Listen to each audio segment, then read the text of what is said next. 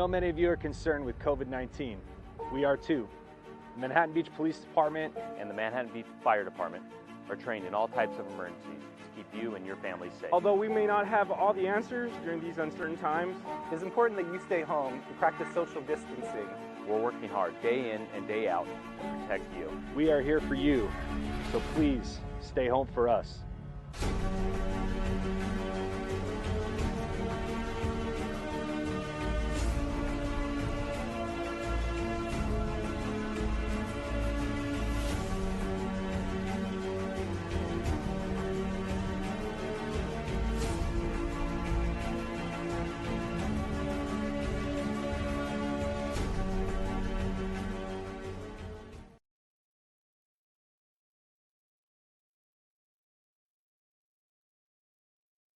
Communities are starting to feel the financial impact of COVID-19, commonly called coronavirus.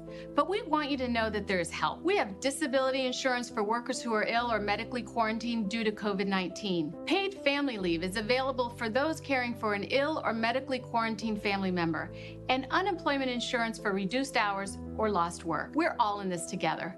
For information on how to stay healthy, visit covid19.ca.gov.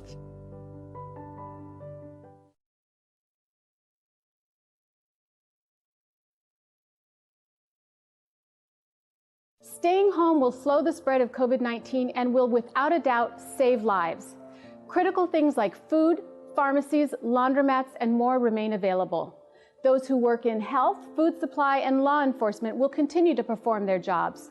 Programs like paid sick leave, unemployment, and others will also still continue. If you do leave home, keep 6 feet between you and others. We are all in this together. Learn more at covid19.ca.gov.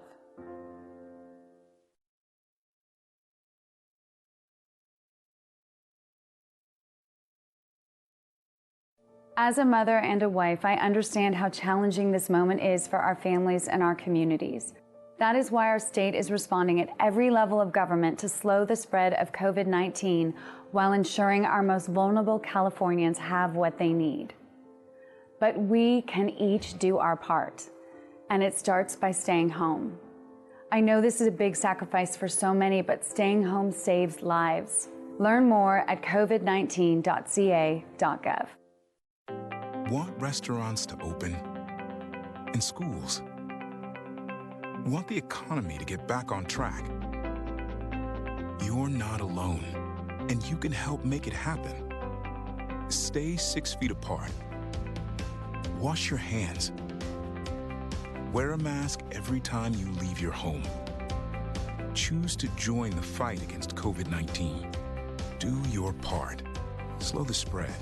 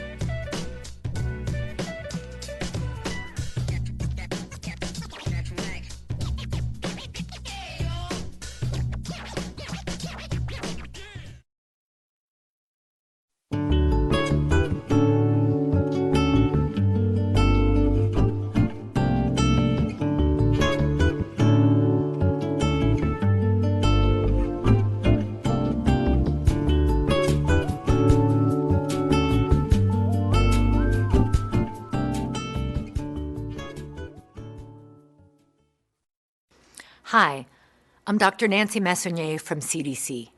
As of this morning, March 14th, CDC reported more than 2,000 cases of COVID-19 and 50 deaths from 49 states and District of Columbia. Today, I want to talk to you about what you should do if you have symptoms. Now, some of this depends on what's going on locally, so please pay attention to your local situation.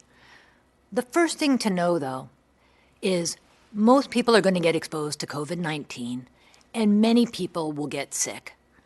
But the majority of people will recover with only mild illness. So if you're young and healthy, You might not actually need to see a doctor, and you might not need to get a diagnostic test. There actually isn't a specific treatment for COVID-19, so you really might be able to ride this out at home. If you are older or have underlying illnesses, you need to contact your healthcare provider who can give you specific advice about what you should do. And of course, if you have life-threatening illness, you should call 911. It's really important that we protect those who are most vulnerable to COVID-19, and that's older adults and people with underlying illnesses. We need to work together to protect ourselves, our families, and our communities.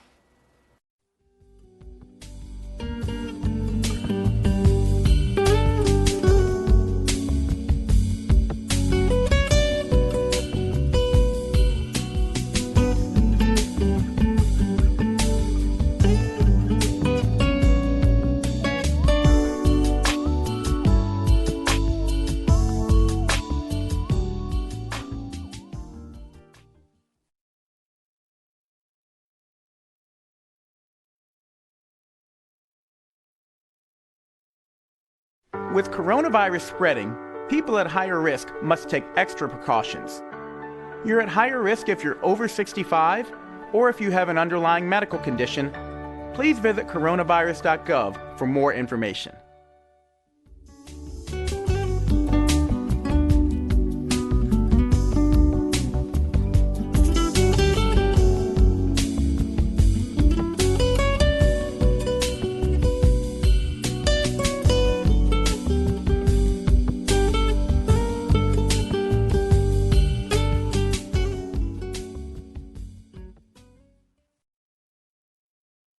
Here are the top 10 things you can do if you think you might have coronavirus or COVID-19. 1. Stay home. 2. Monitor your symptoms carefully. If they worsen, call your healthcare provider. 3. Rest and stay hydrated. 4. If you have a medical appointment, call ahead and let them know you may have COVID-19. 5. If your symptoms are severe, call 911. 6. Cover your cough and sneezes. 7. Wash your hands often. 8. Stay away from others in your home. Use a separate bathroom. 9. Avoid sharing personal items. And 10. Clean all surfaces that are touched often. For more information on COVID-19, visit cdc.gov/COVID-19. Let's take care of ourselves and each other.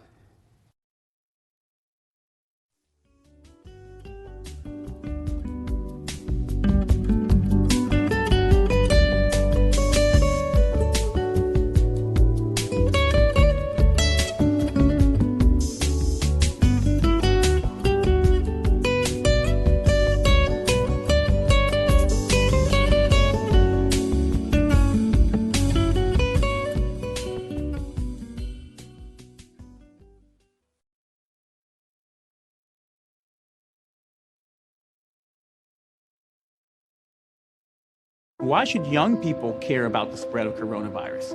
Well, we know that people with underlying medical conditions over the age of 60 are at highest risk, but they've got to get it from somebody. So we're asking everyone to be selfless for others so that we can protect those who are most susceptible. Not going to bars, not going to restaurants. It all just means physical separation so that you have a space between you and others. For more information on how you can social distance, please go to coronavirus.gov.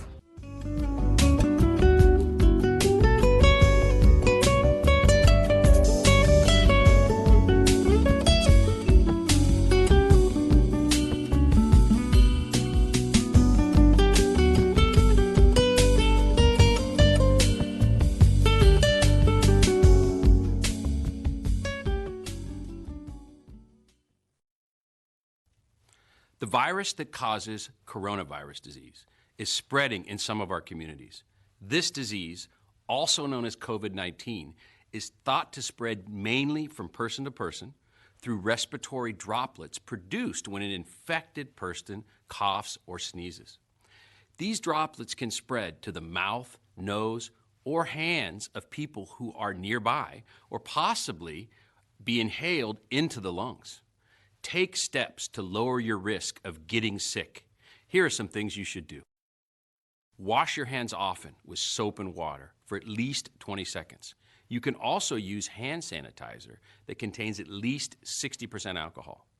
Take extra measures to put distance between yourself and others. Avoid close contact with people who are sick. Stay home if you're sick, except to get medical care. If you have severe symptoms, please call 911. Cover coughs and sneezes with a tissue or the inside of your elbow.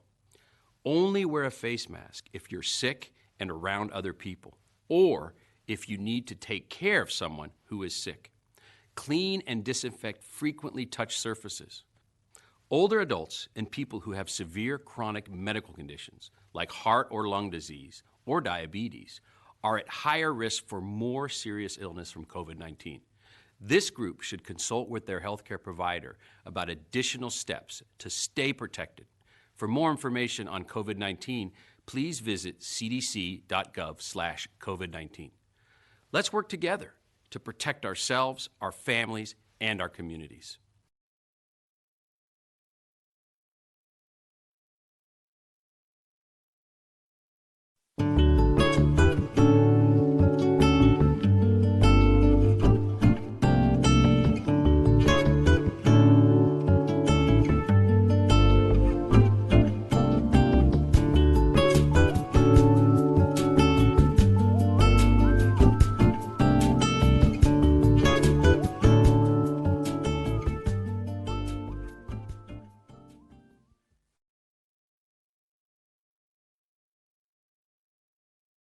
Who's most at risk for coronavirus? People over 65, people with underlying medical conditions like heart disease, chronic lung disease, asthma, diabetes, people undergoing cancer treatment, and people with weakened immune systems. What should you do if you or a loved one is at higher risk? Avoid close contact with people. Avoid crowds. Stay home if you can. Wash your hands frequently. Learn more ways to protect yourself and others at coronavirus.gov.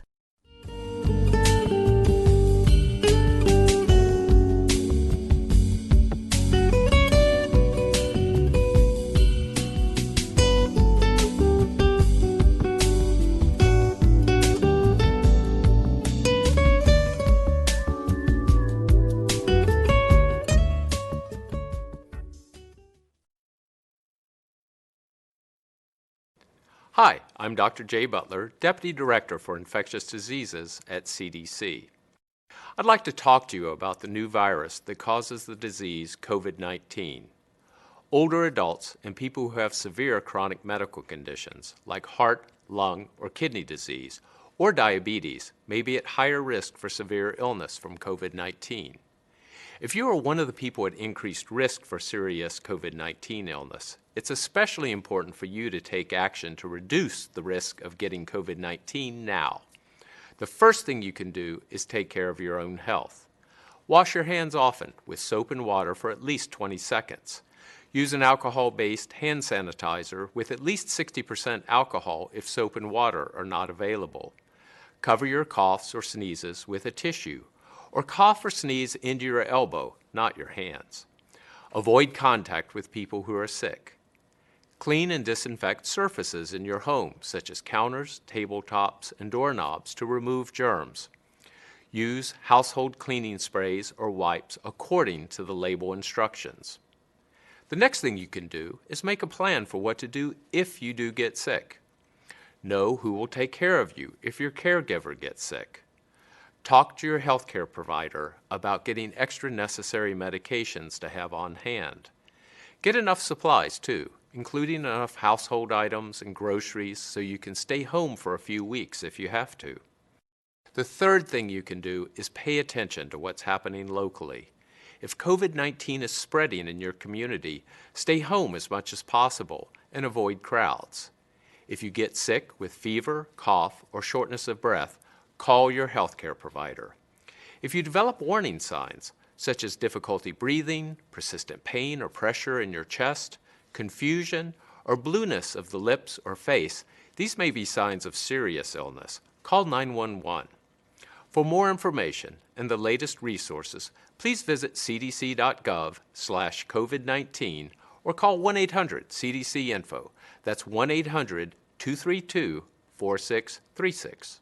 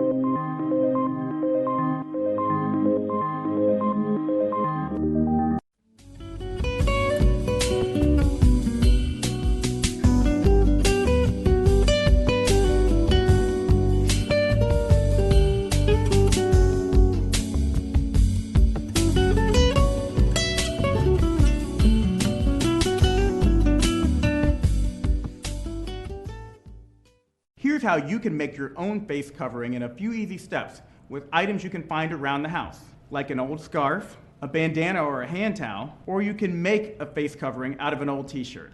Fold it to the middle from the bottom, fold it to the middle from the top, fold it again to the middle from the bottom, and again from the top, and then 2 rubber bands, one on one side and one on the other side.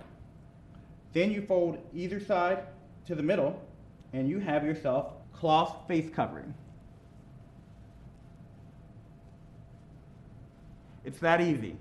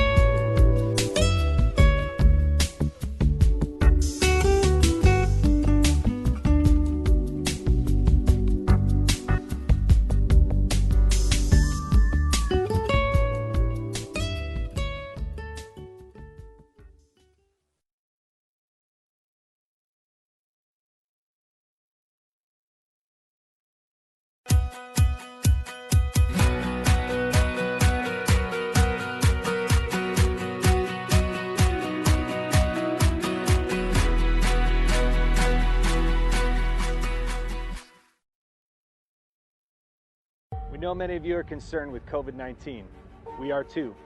The Manhattan Beach Police Department and the Manhattan Beach Fire Department are trained in all types of emergencies to keep you and your family safe. Although we may not have all the answers during these uncertain times, it's important that you stay home and practice social distancing. We're working hard day in and day out to protect you. We are here for you, so please stay home for us.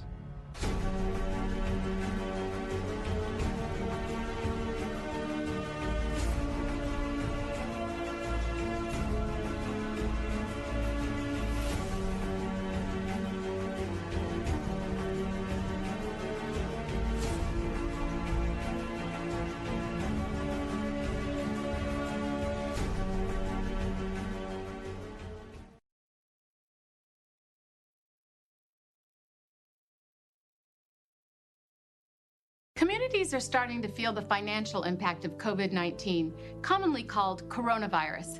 But we want you to know that there is help. We have disability insurance for workers who are ill or medically quarantined due to COVID-19. Paid family leave is available for those caring for an ill or medically quarantined family member, and unemployment insurance for reduced hours or lost work. We're all in this together. For information on how to stay healthy, visit covid19.ca.gov.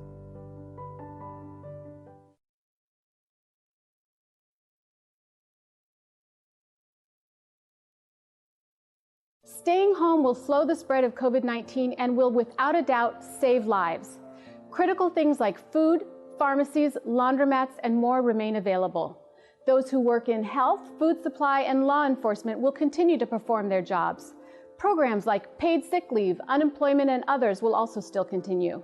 If you do leave home, keep 6 feet between you and others. We are all in this together. Learn more at covid19.ca.gov.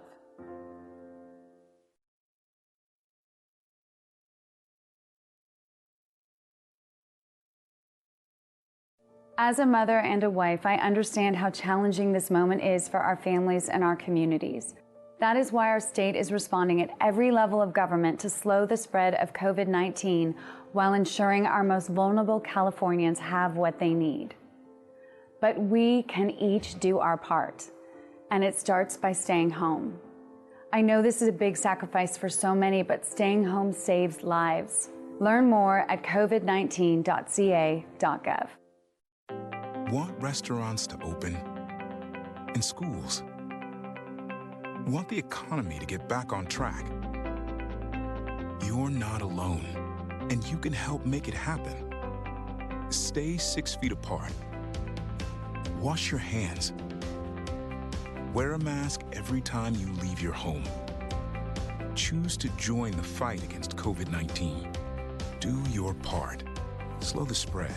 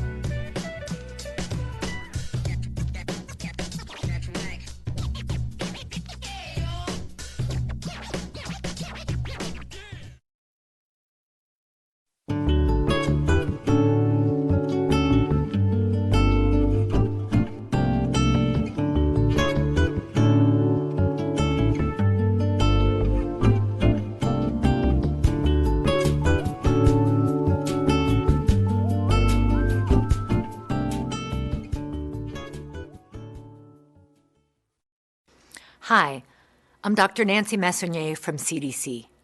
As of this morning, March 14th, CDC reported more than 2,000 cases of COVID-19 and 50 deaths from 49 states and District of Columbia.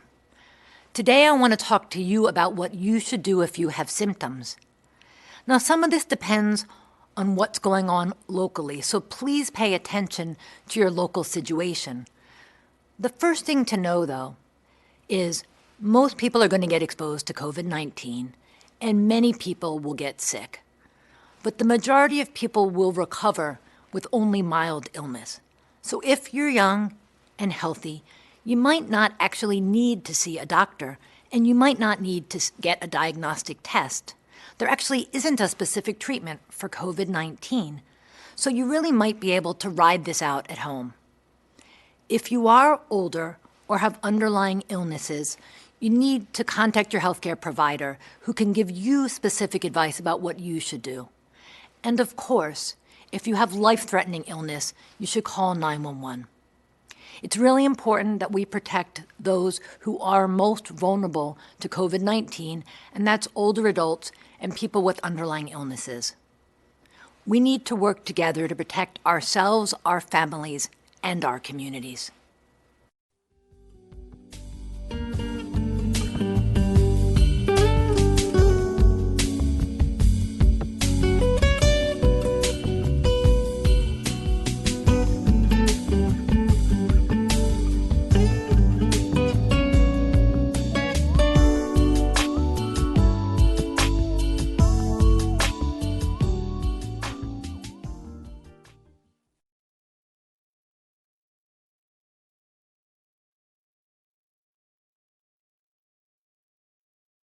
With coronavirus spreading, people at higher risk must take extra precautions.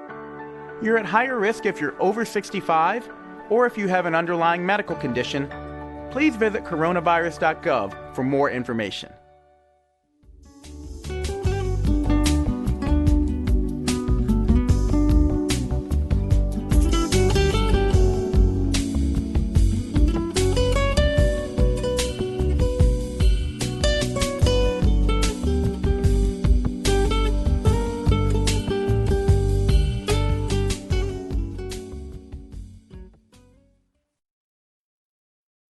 Here are the top 10 things you can do if you think you might have coronavirus or COVID-19. 1. Stay home. 2. Monitor your symptoms carefully. If they worsen, call your healthcare provider. 3. Rest and stay hydrated. 4. If you have a medical appointment, call ahead and let them know you may have COVID-19. 5. If your symptoms are severe, call 911. 6. Cover your cough and sneezes. 7. Wash your hands often. 8. Stay away from others in your home. Use a separate bathroom. 9. Avoid sharing personal items. And 10. Clean all surfaces that are touched often. For more information on COVID-19, visit cdc.gov/COVID-19. Let's take care of ourselves and each other.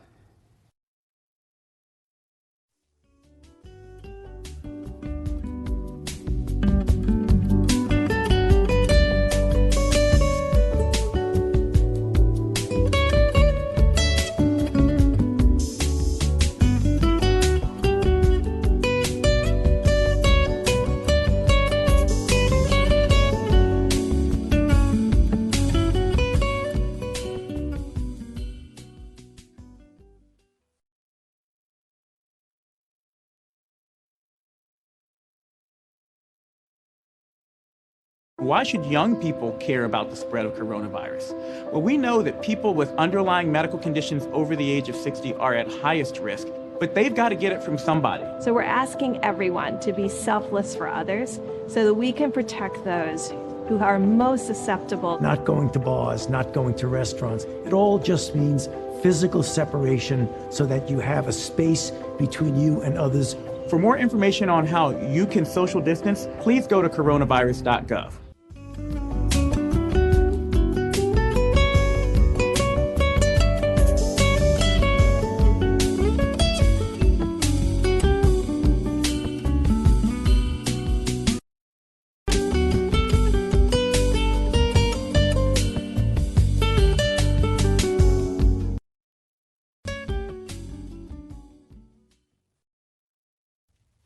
The virus that causes coronavirus disease is spreading in some of our communities.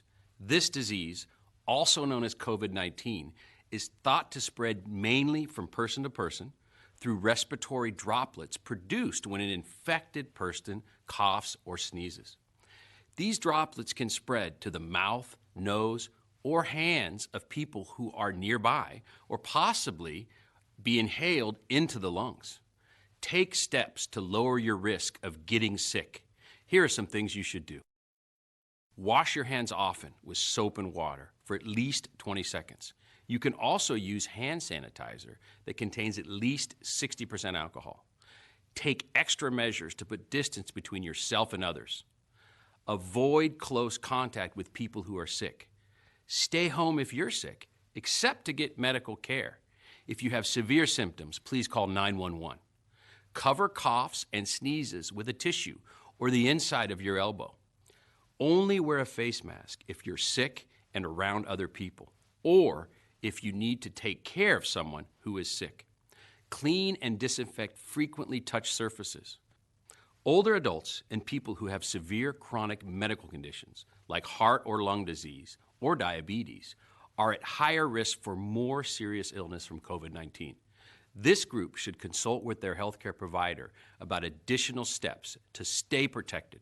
For more information on COVID-19, please visit cdc.gov/COVID-19. Let's work together to protect ourselves, our families, and our communities.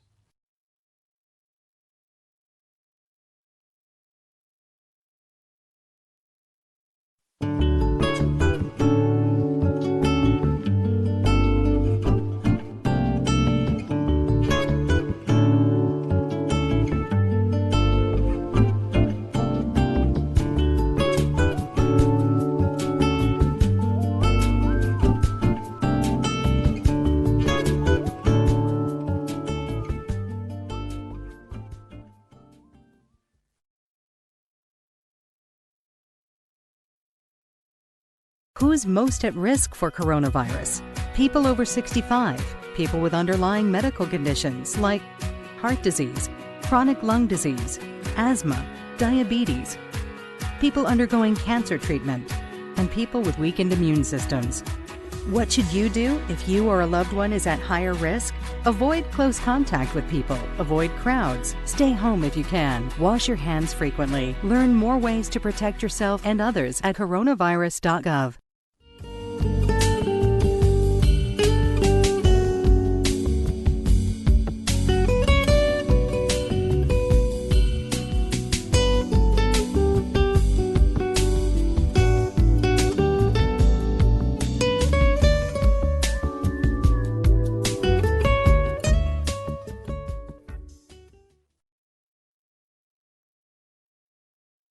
Hi, I'm Dr. Jay Butler, Deputy Director for Infectious Diseases at CDC. I'd like to talk to you about the new virus that causes the disease COVID-19. Older adults and people who have severe chronic medical conditions like heart, lung, or kidney disease or diabetes may be at higher risk for severe illness from COVID-19. If you are one of the people at increased risk for serious COVID-19 illness, it's especially important for you to take action to reduce the risk of getting COVID-19 now. The first thing you can do is take care of your own health. Wash your hands often with soap and water for at least 20 seconds. Use an alcohol-based hand sanitizer with at least 60% alcohol if soap and water are not available. Cover your coughs or sneezes with a tissue, or cough or sneeze into your elbow, not your hands. Avoid contact with people who are sick. Clean and disinfect surfaces in your home, such as counters, tabletops, and doorknobs to remove germs. Use household cleaning sprays or wipes according to the label instructions. The next thing you can do is make a plan for what to do if you do get sick. Know who will take care of you if your caregiver gets sick.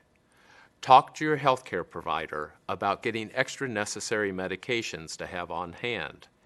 Get enough supplies too, including enough household items and groceries so you can stay home for a few weeks if you have to. The third thing you can do is pay attention to what's happening locally.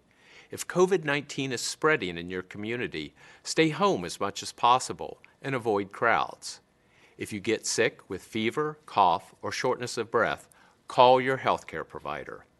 If you develop warning signs, such as difficulty breathing, persistent pain or pressure in your chest, confusion, or blueness of the lips or face, these may be signs of serious illness. Call 911. For more information and the latest resources, please visit cdc.gov/COVID-19 or call 1-800-CDC-INFO. That's 1-800-232-4636.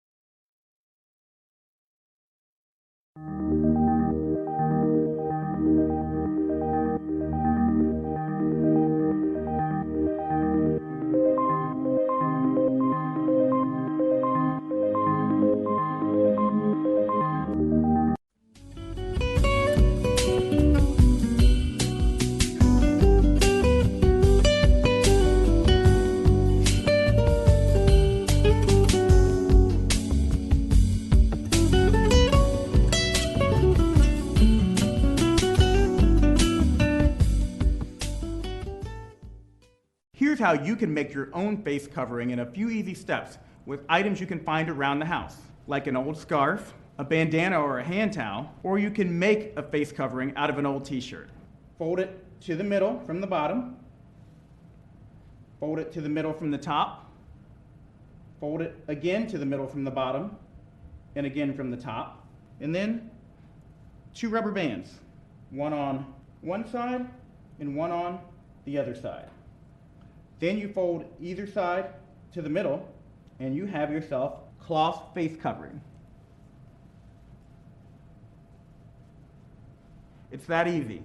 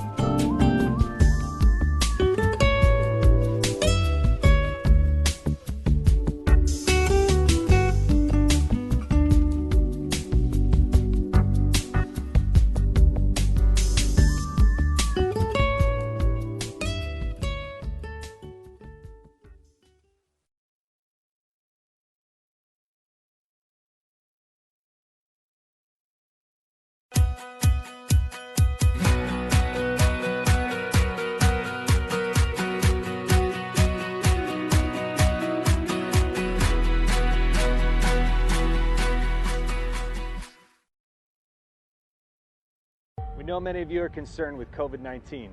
We are too. The Manhattan Beach Police Department and the Manhattan Beach Fire Department are trained in all types of emergencies to keep you and your family safe. Although we may not have all the answers during these uncertain times, it's important that you stay home and practice social distancing. We're working hard day in and day out to protect you. We are here for you, so please stay home for us.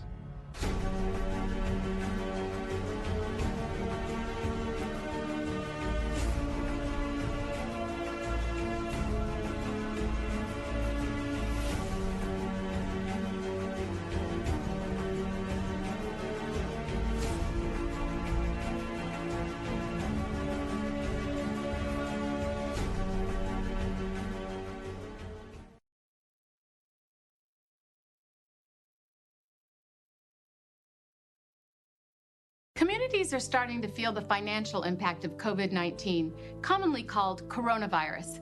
But we want you to know that there is help. We have disability insurance for workers who are ill or medically quarantined due to COVID-19. Paid family leave is available for those caring for an ill or medically quarantined family member, and unemployment insurance for reduced hours or lost work. We're all in this together. For information on how to stay healthy, visit covid19.ca.gov.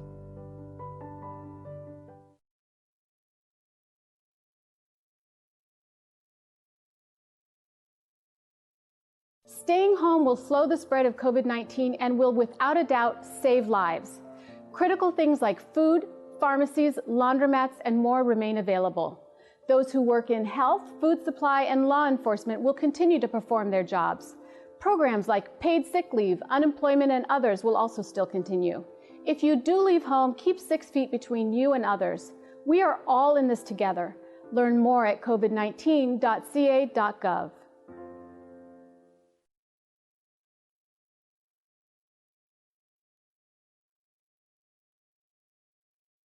As a mother and a wife, I understand how challenging this moment is for our families and our communities. That is why our state is responding at every level of government to slow the spread of COVID-19 while ensuring our most vulnerable Californians have what they need. But we can each do our part, and it starts by staying home. I know this is a big sacrifice for so many, but staying home saves lives. Learn more at covid19.ca.gov. Want restaurants to open and schools? Want the economy to get back on track? You're not alone, and you can help make it happen. Stay 6 feet apart. Wash your hands. Wear a mask every time you leave your home. Choose to join the fight against COVID-19. Do your part. Slow the spread.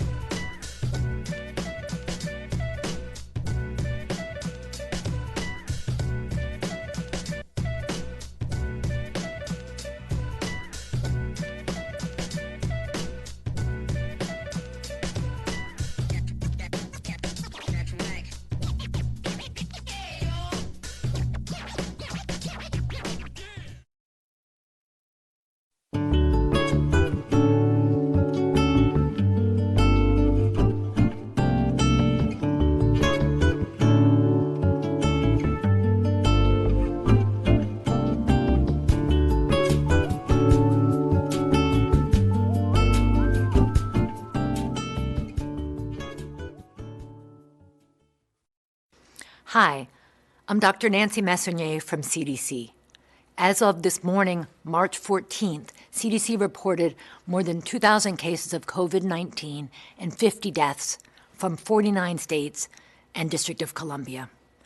Today, I want to talk to you about what you should do if you have symptoms. Now, some of this depends on what's going on locally, so please pay attention to your local situation. The first thing to know, though, is most people are going to get exposed to COVID-19, and many people will get sick.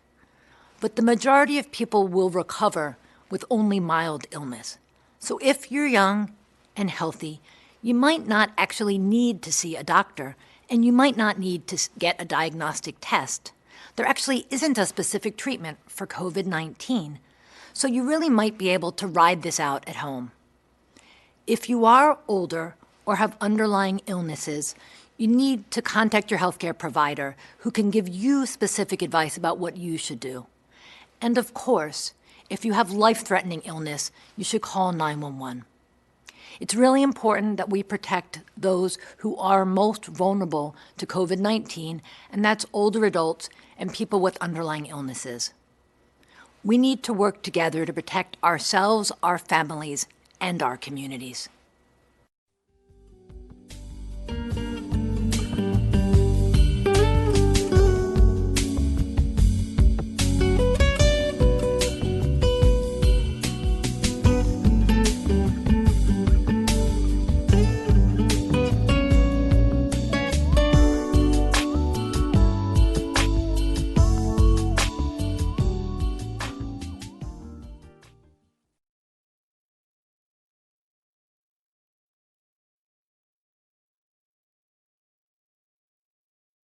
With coronavirus spreading, people at higher risk must take extra precautions. You're at higher risk if you're over 65 or if you have an underlying medical condition. Please visit coronavirus.gov for more information.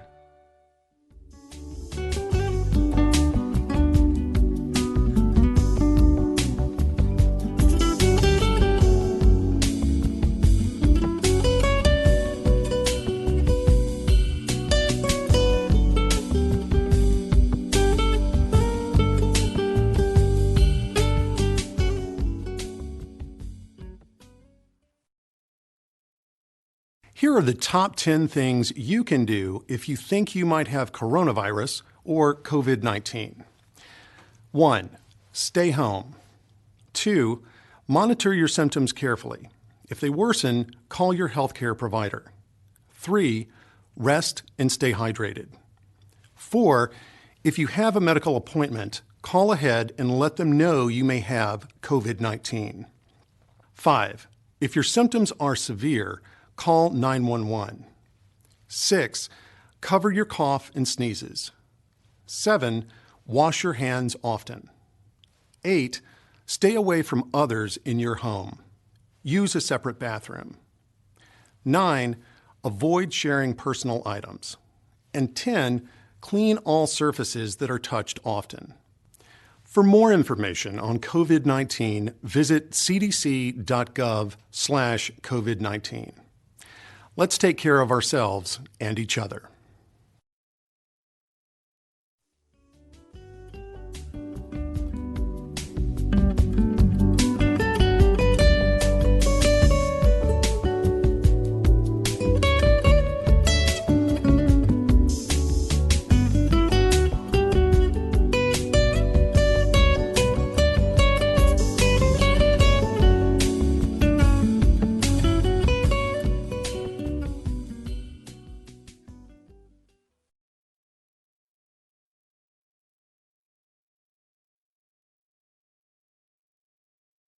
Why should young people care about the spread of coronavirus? Well, we know that people with underlying medical conditions over the age of 60 are at highest risk, but they've got to get it from somebody. So we're asking everyone to be selfless for others so that we can protect those who are most susceptible. Not going to bars, not going to restaurants. It all just means physical separation so that you have a space between you and others. For more information on how you can social distance, please go to coronavirus.gov.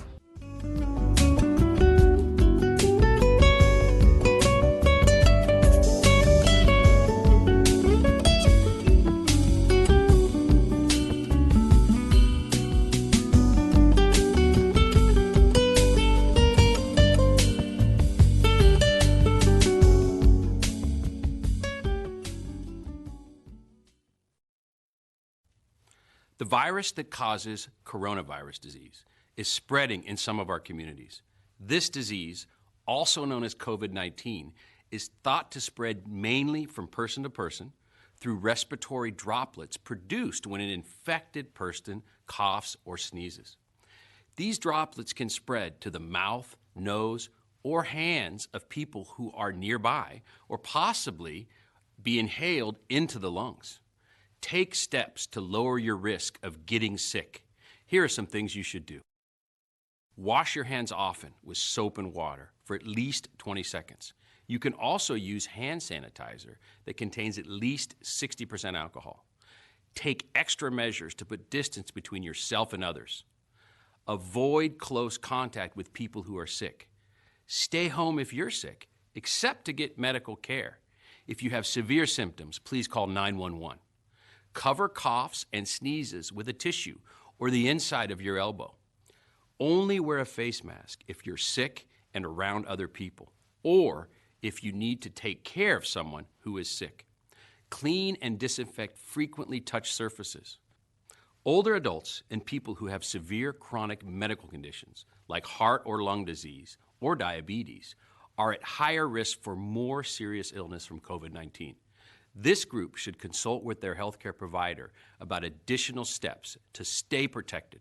For more information on COVID-19, please visit cdc.gov/COVID-19.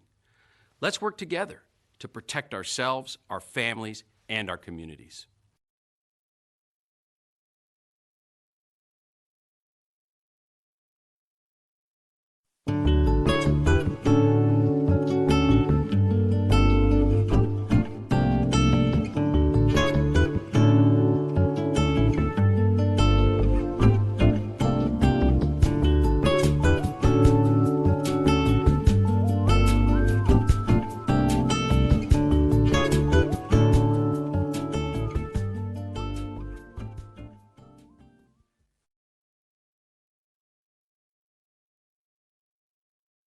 Who's most at risk for coronavirus? People over 65, people with underlying medical conditions like heart disease, chronic lung disease, asthma, diabetes, people undergoing cancer treatment, and people with weakened immune systems. What should you do if you or a loved one is at higher risk? Avoid close contact with people. Avoid crowds. Stay home if you can. Wash your hands frequently. Learn more ways to protect yourself and others at coronavirus.gov.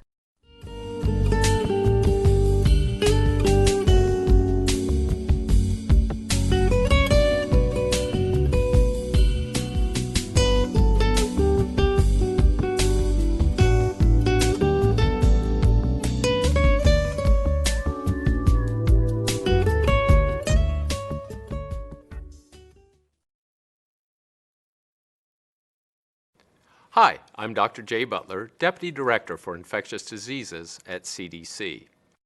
I'd like to talk to you about the new virus that causes the disease COVID-19. Older adults and people who have severe chronic medical conditions like heart, lung, or kidney disease or diabetes may be at higher risk for severe illness from COVID-19. If you are one of the people at increased risk for serious COVID-19 illness, it's especially important for you to take action to reduce the risk of getting COVID-19 now. The first thing you can do is take care of your own health. Wash your hands often with soap and water for at least 20 seconds. Use an alcohol-based hand sanitizer with at least 60% alcohol if soap and water are not available. Cover your coughs or sneezes with a tissue, or cough or sneeze into your elbow, not your hands. Avoid contact with people who are sick. Clean and disinfect surfaces in your home, such as counters, tabletops, and doorknobs to remove germs. Use household cleaning sprays or wipes according to the label instructions. The next thing you can do is make a plan for what to do if you do get sick. Know who will take care of you if your caregiver gets sick. Talk to your healthcare provider about getting extra necessary medications to have on hand. Get enough supplies, too, including enough household items and groceries so you can stay home for a few weeks if you have to. The third thing you can do is pay attention to what's happening locally. If COVID-19 is spreading in your community, stay home as much as possible and avoid crowds. If you get sick with fever, cough, or shortness of breath, call your healthcare provider. If you develop warning signs, such as difficulty breathing, persistent pain or pressure in your chest, confusion, or blueness of the lips or face, these may be signs of serious illness. Call 911. For more information and the latest resources, please visit cdc.gov/COVID-19 or call 1-800-CDC-INFO. That's 1-800-232-4636.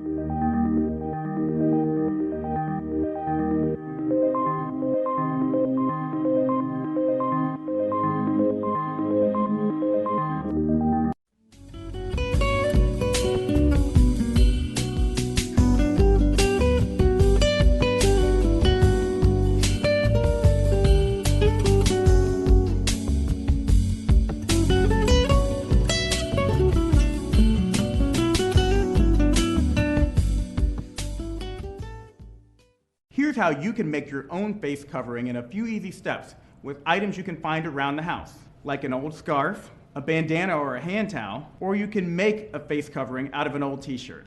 Fold it to the middle from the bottom, fold it to the middle from the top, fold it again to the middle from the bottom, and again from the top, and then 2 rubber bands, one on one side and one on the other side. Then you fold either side to the middle and you have yourself cloth face covering. It's that easy.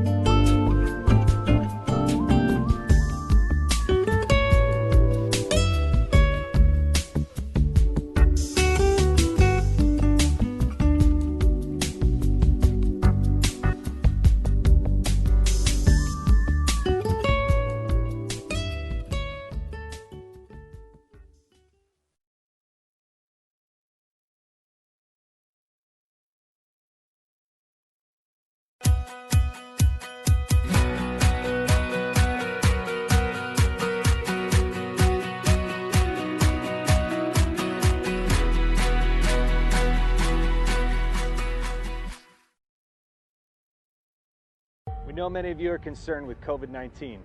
We are too. The Manhattan Beach Police Department and the Manhattan Beach Fire Department are trained in all types of emergencies to keep you and your family safe. Although we may not have all the answers during these uncertain times, it is important that you stay home and practice social distancing. We're working hard day in and day out to protect you. We are here for you, so please stay home for us.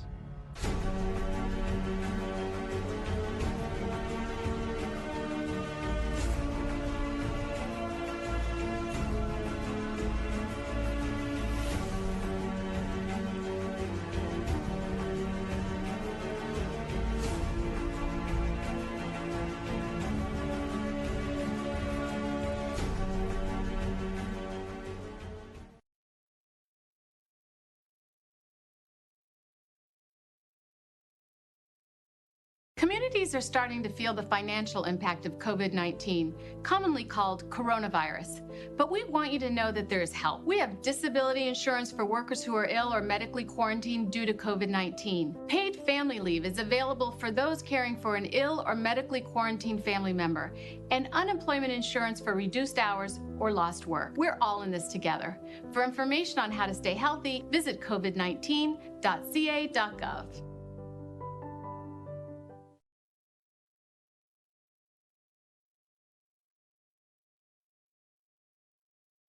Staying home will slow the spread of COVID-19 and will, without a doubt, save lives. Critical things like food, pharmacies, laundromats, and more remain available. Those who work in health, food supply, and law enforcement will continue to perform their jobs. Programs like paid sick leave, unemployment, and others will also still continue. If you do leave home, keep 6 feet between you and others. We are all in this together. Learn more at covid19.ca.gov.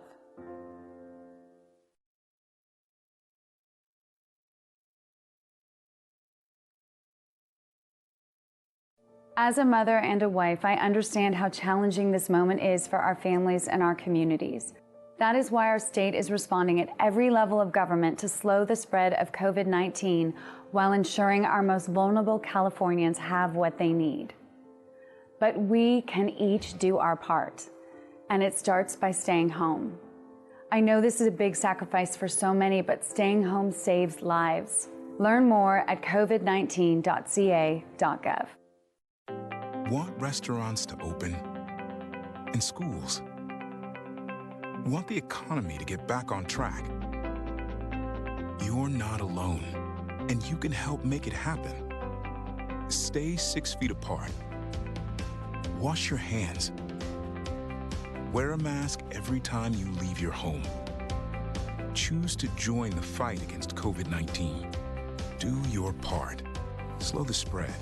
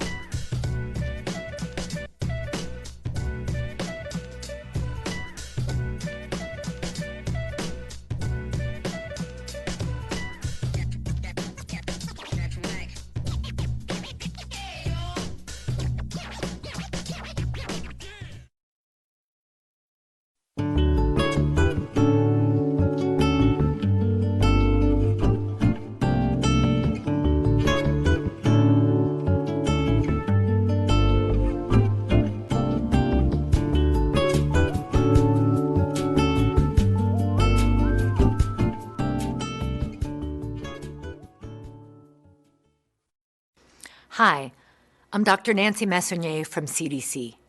As of this morning, March 14th, CDC reported more than 2,000 cases of COVID-19 and 50 deaths from 49 states and District of Columbia. Today, I want to talk to you about what you should do if you have symptoms.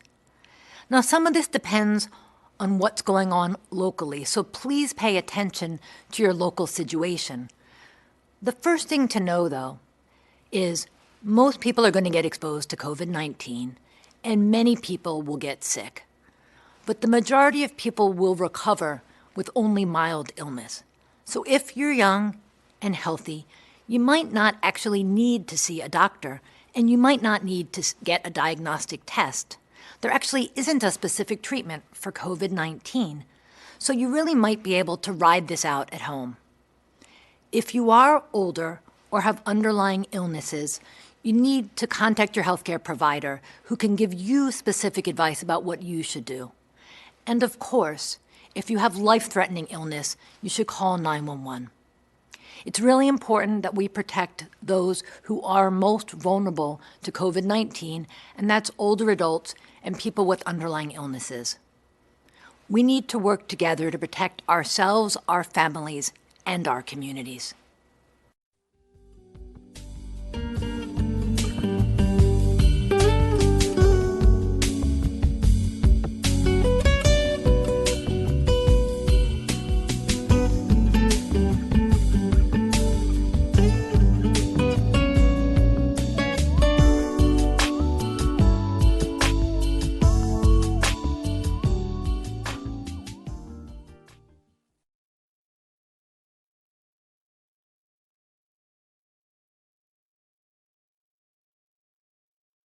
With coronavirus spreading, people at higher risk must take extra precautions. You're at higher risk if you're over 65 or if you have an underlying medical condition. Please visit coronavirus.gov for more information.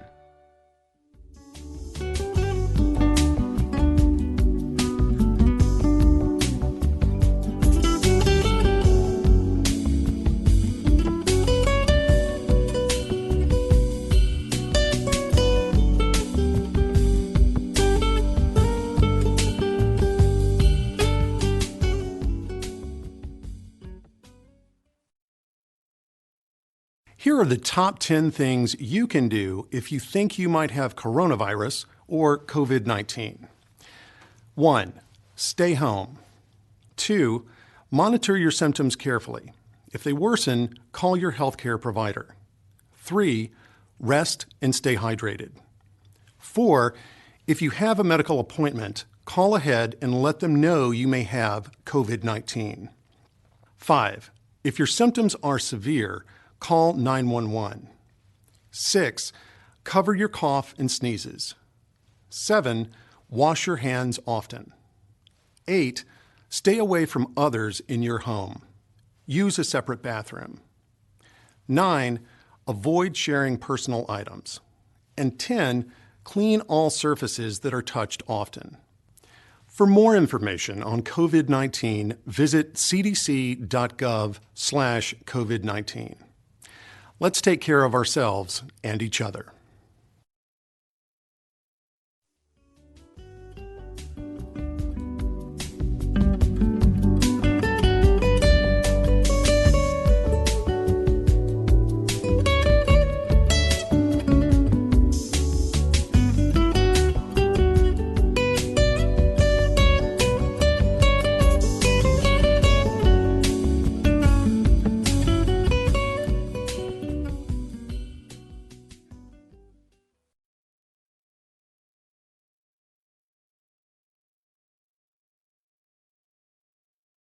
Why should young people care about the spread of coronavirus? Well, we know that people with underlying medical conditions over the age of 60 are at highest risk, but they've got to get it from somebody. So we're asking everyone to be selfless for others so that we can protect those who are most susceptible. Not going to bars, not going to restaurants. It all just means physical separation so that you have a space between you and others. For more information on how you can social distance, please go to coronavirus.gov.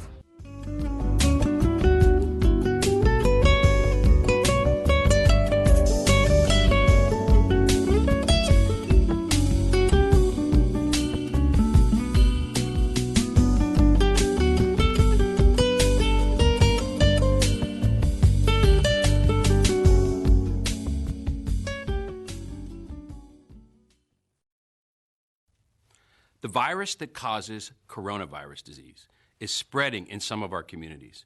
This disease, also known as COVID-19, is thought to spread mainly from person to person through respiratory droplets produced when an infected person coughs or sneezes. These droplets can spread to the mouth, nose, or hands of people who are nearby or possibly be inhaled into the lungs. Take steps to lower your risk of getting sick. Here are some things you should do. Wash your hands often with soap and water for at least 20 seconds. You can also use hand sanitizer that contains at least 60% alcohol. Take extra measures to put distance between yourself and others. Avoid close contact with people who are sick. Stay home if you're sick, except to get medical care. If you have severe symptoms, please call 911. Cover coughs and sneezes with a tissue or the inside of your elbow. Only wear a face mask if you're sick and around other people, or if you need to take care of someone who is sick. Clean and disinfect frequently touched surfaces. Older adults and people who have severe chronic medical conditions like heart or lung disease or diabetes are at higher risk for more serious illness from COVID-19. This group should consult with their healthcare provider about additional steps to stay protected. For more information on COVID-19, please visit cdc.gov/COVID-19. Let's work together to protect ourselves, our families, and our communities.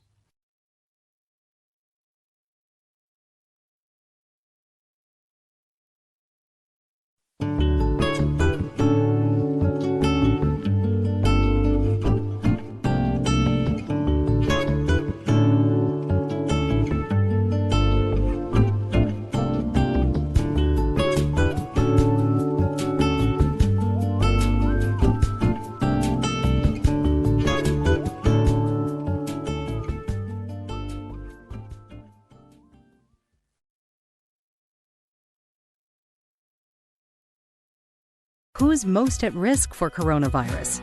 People over 65, people with underlying medical conditions like heart disease, chronic lung disease, asthma, diabetes, people undergoing cancer treatment, and people with weakened immune systems.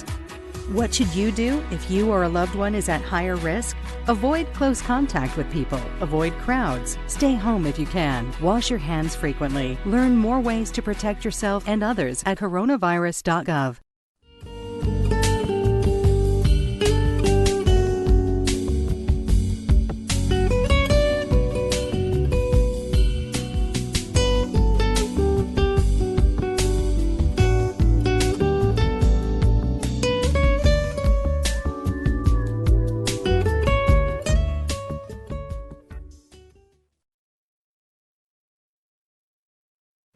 Hi, I'm Dr. Jay Butler, Deputy Director for Infectious Diseases at CDC.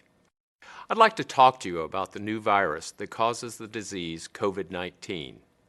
Older adults and people who have severe chronic medical conditions like heart, lung, or kidney disease or diabetes may be at higher risk for severe illness from COVID-19.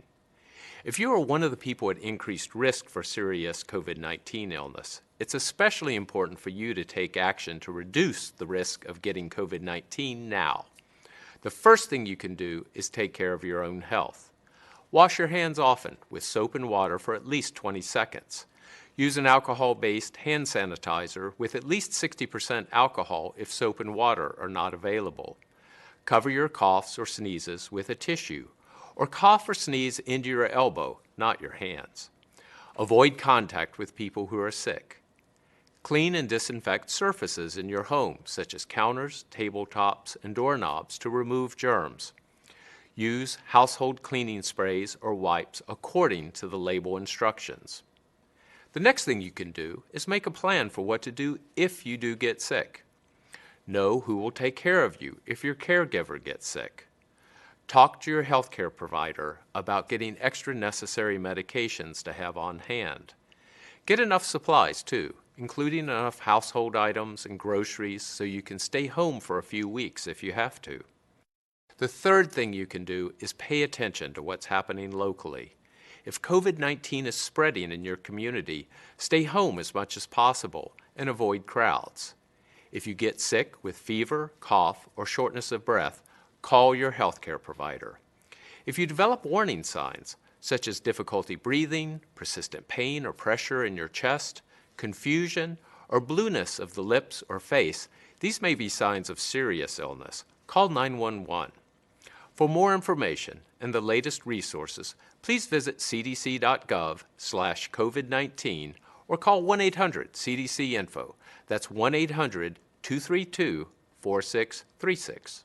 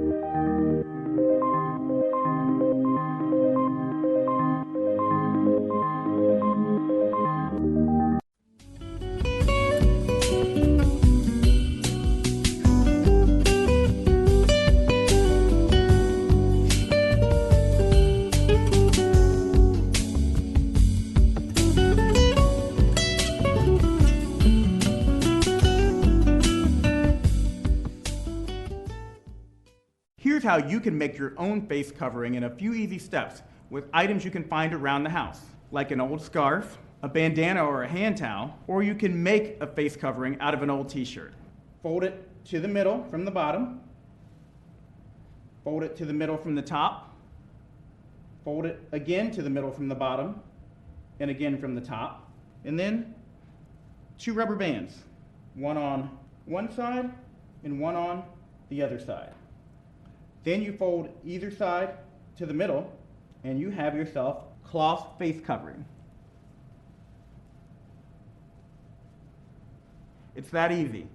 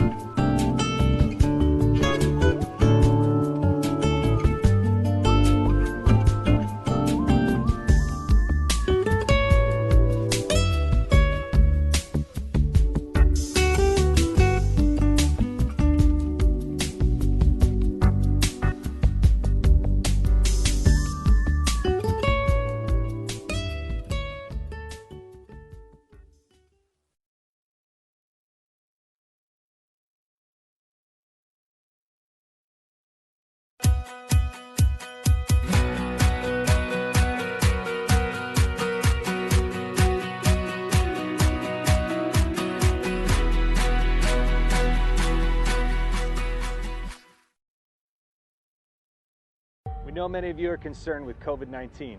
We are too. The Manhattan Beach Police Department and the Manhattan Beach Fire Department are trained in all types of emergencies to keep you and your family safe. Although we may not have all the answers during these uncertain times, it's important that you stay home and practice social distancing. We're working hard day in and day out to protect you. We are here for you, so please stay home for us.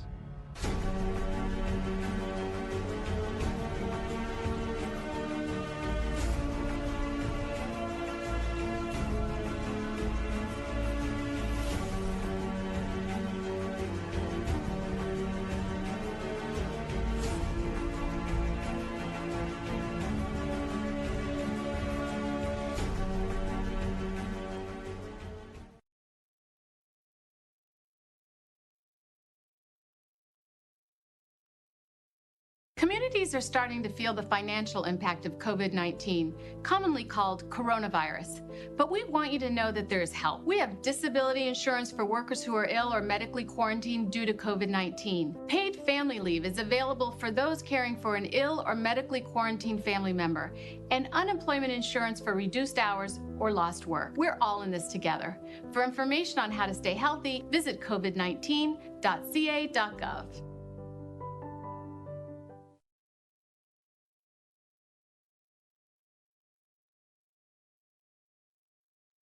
Staying home will slow the spread of COVID-19 and will without a doubt save lives. Critical things like food, pharmacies, laundromats, and more remain available. Those who work in health, food supply, and law enforcement will continue to perform their jobs. Programs like paid sick leave, unemployment, and others will also still continue. If you do leave home, keep 6 feet between you and others. We are all in this together. Learn more at covid19.ca.gov.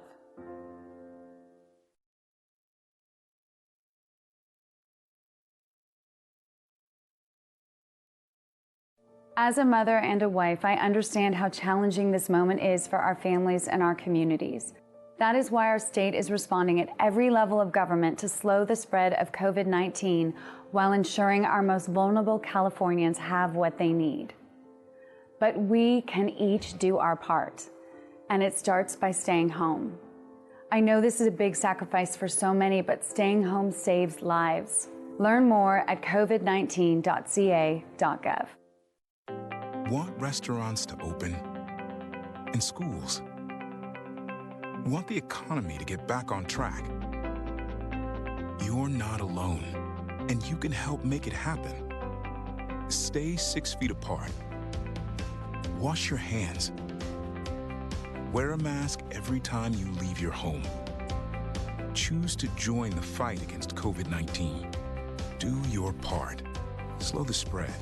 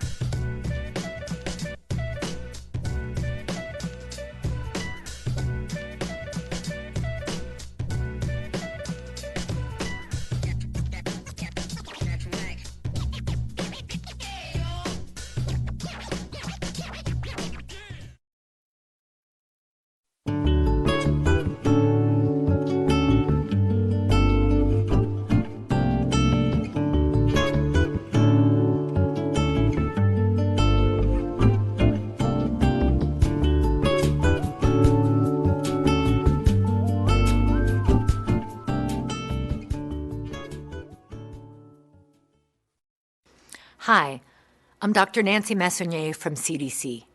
As of this morning, March 14th, CDC reported more than 2,000 cases of COVID-19 and 50 deaths from 49 states and District of Columbia. Today, I want to talk to you about what you should do if you have symptoms. Now, some of this depends on what's going on locally, so please pay attention to your local situation. The first thing to know, though, is most people are going to get exposed to COVID-19, and many people will get sick. But the majority of people will recover with only mild illness. So if you're young and healthy, you might not actually need to see a doctor, and you might not need to get a diagnostic test. There actually isn't a specific treatment for COVID-19, so you really might be able to ride this out at home. If you are older or have underlying illnesses, you need to contact your healthcare provider who can give you specific advice about what you should do. And of course, if you have life-threatening illness, you should call 911. It's really important that we protect those who are most vulnerable to COVID-19, and that's older adults and people with underlying illnesses. We need to work together to protect ourselves, our families, and our communities.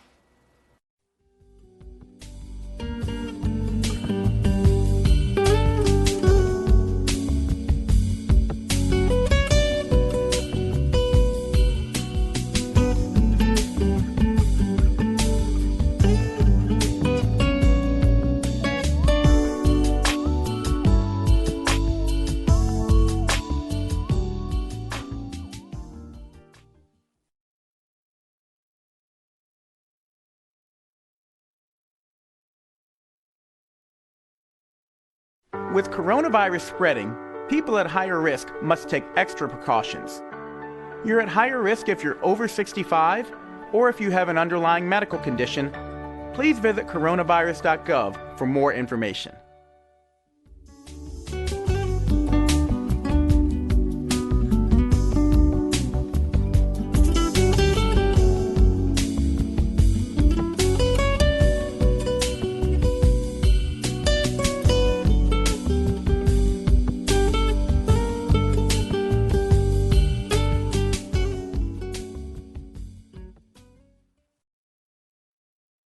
Here are the top 10 things you can do if you think you might have coronavirus or COVID-19. 1. Stay home. 2. Monitor your symptoms carefully. If they worsen, call your healthcare provider. 3. Rest and stay hydrated. 4. If you have a medical appointment, call ahead and let them know you may have COVID-19. 5. If your symptoms are severe, call 911. 6. Cover your cough and sneezes. 7. Wash your hands often. 8. Stay away from others in your home. Use a separate bathroom. 9. Avoid sharing personal items. And 10. Clean all surfaces that are touched often. For more information on COVID-19, visit cdc.gov/COVID-19. Let's take care of ourselves and each other.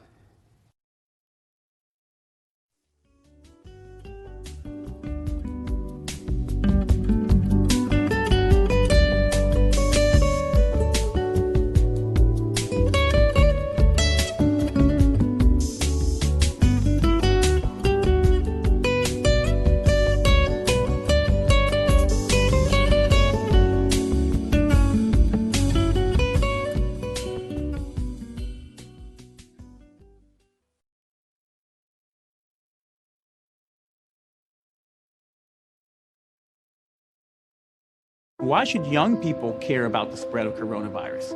Well, we know that people with underlying medical conditions over the age of 60 are at highest risk, but they've got to get it from somebody. So we're asking everyone to be selfless for others so that we can protect those who are most susceptible. Not going to bars, not going to restaurants. It all just means physical separation so that you have a space between you and others. For more information on how you can social distance, please go to coronavirus.gov.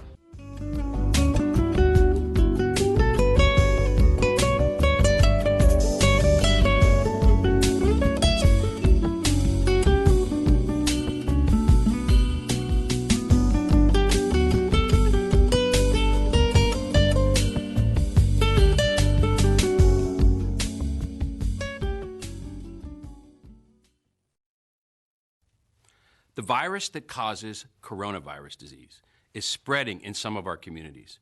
This disease, also known as COVID-19, is thought to spread mainly from person to person through respiratory droplets produced when an infected person coughs or sneezes. These droplets can spread to the mouth, nose, or hands of people who are nearby, or possibly be inhaled into the lungs. Take steps to lower your risk of getting sick. Here are some things you should do. Wash your hands often with soap and water for at least 20 seconds. You can also use hand sanitizer that contains at least 60% alcohol. Take extra measures to put distance between yourself and others. Avoid close contact with people who are sick. Stay home if you're sick, except to get medical care. If you have severe symptoms, please call 911.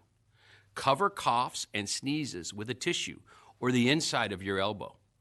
Only wear a face mask if you're sick and around other people, or if you need to take care of someone who is sick.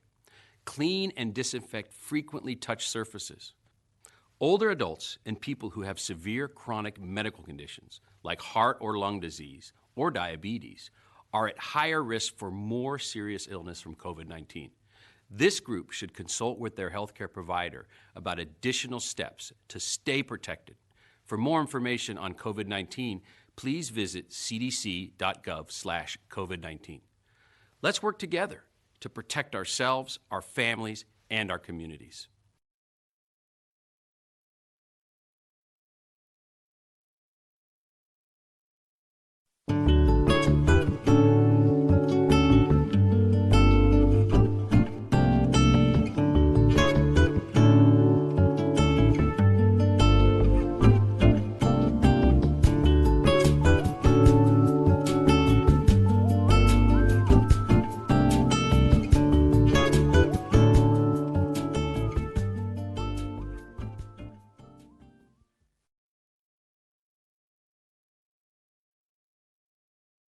Who's most at risk for coronavirus?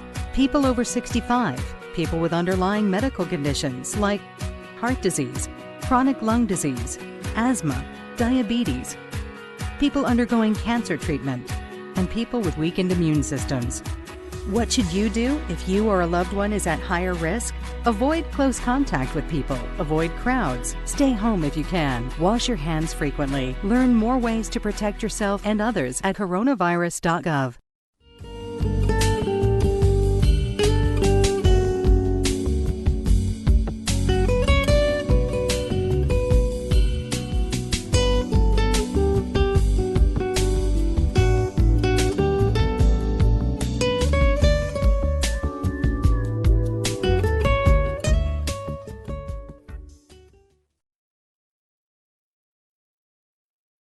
Hi, I'm Dr. Jay Butler, Deputy Director for Infectious Diseases at CDC. I'd like to talk to you about the new virus that causes the disease COVID-19. Older adults and people who have severe chronic medical conditions like heart, lung, or kidney disease or diabetes may be at higher risk for severe illness from COVID-19. If you are one of the people at increased risk for serious COVID-19 illness, it's especially important for you to take action to reduce the risk of getting COVID-19 now. The first thing you can do is take care of your own health. Wash your hands often with soap and water for at least 20 seconds.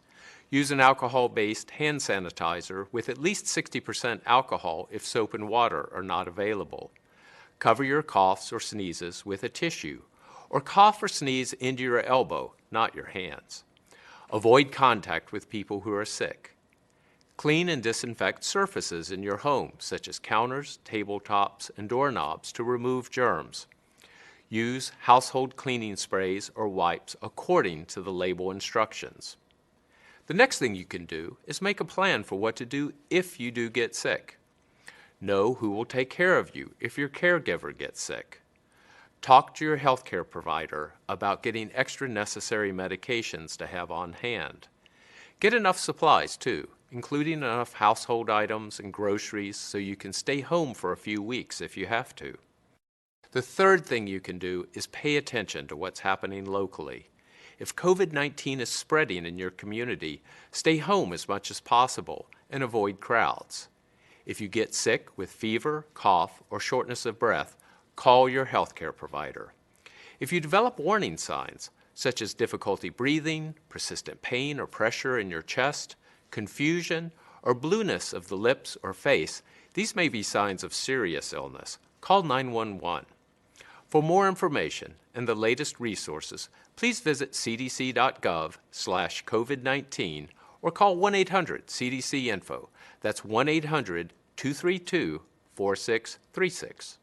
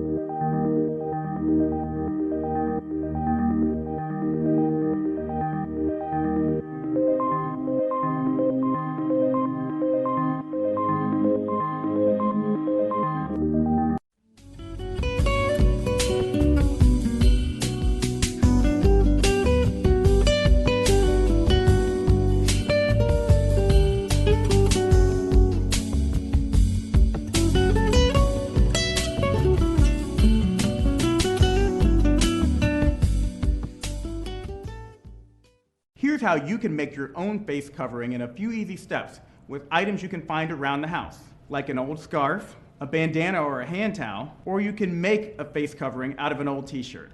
Fold it to the middle from the bottom, fold it to the middle from the top, fold it again to the middle from the bottom, and again from the top, and then 2 rubber bands, one on one side and one on the other side. Then you fold either side to the middle, and you have yourself cloth face covering. It's that easy.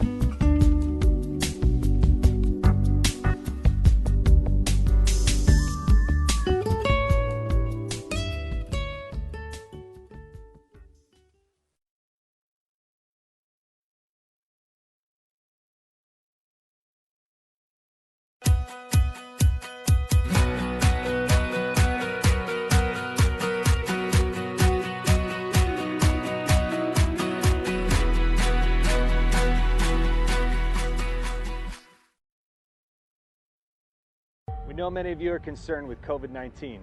We are too. The Manhattan Beach Police Department and the Manhattan Beach Fire Department are trained in all types of emergencies to keep you and your family safe. Although we may not have all the answers during these uncertain times, it's important that you stay home and practice social distancing.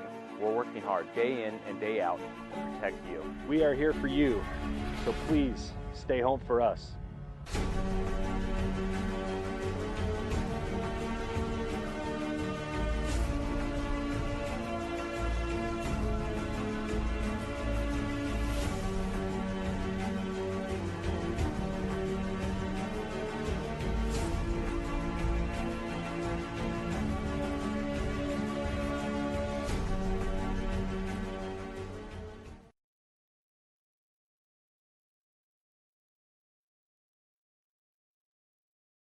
Communities are starting to feel the financial impact of COVID-19, commonly called coronavirus. But we want you to know that there is help. We have disability insurance for workers who are ill or medically quarantined due to COVID-19. Paid family leave is available for those caring for an ill or medically quarantined family member, and unemployment insurance for reduced hours or lost work. We're all in this together. For information on how to stay healthy, visit covid19.ca.gov.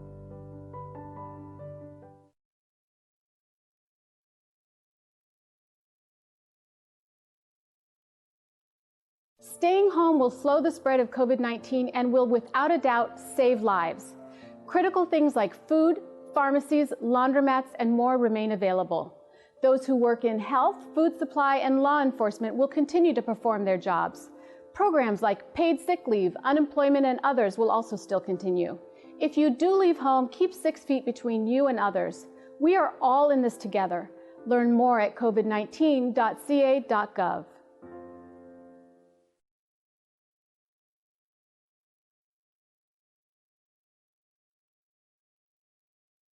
As a mother and a wife, I understand how challenging this moment is for our families and our communities. That is why our state is responding at every level of government to slow the spread of COVID-19 while ensuring our most vulnerable Californians have what they need.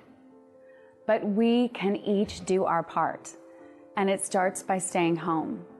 I know this is a big sacrifice for so many, but staying home saves lives. Learn more at covid19.ca.gov. Want restaurants to open and schools? Want the economy to get back on track? You're not alone, and you can help make it happen. Stay 6 feet apart. Wash your hands. Wear a mask every time you leave your home. Choose to join the fight against COVID-19. Do your part. Slow the spread.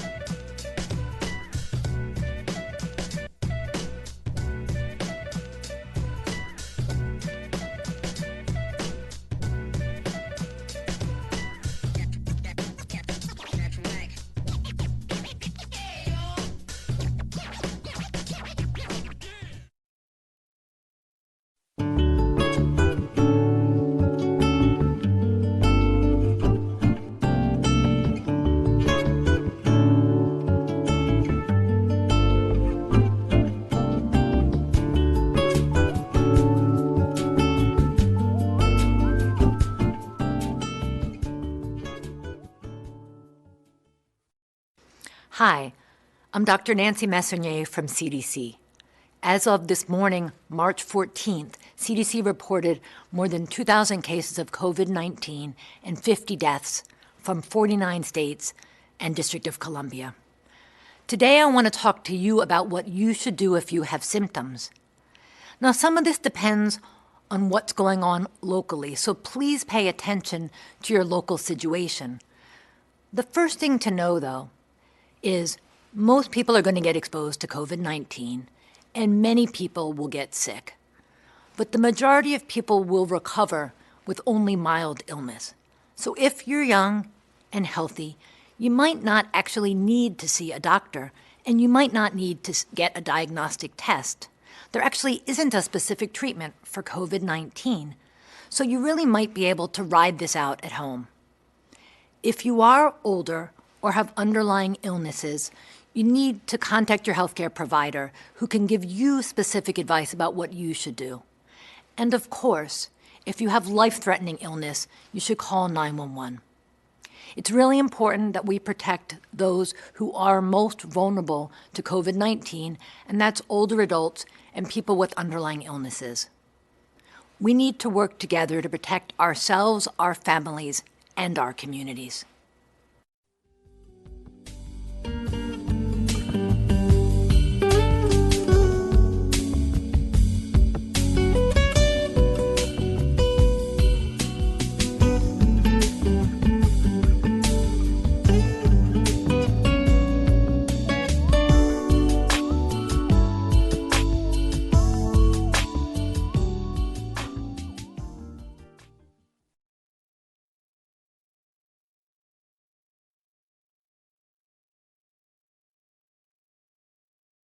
With coronavirus spreading, people at higher risk must take extra precautions.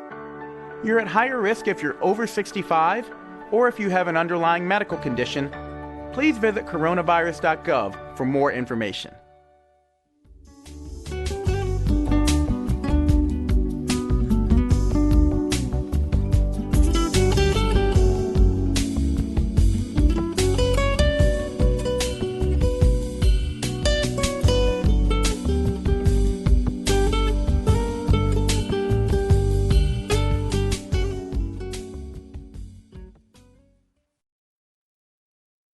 Here are the top 10 things you can do if you think you might have coronavirus or COVID-19. 1. Stay home. 2. Monitor your symptoms carefully. If they worsen, call your healthcare provider. 3. Rest and stay hydrated. 4, if you have a medical appointment, call ahead and let them know you may have COVID-19. 5, if your symptoms are severe, call 911. 6, cover your cough and sneezes. 7, wash your hands often. 8, stay away from others in your home. Use a separate bathroom. 9, avoid sharing personal items. And 10, clean all surfaces that are touched often. For more information on COVID-19, visit cdc.gov/COVID-19. Let's take care of ourselves and each other.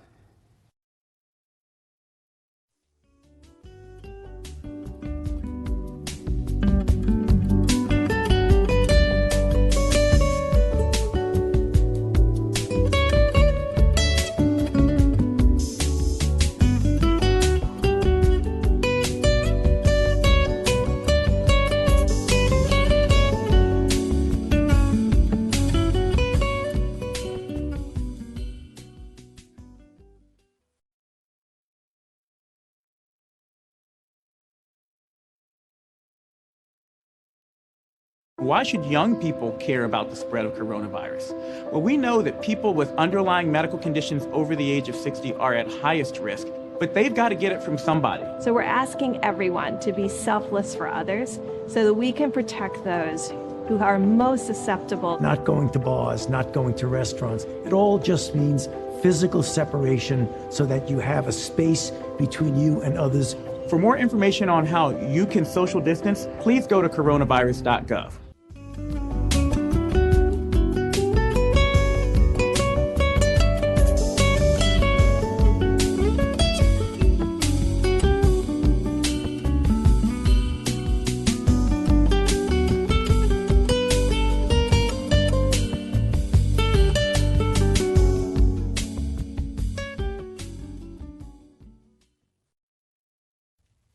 The virus that causes coronavirus disease is spreading in some of our communities.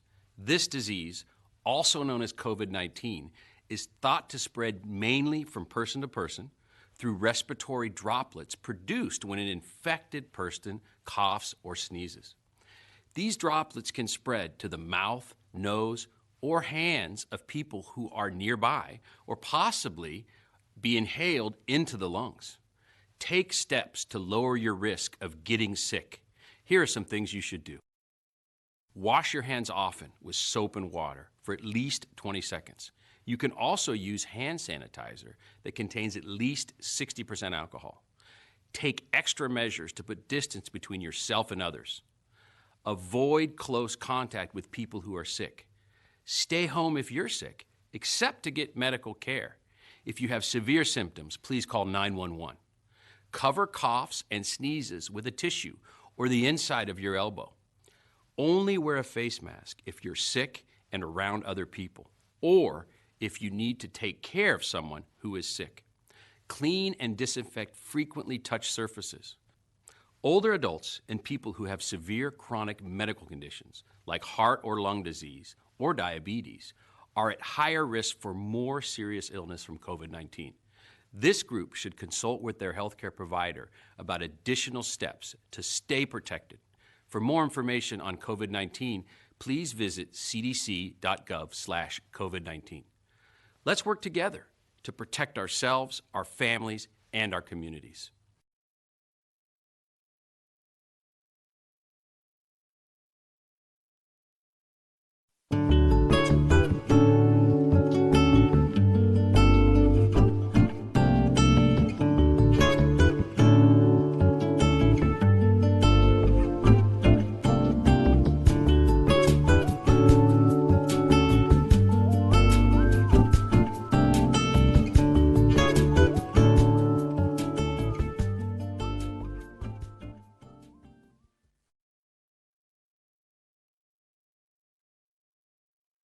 Who's most at risk for coronavirus? People over 65, people with underlying medical conditions like heart disease, chronic lung disease, asthma, diabetes, people undergoing cancer treatment, and people with weakened immune systems. What should you do if you or a loved one is at higher risk?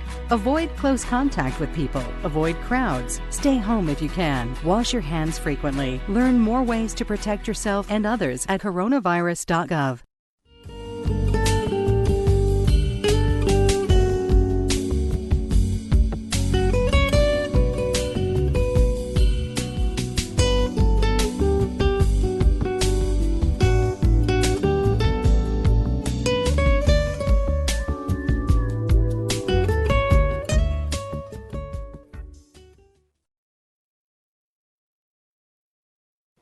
Hi, I'm Dr. Jay Butler, Deputy Director for Infectious Diseases at CDC. I'd like to talk to you about the new virus that causes the disease COVID-19. Older adults and people who have severe chronic medical conditions like heart, lung, or kidney disease or diabetes may be at higher risk for severe illness from COVID-19. If you are one of the people at increased risk for serious COVID-19 illness, it's especially important for you to take action to reduce the risk of getting COVID-19 now. The first thing you can do is take care of your own health. Wash your hands often with soap and water for at least 20 seconds. Use an alcohol-based hand sanitizer with at least 60% alcohol if soap and water are not available. Cover your coughs or sneezes with a tissue, or cough or sneeze into your elbow, not your hands. Avoid contact with people who are sick. Clean and disinfect surfaces in your home, such as counters, tabletops, and doorknobs to remove germs. Use household cleaning sprays or wipes according to the label instructions. The next thing you can do is make a plan for what to do if you do get sick. Know who will take care of you if your caregiver gets sick. Talk to your healthcare provider about getting extra necessary medications to have on hand. Get enough supplies, too, including enough household items and groceries so you can stay home for a few weeks if you have to. The third thing you can do is pay attention to what's happening locally. If COVID-19 is spreading in your community, stay home as much as possible and avoid crowds. If you get sick with fever, cough, or shortness of breath, call your healthcare provider. If you develop warning signs, such as difficulty breathing, persistent pain or pressure in your chest, confusion, or blueness of the lips or face, these may be signs of serious illness. Call 911. For more information and the latest resources, please visit cdc.gov/COVID-19 or call 1-800-CDC-INFO. That's 1-800-232-4636.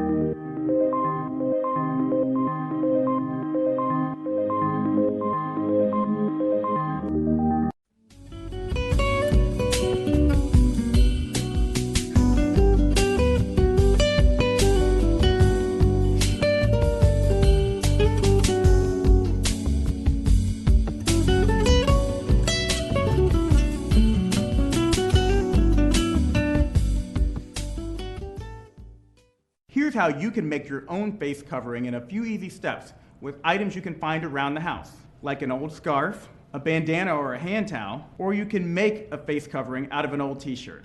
Fold it to the middle from the bottom, fold it to the middle from the top, fold it again to the middle from the bottom, and again from the top, and then 2 rubber bands, one on one side and one on the other side. Then you fold either side to the middle and you have yourself cloth face covering. It's that easy.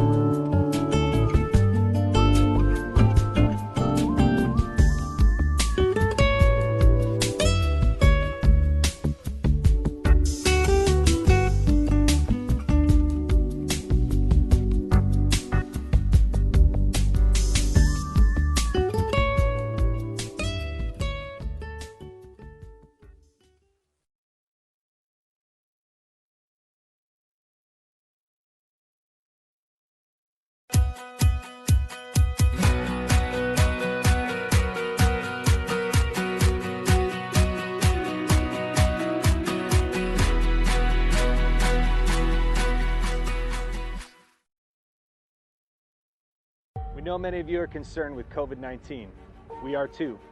The Manhattan Beach Police Department and the Manhattan Beach Fire Department are trained in all types of emergencies to keep you and your family safe. Although we may not have all the answers during these uncertain times, it is important that you stay home and practice social distancing. We're working hard day in and day out to protect you. We are here for you, so please stay home for us.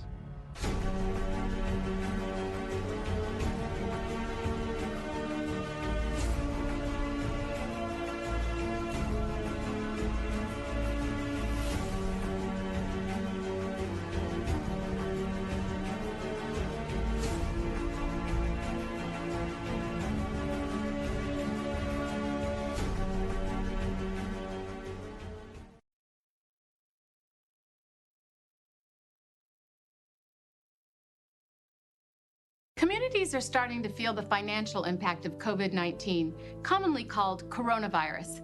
But we want you to know that there is help. We have disability insurance for workers who are ill or medically quarantined due to COVID-19. Paid family leave is available for those caring for an ill or medically quarantined family member, and unemployment insurance for reduced hours or lost work. We're all in this together. For information on how to stay healthy, visit covid19.ca.gov.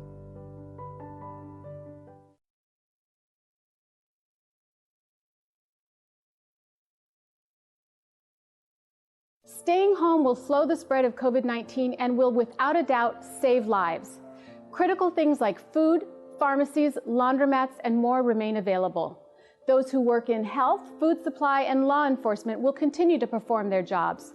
Programs like paid sick leave, unemployment, and others will also still continue. If you do leave home, keep 6 feet between you and others.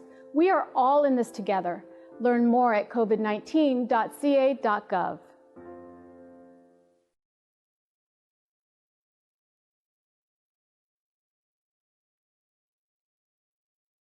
As a mother and a wife, I understand how challenging this moment is for our families and our communities. That is why our state is responding at every level of government to slow the spread of COVID-19 while ensuring our most vulnerable Californians have what they need. But we can each do. All right, we're good on that. All right. Wi-Fi off. Oh, no, I got my Bluetooth. Okay. Check, check. And if you can admit these, or I'll do it on electric. You can't do it online. Oh, yeah. I can do it. Co-host. By the way, did you co-host VCD and Zoom Micro? You gotta make yourself a co-host. Co-host. What? Zoom Micro. We are testing. We are live.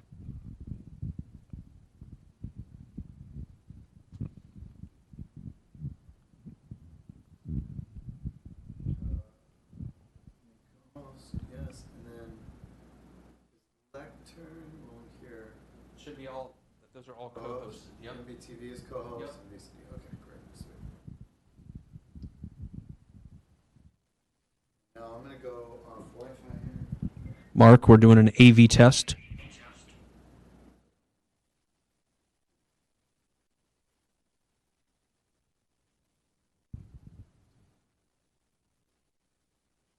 Just thinking, don't I have to switch the graphic? You're not going to pop up, right? We want to see your video. So don't I have to go to program?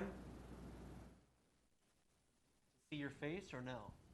I don't know why I'm confused right now. Yeah, I'm up now. Oh, there you are. Okay, cool. Mark, can we do a sound check?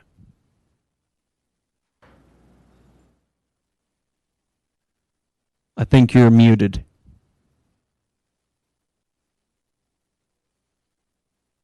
You're not nothing?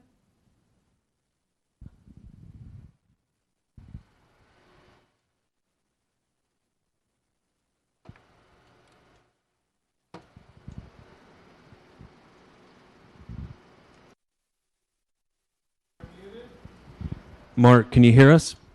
I can hear you, but you can't hear me. Why can't you hear me? Go ahead, let's try it again. Check, check. Check, check. I'm on the Bluetooth show, shouldn't feed back.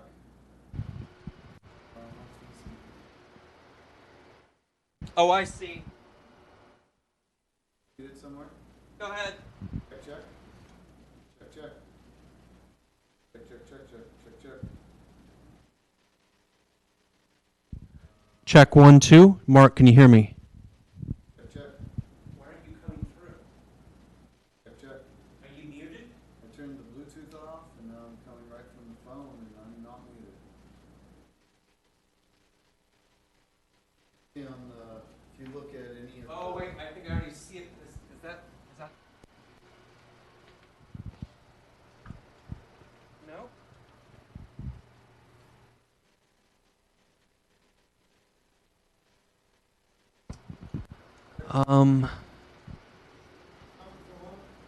They're on, right? Yeah.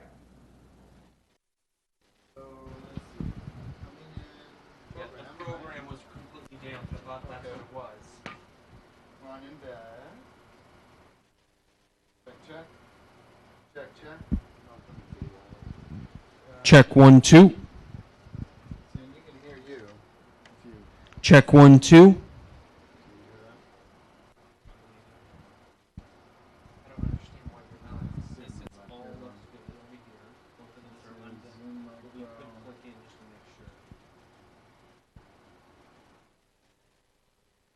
No, that's different. That's not it. should be on. Must have clicked something. That's it. Black magic. That's the reason. It's the real tech. That's it, dude. Yep.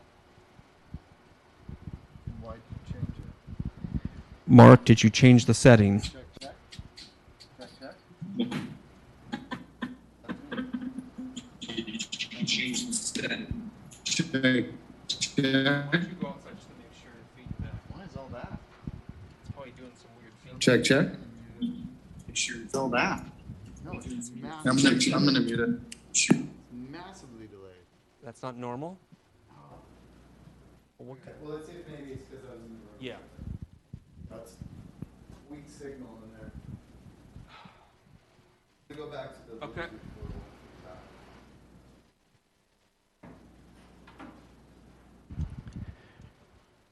AV test 1, 2. That again? AV test 1, 2. That again? AV test 1, 2. 1, 2. I just heard it now. It's massively delayed. What is that? Okay, now you're just catching it again? Testing 1, 2. AV test 1, 2. Is it your phone reception? Can you hear me? Perfectly clear. Perfectly clear. That sounds good. I got my stuff up at the sec. Yeah.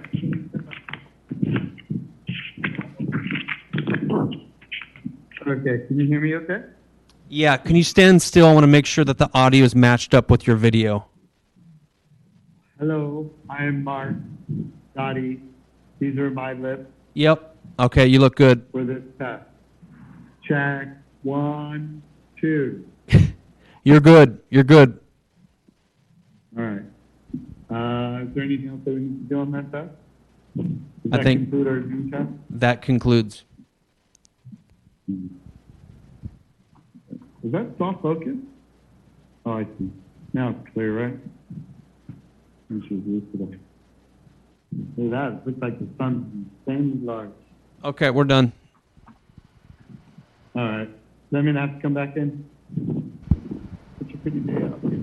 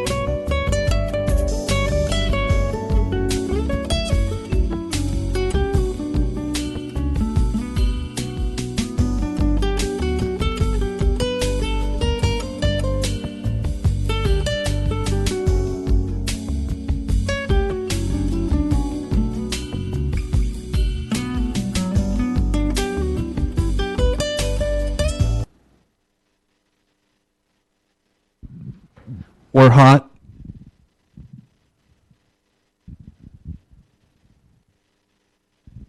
Mark, can you hear me? Test 1, 2. You have to be a co-host. I think you have to re-co-host him. No, he can't. Co-host. Yep. Oh, you didn't give him rights to unmute himself? Well, we just did it, and since he signed off, we have to redo it. Right. Oh, because he launched the game. Co-host. Hey, Mark. Mark, can you hear us? Testing 1, 2. Mark?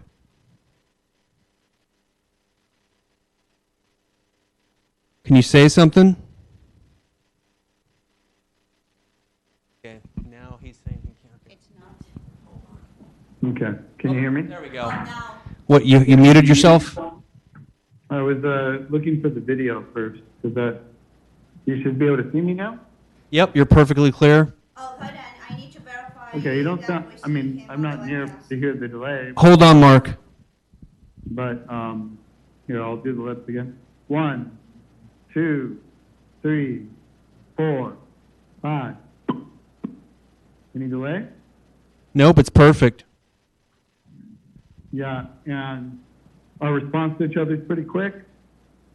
Yep. Once you ask me a question and see how long it takes me to answer, make sure there's not a delay. What is the weather like outside? It's nice and sunny. Okay. How's it in there? I'm checking the live stream. It's nice and stuffy. Yeah, it sounds like we don't have a big delay because it's not taking me forever to answer you, right? No, we hear you right away almost. I'm going to carry it into the room and just see if there's a delay when I'm close to you. Okay. I'm just checking the webcast now. Okay, she's checking the webcast, so maybe stay outside for just a second. You know how it Oh, okay. seconds Yeah. until I see it. 30 seconds, you still don't see it. Is it because I have to be, you know what it might be? It's because I have to be on. Do I have to change the. You're sending it to the feed, though. I don't need to be on program. I don't need to be on this. I go to PC and then send that. Now do you see it? Oh, that's going to do the canvassy thing. No, it's fine. Yeah. Mark, stay out there for a second. Okay, what's going on?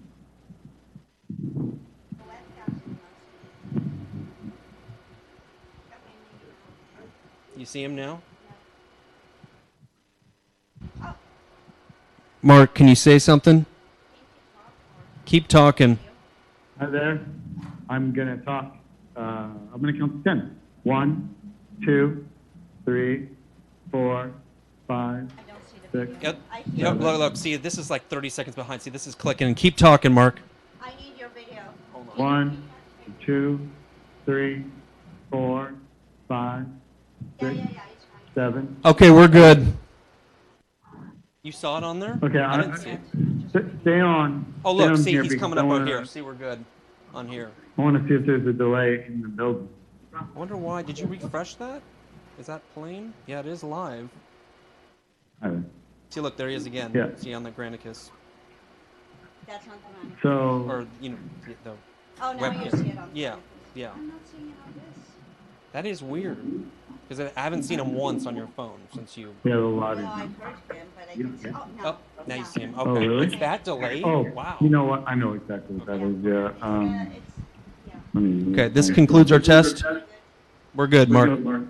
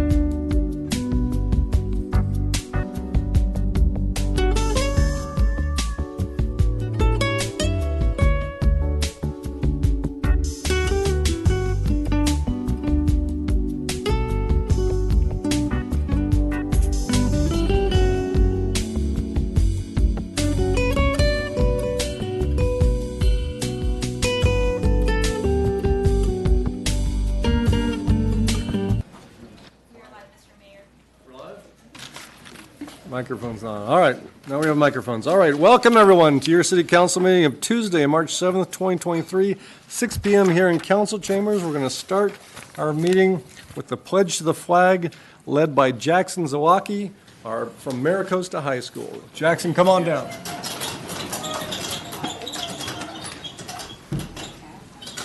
You want to come up here? Oh. Yep. Nice try, though.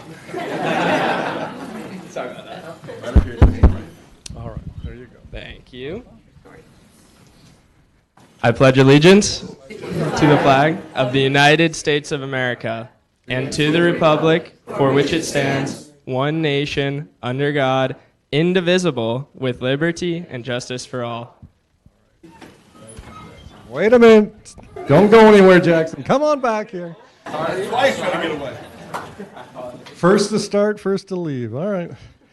We're going to call down I think it's your principal, Dr. Karina Gerger. Is she here? All right, come on down. She's got some nice things to say about you. At least that's what we... Thank you. Recording in progress. It's my honor to be here today to share a little bit about Jackson Zawacki. He is a stellar student who excels academically, socially, and athletically. His outstanding leadership qualities are reflective in all that he pursues. He is a friend to everyone he meets, which is noted in his presidency of the Friendship Club, where he works enthusiastically to bring general education and special education students together on campus. He is also extremely involved outside of Mira Costa campus through volunteer work, working with Beach City's Health District, and connecting underrepresented South Los Angeles youth with surfing and volleyball through a program called Sola Surfs, just to name a few things he's involved with. A varsity athlete and elite crew leader, Jackson is hoping to pursue a career in marketing and business and/or sports management to combine his love of sports, his desire to plan events, and work with others. We're honored to recognize Jackson Zawacki as the City Council Student of the Year from Mira Costa High School.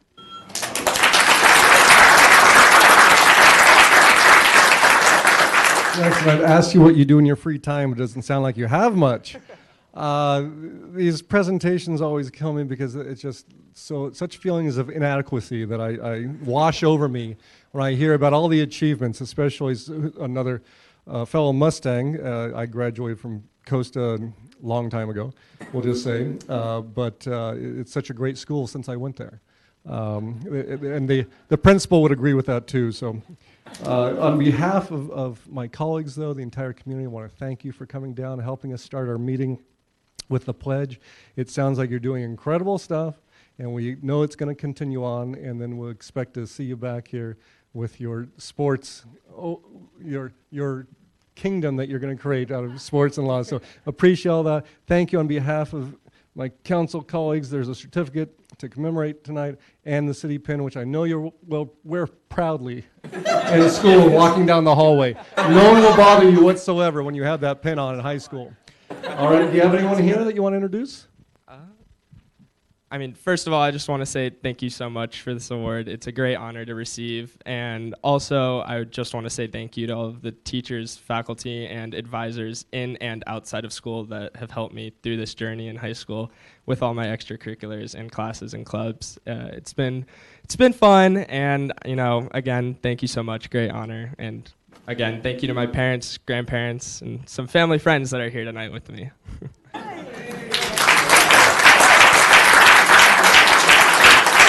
So all that thanking of the teachers and administration means he hasn't had his grades yet. So well done, Jackson. Well done. Thank you again. Thank you so much.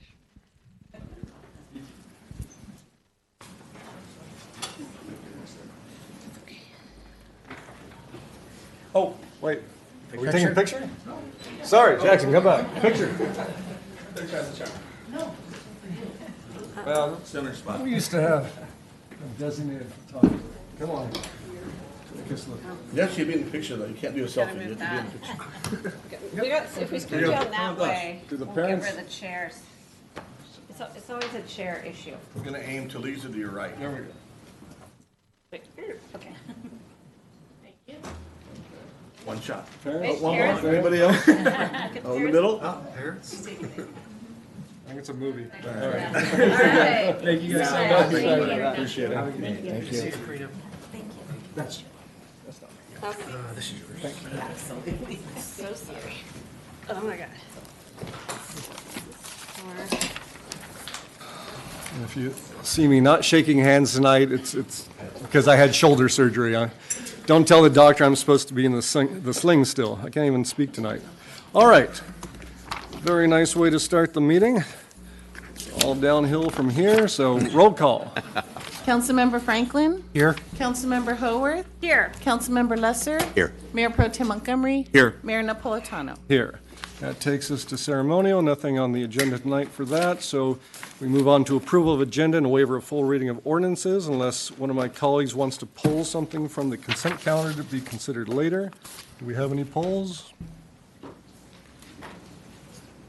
Nope. Okay, we have a motion. Motion by to approve. Councilmember Lesser, seconded by Councilmember Haworth. Yep. Voting screen, please vote.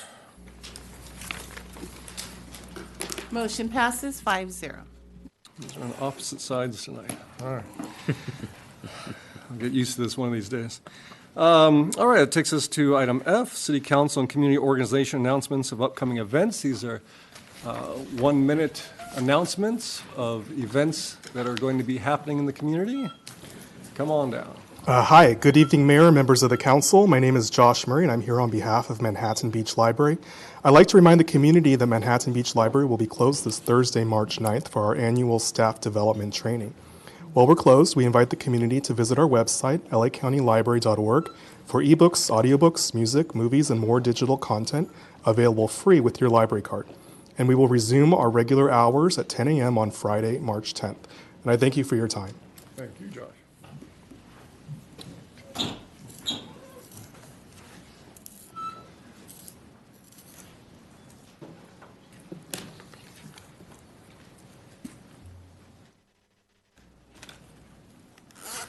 Good evening, Mr. Mayor, City Council members. My name is Bruna Bernardi, and I'm part of the Leadership Manhattan Beach Class of 2023. And we are proud to announce that we're partnering with the Single Mom Project, Richstone Family Center, and Trader Joe's to repurpose a space at Richstone Center into a Single Mom Project food pantry. The completion of this project will increase the number of families they are already serving weekly from 20 to 50 families, approximately 250 people, mainly kids under the age of 18. The Single Mom Project has been serving families in the area since before the pandemic. The new pantry will provide storage space for both perishable and non-perishable foods. We will be painting, building, installing shelving, and buying commercial-sized refrigerator. Our community has always been known for coming together to support one another. This year's project is all about outing into our South Bay neighbors and helping others in need. We need your support to make this project a reality. Your generous donation can make a world of difference and help building a brighter and healthier future for these families. Please consider a tax-deductible donation, and you can go to the Leadership Manhattan Beach website class project for it. Thank you so much. Thank you. All right, other announcements?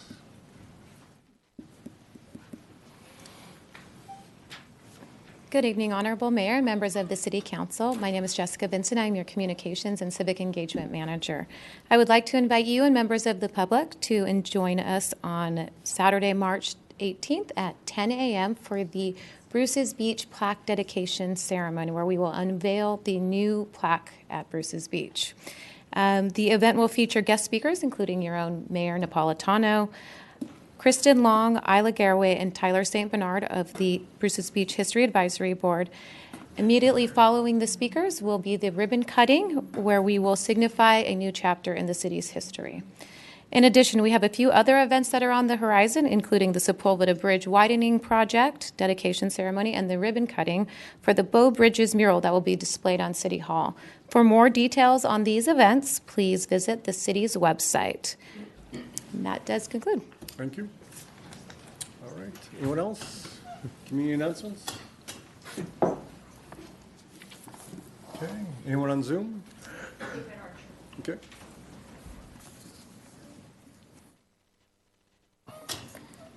David? Good evening, Honorable Mayor and City Council.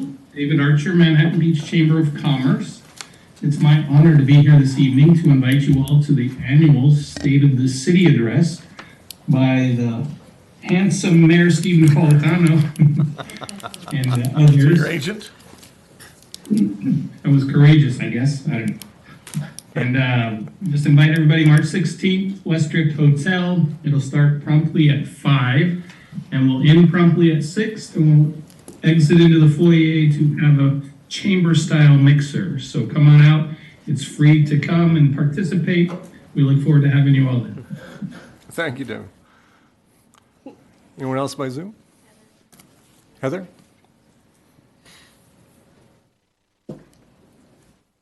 Heather? You there? Yes, I'm here. There is going to be a Manhattan Beach Police Department promotional ceremony tomorrow at 2:30 p.m. in front of the police department entrance.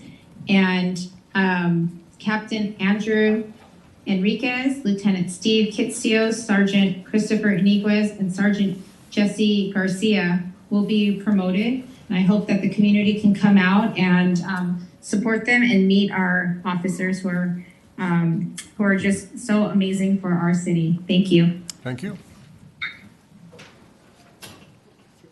No one else for Zoom? Okay, anyone else here in the audience? Community announcements? All right, seeing none, Councilmember Lesser. I wanted to announce that the South Bay City's Council of Governments, of which the City of Manhattan Beach is a part, is holding its annual General Assembly on Thursday, March 23rd, 2023, from 9 to 3. This is a free event open to the public and has interesting speakers every year. This year, its focus will be on the South Bay resilience and adaptability, and it will feature a local resident, Jean Rodriguez, who's the newly confirmed Assistant Secretary of the U.S. Department of Energy for electricity. And he's going to speak about energy delivery and reliability. He's just one of the speakers at this event, and there's free lunch and free breakfast. All that they ask is that you register, that you go to the South Bay City's Council of Governments website, or you send me an email, David or dlesser@manhattanbeach.gov, and I will steer you to the right place. All right, you had me at free. All right. What was the date again? This will be on Thursday, March 23rd, from 9 a.m. to 3 p.m. Okay. Anyone else, Council? Any other announcements? Okay. Seeing none, we'll move on to public comments. These are comments of 3 minutes per person on any subject matter within the jurisdiction of the City of Manhattan Beach or the City Council. If you speak on an item that is going to be heard later on the agenda, we ask that you not speak again when that agenda item comes up, if you're going to speak now. So come on down if you want to speak to any item. Good evening, Mayor and Council members. I'm Julie Justice McGinnity from Friends of the Senior and Scout Community Center, the nonprofit organization partnering with the city to build the new community center on the site of the Scout House in Live Oak Park. When not in use by the city's older adult program or Scouts, this facility will provide much needed additional meeting and programming space for all community-based organizations in the city. Since our last update to you in May of last year, we've made significant progress on our mutual goal to create an innovative, intergenerational community space. First, we have exceeded our original fundraising goal, collecting over $2.6 million from a wide variety of donors, including the Manhattan Beach property owners, local corporations and businesses, individual families, and scouting troops. $2 million has already been deposited into the city's account, and we will continue to fundraise to pay for the new and expanding costs that are our responsibility. Second, we have worked with the Tomorrow team to develop a conceptual design that addresses the feedback we received from you last May. And we have fully explored and ultimately rejected the idea of expanding the footprint of the second story to do the costs. We are excited about what Louis will be presenting to you tonight. Third, we have completed the master permit resubmittal to the Department of Community Development and have empowered the CEQA consultants with the information that they need in order to prepare the traffic, parking, noise, and other necessary reports. Lastly, with the leadership of the city manager, we have brought our public-private partnership to life by creating a strong working group committed to communication and collaboration to move this project forward. We look forward to partnering with the Department of Public Works and the Tomorrow team in the next weeks and months ahead to finalize the design and the construction documents so we can get this project out to bid as soon as feasible. Most importantly, I want to thank our donors and all those in attendance tonight who are here to show their support for the project. Many of you have taken a leap of faith with us a long time ago, and you have believed this project into being. To our capital campaign co-chairs, Suzanne Hadley and Russ Lesser, who added wind to our sails when the fundraising was lagging, and to the city council members, both present and former, who have voted multiple times for key financial support. And finally, to the whole staff team for their efforts to get us to where we are today. We thank you. And if you're listening tonight and you haven't donated yet, please join us by going to mbcommunitycenter.org and do so. Thank you. Thank you.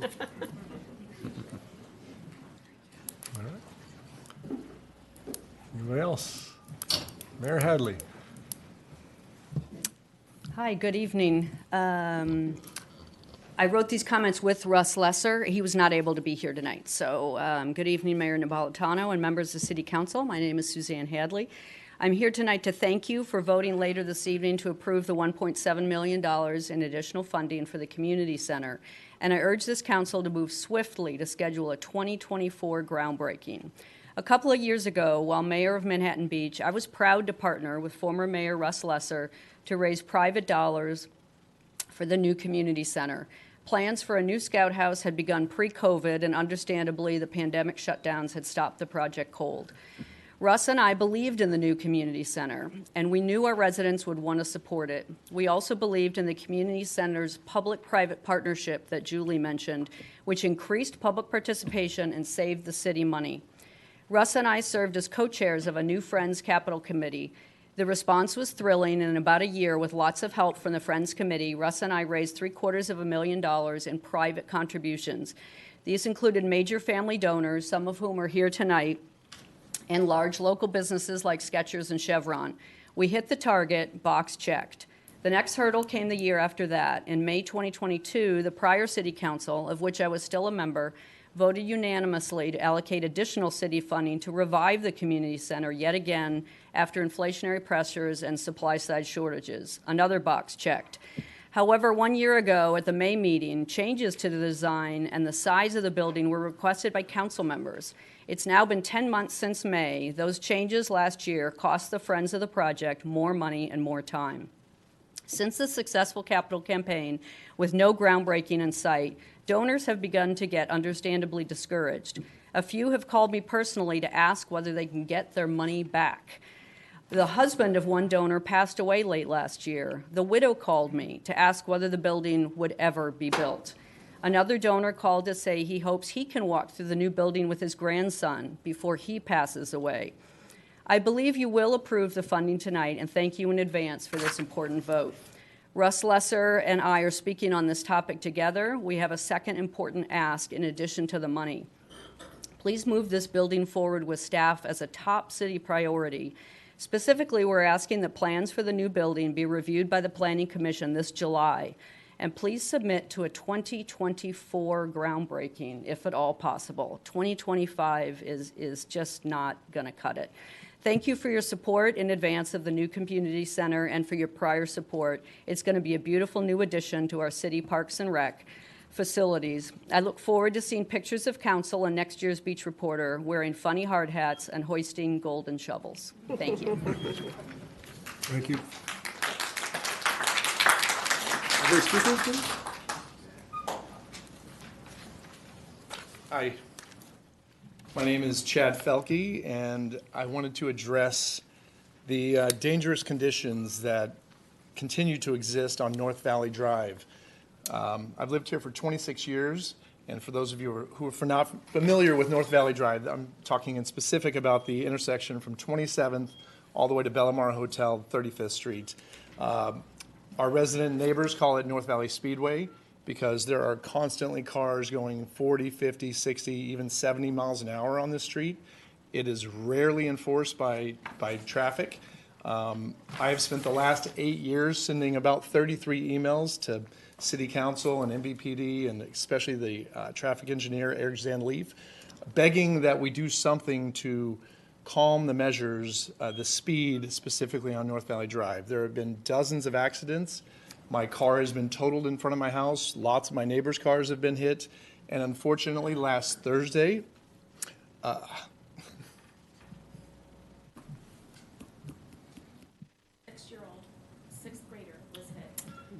sixth grader was hit on Valley Drive. He's going to be fine. But it could have been anybody. It could have been my son. I have 2 boys, and I've begged you guys for years to do something. Please do something. Put a stop sign in at Valley and Pine before somebody gets killed. There's no way for these kids to go up on Veterans Parkway. There's no way for them to access the Greenbelt from 27th to 35th. They have to play chicken. They have to run into oncoming traffic of cars doing 30, 40, 50 to get up to the Greenbelt. It's not safe. I beg of you to do something. We just put a 6th stop sign on Pacific. I'm all for stop signs. We put a 6th one between Ardmore and Manhattan Beach Boulevard. And our friends that live around there say it's changed their lives because their kids can freely cross. We don't have one. It's a half mile. We don't have one stop sign. We have nothing to slow anybody down. And it's just a matter of time before something tragic happens. I beg you, please do something. Thank you.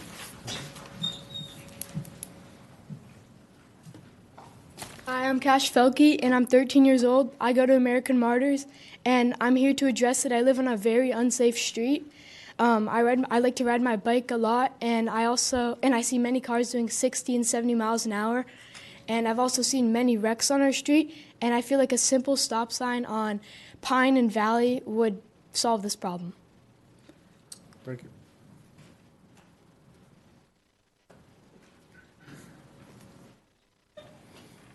Hi, my name is Megan Leon. I do not live on Valley, but I do have very many close friends that do. I have 5 children. 4 of them are here. Do you guys want to stand up and say hi? No. They all said no. We get it. We get it. So even visiting Chad's house, I have literally had to pull over to let speeding people go around me and wondered, is it better to let them go around me, or am I better to stay in front of them and slow them down? I have thought, what is your guys' issue with lowering the speed limit on Valley? How would that affect the city? Because of course the city is important. The people coming in and out of it is important. Most importantly, the children are important. So what is keeping you guys from lowering the speed limit on Valley just to eliminate some of this issue? I mean, it is scary. My kids, I have to pull over and literally protect the whole street for them to get out of the car. It's a true problem. It's a real problem. I hope you guys are hearing us.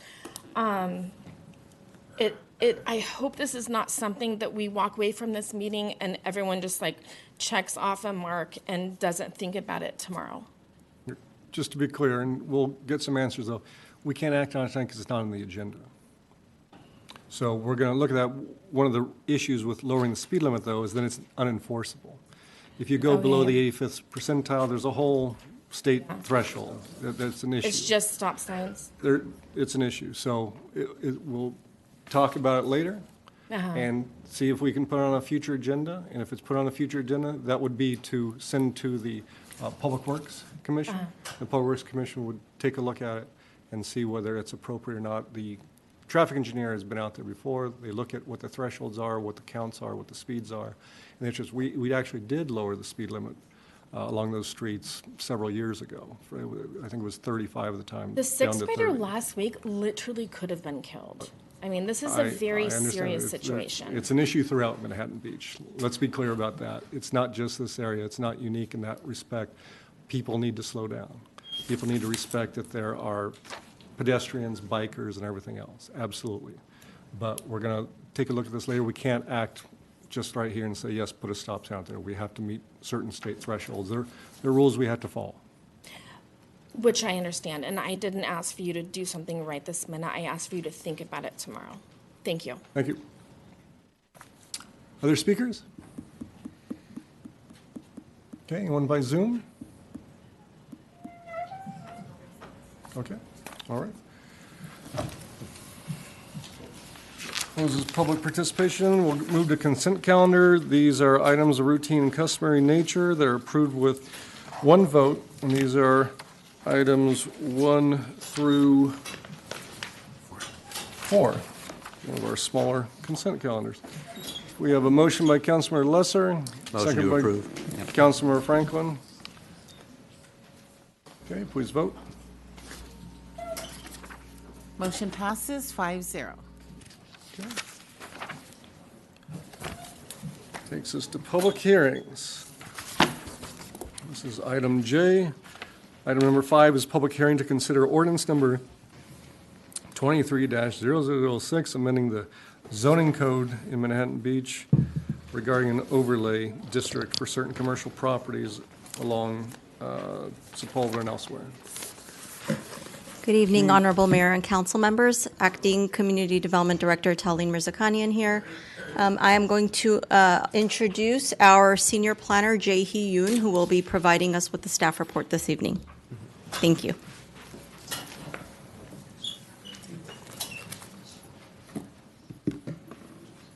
Thank you. Good evening, Honorable Mayor and members of the City Council. I'm Jae-hee Yoon, Senior Planner as part of Community Development Department. And the item before you is the proposed residential overlay district zoning text, zoning map, and general plan amendments. Speak closer. Speak closer. Yeah, it's hard to hear. Okay, sorry. Is that better? Yes. Might have to speak up a little. Okay. Yeah, a little bit.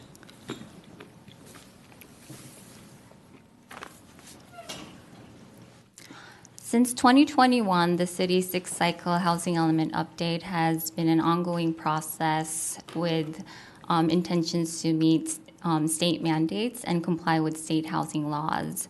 After multiple public hearings and a robust community outreach effort, the City Council adopted the housing element update in March 2022, with the recent revisions readopted in September 2022. The housing element includes 31 housing programs that are required to be implemented over a course of 8 years, and 2 of the programs are directly related to the proposed rezoning effort tonight. In order to achieve consistency with the adopted housing elements, staff and the Planning Commission are recommending amendments to the general plan land use element, the zoning text, and the associated zoning map to implement 2 of the programs.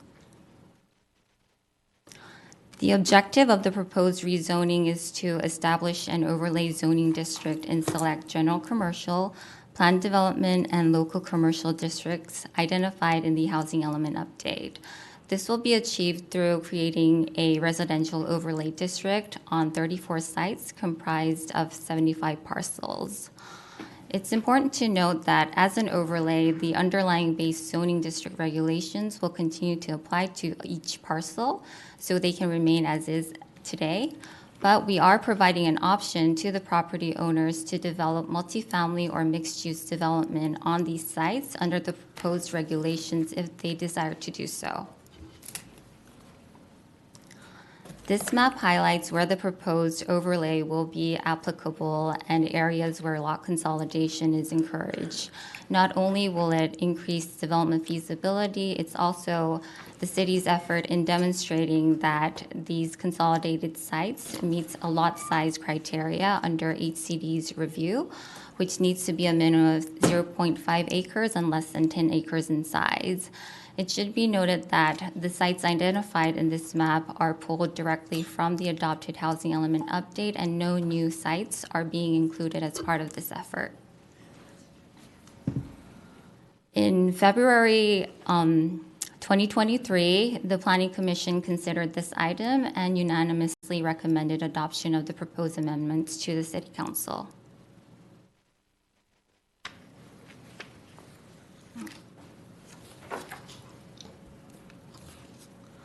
The housing element update involved preparing an initial study, negative declaration, and an addendum, all of which were adopted by the City Council in March and September of last year.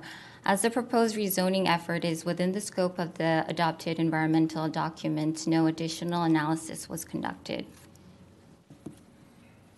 With the information provided before you tonight, staff recommends that the City Council conduct a public hearing, consider adopting an ordinance creating a residential overlay zoning district for certain commercial properties by amending the zoning text in Title 10 of the Municipal Code and the associated zoning map, as well as adopting the corresponding resolution, amending the land use element of the city's general plan. This concludes staff's presentation, and we're happy to answer any questions you may have. Thank you. Okay, council, any questions? I have a lot of questions, but some of them might be opinion. Questions? I'll try and frame them initially as questions, and that have to do, maybe I'll ask the Community Development Director. Thank you for your presentation. And that has to do with how were these specific lots selected, given that it's sort of cherry picking, it seems, to just the informal observer looking at the map. How were these lots selected and perhaps not others along that stretch for the candidacy for the overlay zone? Yeah. Oh, please. So, based on HCD's criteria in including certain sites in the inventory is to see if they have the potential of actually being developed during the 8-year planning period, which is from 2021 through 2029. There are several factors, one of which is not only the lot size, but also the building condition. For instance, if it's over 30 years in age since it's been built, that's considered an underutilized site, as well as the land to value ratio. So we'll be looking at when the recent tenant improvements or renovations have taken place. We also look at if it's part of a high resource area, meaning if it's part of a major corridor where there's opportunities for lower income households to get more advantageous circumstances due to better education, healthcare, and services. And those are major corridors such as the Pulvera Boulevard. Another factor is the property owner interest, whether they are under the same ownership as well. So those are just a few that come up to mind. I have a larger question, which may be policy-based either for the Community Development Director or the City Attorney, and that has to do with our city has limited economic areas for tax revenue generation, for sales tax generation. This would allow for residential development on those streets. How do you square our land use element policies, policy number 6 in particular in our general plan, with the change that this would effectuate in our general plan? That's a very good question, Councilmember Lesser. Thank you for asking that.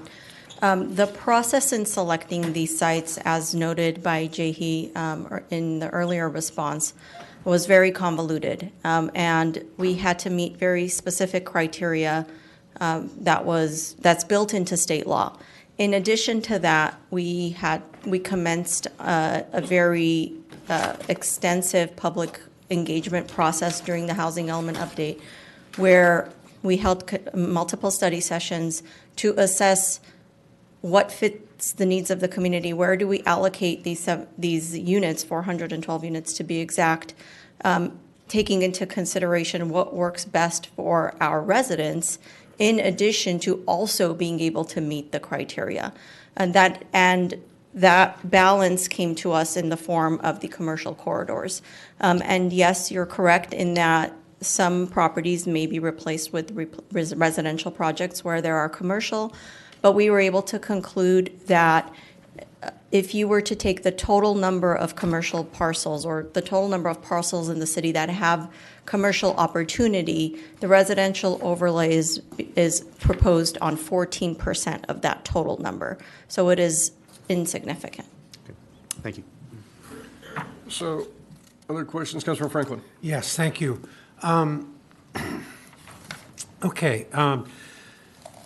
So essentially, we're changing the zoning to a property that's owned by an individual, a family, a trust, corporation, whatever, from commercial only to allowing residential development in the form of apartment buildings, condominiums, and,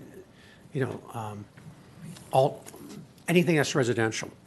Are we doing any outreach to these property owners? I'm thinking that specifically is that once you rezone that the outreach is going to be done by developers. And I would like to sort of make sure that the city presents its side and its case of what are the ramifications of that property being developed with the rest of the neighborhood. Very good question, Councilmember Franklin, and I'll answer that in two parts. First, I'll note, just for purposes of clarification, that this adds to their existing abilities under zoning. They could continue their commercial uses, they could continue to redevelop commercially, or they can opt to pursue the overlay program where there are opportunities to produce housing with an affordable housing component if they so choose. So it's not eliminating the commercial base zoning. And then to answer the second part of your question, when rezoning a property, it is a requirement under state law that you notify those property owners. And we did so as a part of the Planning Commission outreach and the Planning Commission notification. We also did so as a part of the City Council notification. And I will say that we have heard from a number of the property owners to date. They have been responsive to the notice. They're well aware of the circumstances. They asked clarifying questions and generally were in favor. Okay. We're in favor. Yes. So to Council Member Lesser's discussion about losing sales tax revenue, I assume that multi-use development is allowed as well, which is basically retail down below and housing above? Yes, mixed use isn't allowed use under the residential overlay district. They would have to set aside 50% of the floor area to residential. Okay, so 50% or up to up to 50% can be commercial for mixed use residential projects. And then at least 50% for residential. Yes, that's correct. Yes. Okay. No more questions now. Thank you. So what's the difference, though, between the amount of units we can get through mixed use versus a straight residential development on the commercial properties we have now? And I know that varies per property, but how come the mixed use doesn't get us to that goal? That's a great question. What we did and the way Thanks, I just came up with it. You're welcome. That's the running thing now. We actually designed the overlay with that exact question in mind. If we were to assume that every single one of these sites would be developed with 100% affordable housing, then we would have to rely on fewer sites. But that would also mean that if any of those sites didn't get developed with affordable housing, then we would have to find somewhere else to house those units, which would mean yet another zone change. So the overlay is designed to accommodate flexibility so that the property owners do have the ability to do mixed use if they wanted to, or keep it commercial, or do full residential. Well, I guess that's my point, though, is why can't we meet that goal, our housing goal, through mixed use only? Why do we have to rezone for residential if, we're going to erode, which Sacramento apparently doesn't care about, erode our tax base? Because the state law requires that. There are very specific criteria for the overlay zone, and one of them is that you have to allow 100% residential and you have to allow mixed use. Right, but there are other areas of the city, right? I'm thinking aviation, north of Marine, between Rosecrans and Marine. That could all be rezoned as well. Again, we evaluated all of those sites, but it was this difficult effort of having to meet this very specific criteria that Jehi outlined. So we evaluated those sites, but unfortunately, only the ones that are on this map were the ones that met all of the criteria. That's hard to believe. I mean, the natural expansion would be along that corridor, but okay.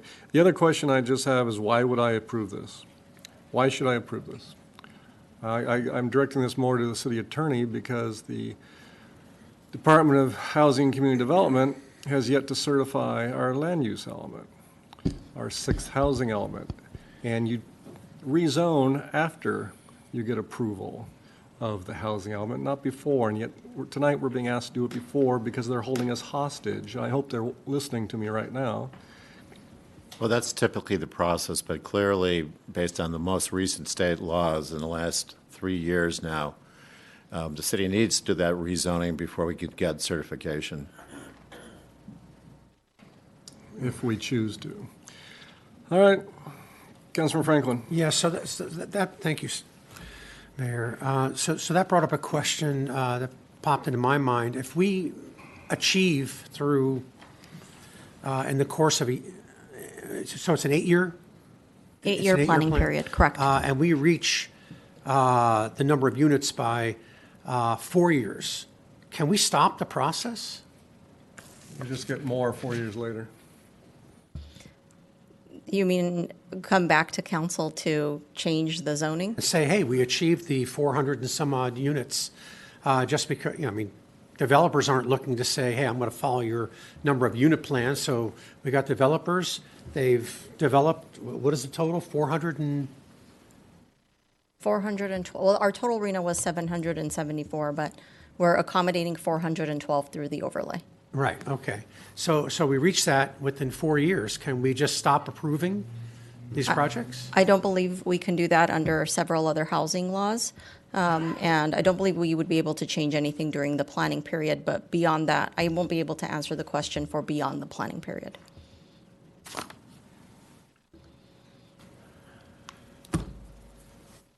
So really, more units could be developed within the overlay, more than what the state requires. That's within the correct. overlay, and it doesn't give us as the city any control to say, okay, we met it, and can we go in and change the zoning and say? At this point in time, with the laws that are currently in place, including no net loss laws, I don't believe you can do that. What realistically could a developer develop? Could they, again, we have the mitigation of the height limits, and is it ministerial again?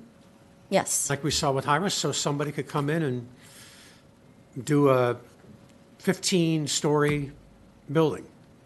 The requirement under state law is that these projects are permitted by right, which would be ministerial in nature. And because they have to include a 20% affordable component, that would make them eligible for density bonus, which would subject them to the opportunity for waivers. Okay, and then parking and all along, right? Yes. CEQA? They would not be subject to that. Nothing. So Hyros ad infinitum. Can we insert our own percentage of affordable units that they're required to have? I believe we would be able to if it's, I'd have to look into that. I would have to look into that. I don't want to misspeak. Okay. There's a question. I understand. I see your name. Councilor Franklin still has the floor. Yeah, I'm finished, thank you. Councilor Leslie. What? Mayor's prerogative. Councilor Haworth. Thank you, Mr. Mayor. I appreciate you. I know what that means. No, thank you, for real. When you were talking about if it's a mixed use, it can be no more than 50% commercial, correct? Is that a state law or is that our own zoning code? So we couldn't change our zoning code to change that. No, that's part of the state law. Okay. And is this overlay district, does this allow only for projects that have identified some affordable units? So in other words, regardless of the height, whether it's 4 stories, 15 stories, whatnot, you would still have to have some amount of affordable housing to qualify under this overlay. That is correct. The way the state law is written, and our proposal mimics that, is that you would have to include a minimum of 20% affordable in order to even qualify for this overlay zone, which means if someone were to not include an affordable component, they would not qualify for the overlay zone. Okay. And then,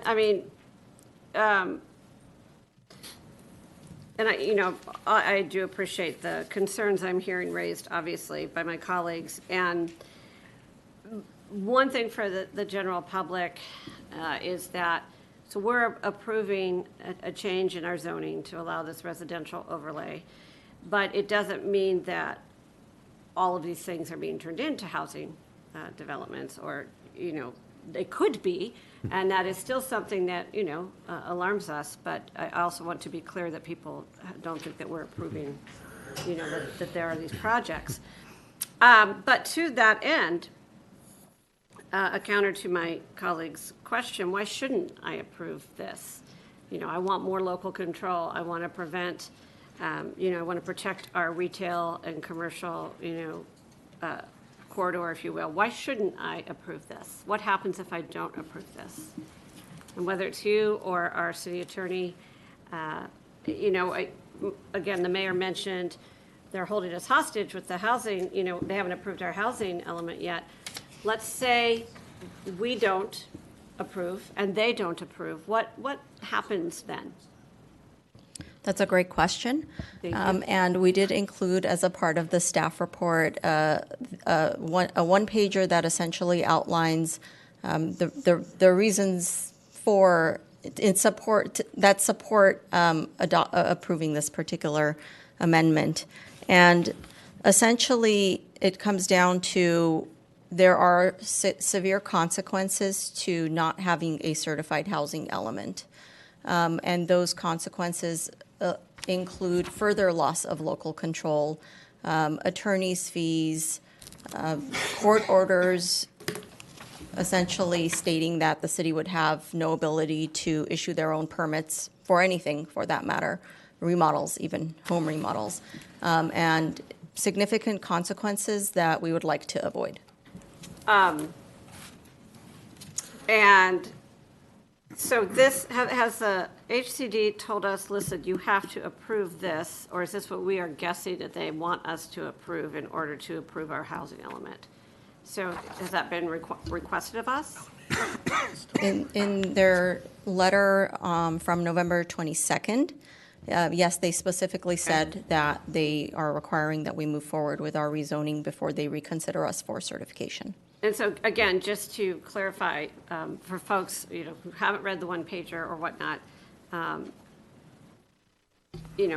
sadly or tragically, horrifically, there are really severe consequences if we don't do this, where we would lose the ability to prevent any kind of housing project, development to go in anywhere.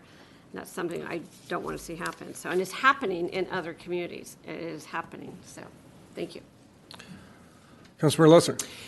Either for the city attorney or for you, Community Development Director. My understanding is there's pending state legislation that's going to be taking effect this year, that's been signed by the governor, that will allow, as a matter of right, developers to develop residential properties in a commercial zone. I think it is Senate Bill 6, and I can't recall the Assembly Bill. Is it 10? AB 2011. 2011. Mm-hmm. How does this overlay district compare what is going to be imposed on the city anyway? Very good question. All great questions. He's been working on it. AB 2011 would essentially allows, not would, already does, allows for affordable housing projects in commercial zones with a caveat being that they also have to pay prevailing wages and healthcare benefits to the construction team. And so if a developer were to move forward without this rezoning going forward, if a developer came forward under AB 2011 and said, I'm going to use one of your commercially zoned sites along Sepulveda, and I'm going to propose an affordable housing project, and I'm going to pay prevailing wages, then they would be able to do so on most of the properties, not all in the overlay. Thank you. Same with SB6, except the criteria is a little different for those projects. Thank you. Okay, Councilor Franklin? Thank you. Are we allowed to create incentives that would encourage multi-use projects over residential? I think that anything that we were to produce that would seem to be an impediment to residential production would not be allowed. But even though there is a residential production part of that? As a part of the housing element effort, one of the main components of the analysis was what's called a constraints analysis, where HCD evaluates all of our zoning regulations to pinpoint things that they see as impediments to housing production. And then as a part of our programs, they make us address those particular impediments. And so what we want to do is make sure that we're not creating any new impediments, because then that would jeopardize our certification again. Thank you. Okay. Any other questions? All right, seeing none, we'll open up the public hearing then. Anyone who wants to address this issue that hasn't addressed it previously, come on down.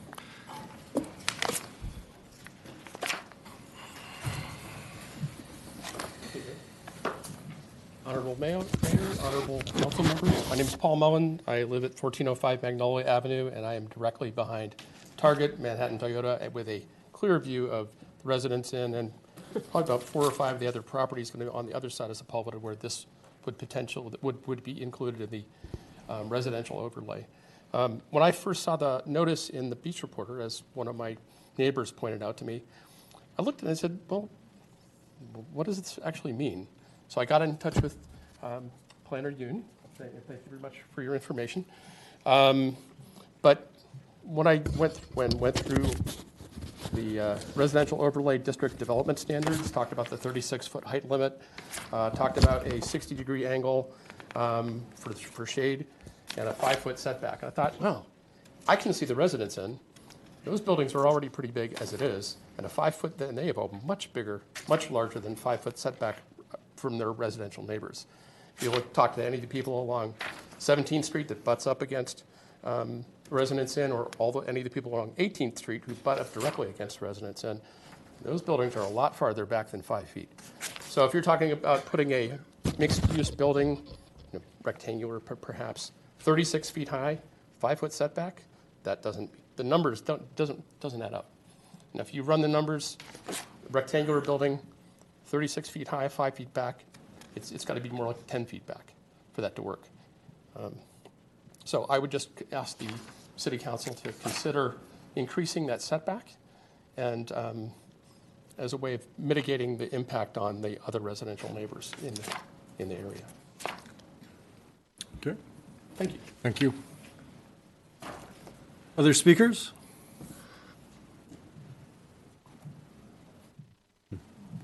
Okay, anyone by Zoom? Okay, then we'll close the public hearing. Council. Wow, what just happened? Councilor Franklin.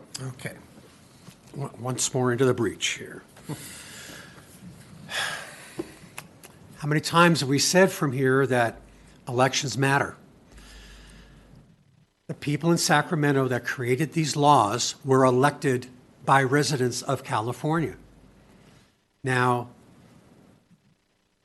affordable housing, I've said it here before, is a very good thing. But you just can't achieve it where the property, the dirt, or to acquire the site is so high.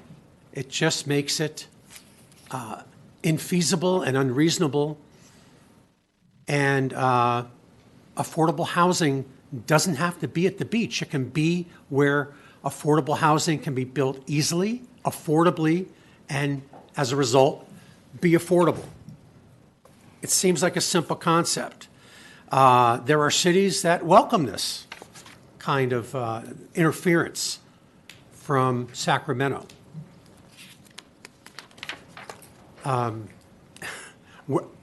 As you can sort of hear from the tone here, we aren't. It's going to impact the quality of our lives. Not just Mr. Mullen who spoke here, but everybody along Magnolia, any street that borders these streets. Somebody mentioned, I believe it's going to ruin even their view on both sides. This is not what we expected when we moved here. When you bought your homes, when you're building your homes, when you're remodeling your homes, when you want to stay here.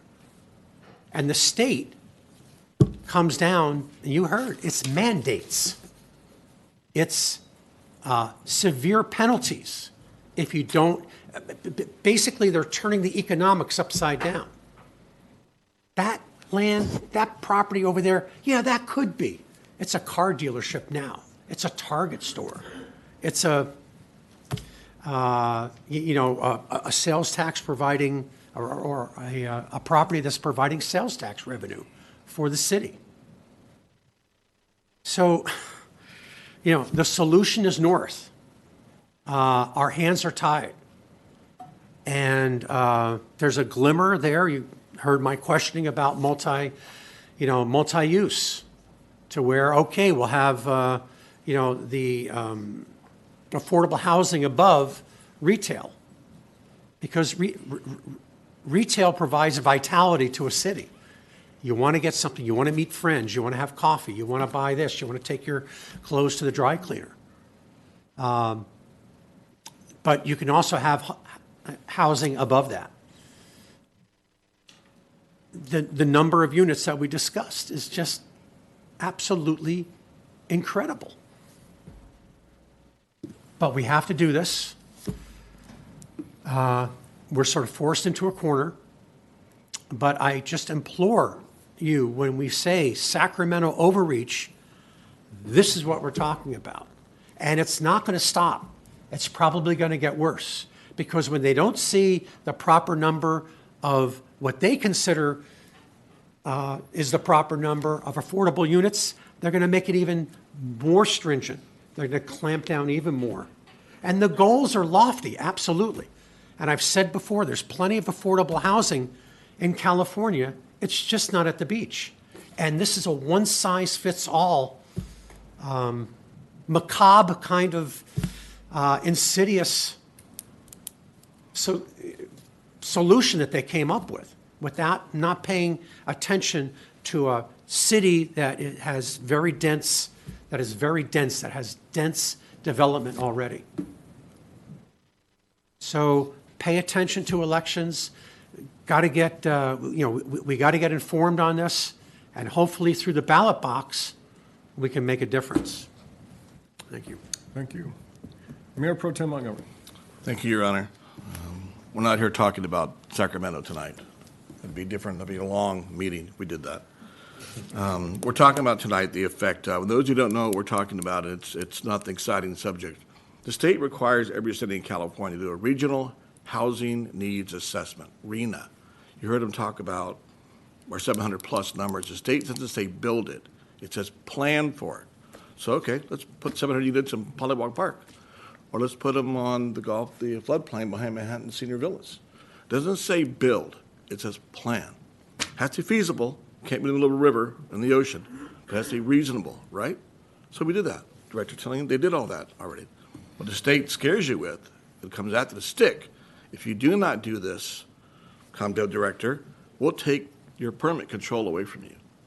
If Paul wants to add a new section of his house, or build a new house, or anything else, or a pool, the permit loss means you go through Sacramento. How many of you are happy to wait to get your license from DNV? Can you imagine what it'd be like to get a permit from the state to add a pool or anything else in your house, solar power, whatever? So that is a big stick they carry with you. Forget the money for a second. Just the loss of permit control. Imagine what it'd be like here. That's a big stick they carry, and that's what the back of our minds. Councilor Franklin's point, yes, it's frustrating that we don't have the power to do anything else, but that's not what we're talking about tonight. Now, to do the right thing, move this thing forward, and I'm with Paul on this one. Mr. Mellon, Magnolia 17th, on the theory that Target and Beautification would leave tonight, and they're not going to. They're not part of the overlay.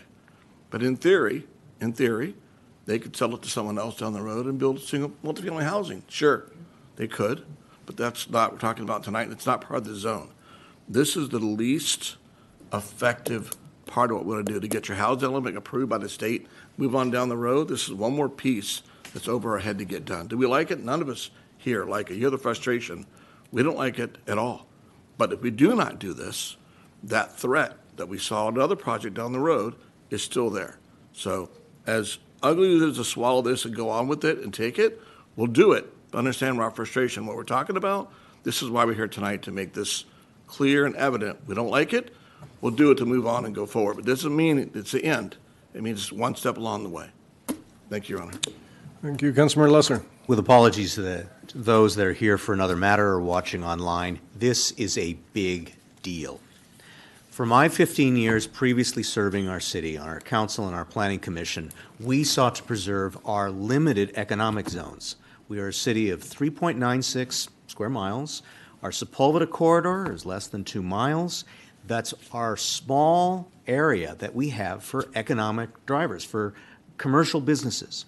What we are being forced to impose tonight is to allow for housing on our major thoroughfares. Fortunately, it's a small percentage, as we heard from our staff, but it is a major change for the development of our city. However, as was indicated by our other speakers, we don't have a choice. The perils of not having a housing element in force are tremendous, for multiple perils that we could get into, but we don't need to here. We have no choice but to move forward. My hope, as has been articulated before, is there are opportunities in this for mixed-use development, so that we're not losing the opportunity to use these thoroughfares for continued commercial development and opportunities that generate sales tax for a city, as well as complying with housing. But it sure would be nice to retain some more authority in our local jurisdiction to approve what type of developments go in here, what they look like, what their scales are. But notwithstanding all that, I will be voting in favor. Okay. Councilor Haworth. Thank you, Mr. Mayor. I've made a motion to accept, I'll look at the language, but I've made a motion in support of this. Holding my nose, as we like to say. It is frustrating to not have local control in this regard. And Mr. Mellon, you brought up, gosh, if, some of the issues in terms of 5-foot setbacks versus other setbacks. And, we would lose the ability to even control that, which we can do in other ways in our zoning. And it's incredibly frustrating. I think that, not politically, yes, elections absolutely have consequences, but it's not just a top-down. I think that we have an obligation as council members, as representatives of our community, and maybe to engage some other residents to lobby with state senators and state assembly members, whether they're ours or not, and I've done that before up in Sacramento with the California contract cities, gone up to try to maintain local control. We fought pretty successfully for a few years. And I think that we should, again, look at, how we can do that, because it's not just hope that different people get elected and maybe they, it is actually us going and saying, help us meet these numbers, but help us do it in a way that preserves our local control. There's not a perfect solution. So I would also encourage us to consider, that active outreach with different representatives. Having said that, let me look at the technical language here. I have made a motion to adopt resolution number 23-0006, to approve the residential overlay district development standards. Okay, Councilmember Franklin? Yes, so the other thing that really concerned me is, and that's why I talked about the outreach. You know, are we contacting the owners of these properties and letting them know that this is going to be happening? And the overwhelming response was yes, and we like it. And the reason being is that because that adds more developing opportunities on those properties. And it widens and expands the sphere of potential buyers for that property. So if you know, if you know the owners of these properties, we need to appeal to them, you know, not to destroy the character of Manhattan Beach by the overtures of hungry developers that are going to be building out of character kind of projects here in Manhattan Beach. So I just wanted to leave you with that thought in your mind that the property owners like it because it could potentially add more value to their properties. But it would harm the character of Manhattan Beach, which drew us all here in the first place. Thank you. Thank you. Yeah, I don't necessarily know if that's a good idea to let sleeping dogs lie. I mean, to me, this is all verbal rearranging of deck chairs on the Titanic. The ship is already sunk. You know, the joke is that there was commercial for many years along, residential along Sepulveda. And over time, it was replaced with commercial, and that's when this city thrived, was when the commercial, you had enough of a critical mass of commercial development to support the city and the services and the police and fire and everything else.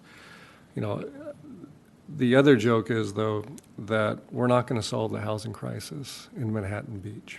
Manhattan Beach is not going to solve the housing crisis. The one size fits all, and that's where the problem is that the folks who are going to come in here and develop any of these projects do not have the best interests of Manhattan Beach. They have their own best interests, and I get that. That's their job, is to maximize their own profit, but at the expense of us, which I don't support. And so, you know, as far as solutions go, lobbying, we lobbied for years. I've gone up to Sacramento many times lobbying on this very issue. And we were successful for a time, but not anymore, because basically there were so many folks who let this get out of hand and kept the restrictions, and now they want to change 50, 60 years of bad housing policy in a couple of years. And it just doesn't work. It doesn't work. And, you know, I appreciate that folks have jobs in these state departments, and they've been given a little bit of power, and they're exercising that to the nth degree. Does it make sense? No. Is it reasonable? No. But that's where we are. We have a motion by Councilmember Haworth, seconded by Mayor Pro Tem Montgomery. And just to clarify the motion. Your microphone. Thank you. To clarify the motion, it would be to introduce ordinance number 230006. And I'll read the title now that there's a first and second. An ordinance of the City of Manhattan Beach adding Chapter 10.50 to the Manhattan Beach Municipal Code to establish a residential overlay zoning district and applying the overlay to certain properties.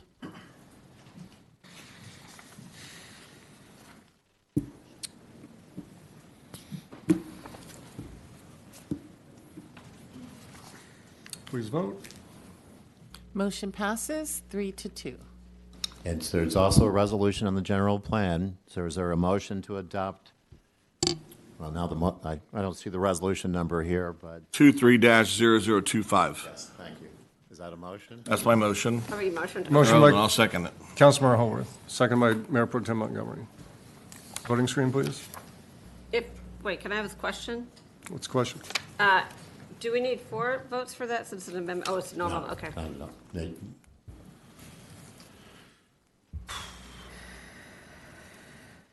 Motion passes 3-2. So the resolution's been adopted to amend the general plan. The ordinance will come back for second reading on your consent calendar at the next meeting. Okay. takes us to item 6, consideration design updates, cost estimates, naming of the Senior and Scout Community Center, and renegotiating the memorandum of understanding. Parks and Rec Director Lehman. And Mr. Mayor, I need to make a disclosure at the outset, and that is that my family and I have contributed to the nonprofit that supports the Scout Center. I have no financial interest in this project, and I believe I can keep a fair mind, and I will do so, so I will continue to participate. Thank you. Okay. And just to add for the record, so there's no financial interest in this decision, so it's not a conflict of interest. Yeah. But the council members and anyone else who has given money, well, of the 5, to donate, you'll still use your fiduciary duty to the city on this decision. Giving money okay, taking money not okay. Yes, that's very succinct. Yes. Thank you. I worked on that too. Great question by me. All right. Councilor, Director Lehman. Okay, good evening, Honorable Mayor, members of the City Council. The item before you this evening is returning based on City Council direction at the May 17th, 2022 council meeting, when City Council approved the MOU with the Friends of Seniors and Scouts. Here we go. And directed staff to work with the Friends group as well as Tomorrow Architecture to increase the size of the building, along with cost estimates, and also provide updated design options using more resilient materials. And then we have 2 additional items we are seeking direction from City Council on. One, the naming of the building, and also renegotiating the MOU to expedite the project. So I will run through each of these items, but I did want to kick it off by introducing the architect, Louis, tomorrow to run through all of those design updates. So if we could swap the PowerPoint deck. And while I'm doing that, I just wanted to take a moment to thank the Friends, in particular Beth Gessner and Julie Justice McGinnity. It's thousands of hours working with the entire city team, and it's a true collaboration, so thank you. Thank you. Yeah, hopefully that'll hurt.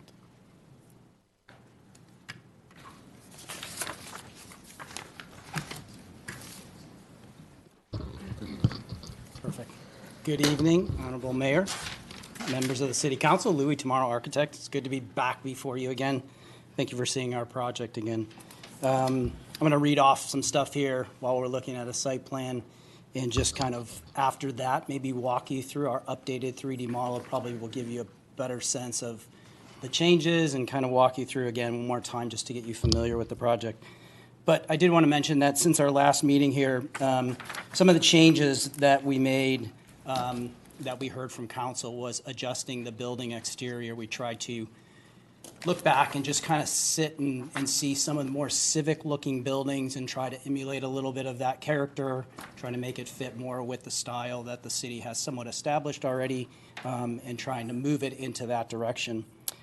Also exploring a number of different materials to get them not only sustainable, but also very durable and integrated into the building itself. As was mentioned, we did look at adjusting the building. This has gone around in circles. We ended up coming back with a similar size building. I think it's 7,000 square feet roughly. That building has been adjusted in that the number of bathrooms and restrooms and mechanical rooms and all of that stuff was looked at, just so we got a little more consistent with the building department requirements and also just the financial aspect of the building. Our focus was really on sustainability as well. So in looking at this building over and over again, we did work to make this a very sustainable building with all the materials. Let me just mention a few of those. So the building has extensive glass. We actually added some more glass to the building. We want this to be very well lit, and that obviously is a big component of sustainability. Windows that open, the outdoor environment connecting to this building, also very important. You'll see the courtyard has a door system that opens out, so the connection of that indoor courtyard area to the space is very important. Obviously, high-efficiency mechanical systems, which we've now implemented, solar panels, materials that are very sustainable, systems that we use for the structural, all sustainable.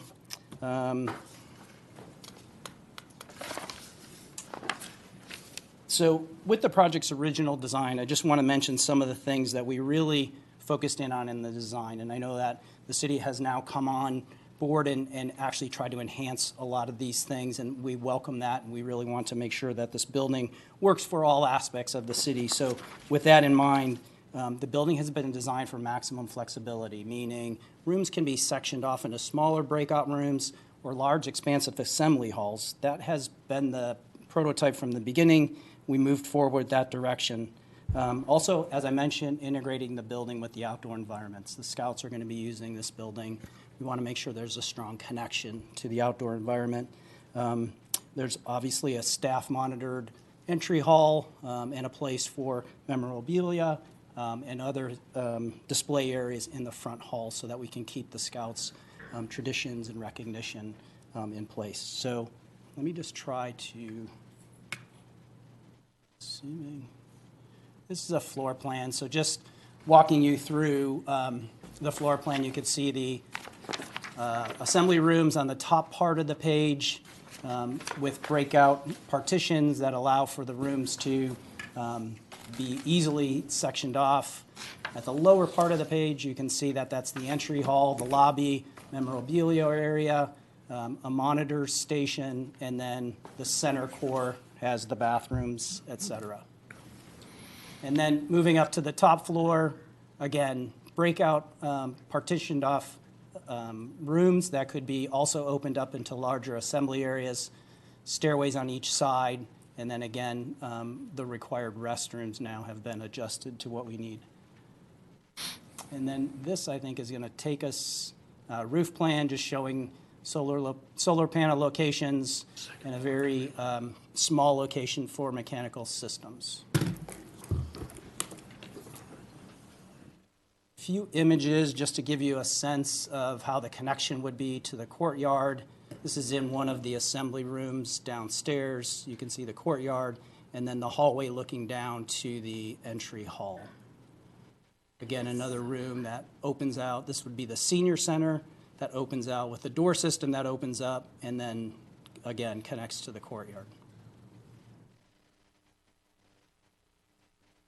Hoping this takes us into an animation.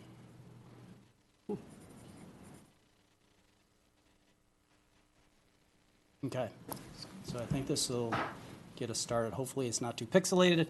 This is obviously the front of the building, and again, using materials such as stone, high transom windows that get a lot of natural light into the building.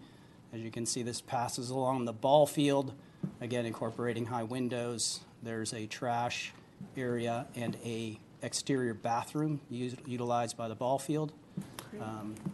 Adjacent to the residential properties, minimizing the amount of exposure to that, just some high transom windows along that side, and mechanical rooftop systems.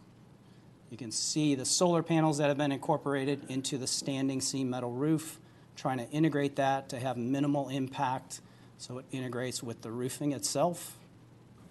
As we rotate around over top of the senior center, you can see one-story roof lines to maintain sunlight into the courtyard as well as stay away from the tree that we're trying to save.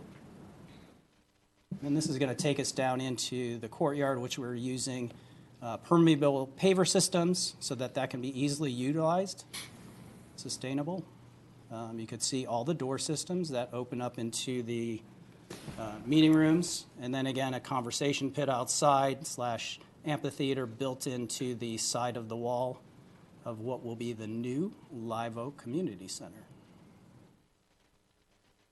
And then this will take us right up to the front and just so you can get a quick view of the entry lobby. We're excited about the project. Hope to make some headway here tonight. Thank you. Okay, questions? Mayor Pro Tem Montgomery? Thank you. Lloyd, good to see you. Glad you're here. Thanks for hanging with us this long. I like the new and improved version more than the first version. But in May of 22, the council asked for increased square footage. We thought that for that price, let's get more square footage out of it. You don't see it in the report, and that's on us. But it was more than 8,500 square feet. Did you look at that part of it? Was that feasible? And if it wasn't feasible, why was it not feasible? I'm going to maybe Should I turn this over to? Yeah, I need. Let me turn that piece of it over. And the only reason I want to do that is because we did go back and forth. We did look at expanding the second floor, maximizing square footage, and then decisions were made to obviously scale back for budgetary reasons, so. Thanks, Louis. I would say, Councilman Montgomery, that after we met with the city manager and the other department directors in October of 22 and had a better understanding of the additional costs associated with the management of the project, and the reality of that is what you're seeing tonight in this $1.7 million ask, that we did not get the sense that there was the additional financial wherewithal to expand the building further. So we pulled back from the idea that we were going to be able to build out the full second story, which Louis had been working on.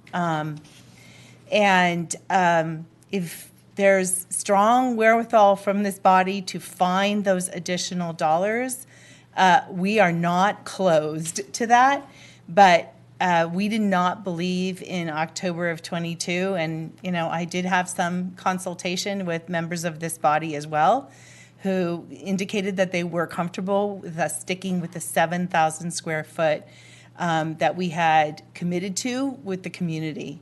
And so we made the decision to keep moving forward with the 7,000. Louis, follow-up questions. Thanks, Julie. The second floor space, I'm going to stick on this because it isn't answered yet. How much square footage would have added the second floor to the 8,500 we had planned originally?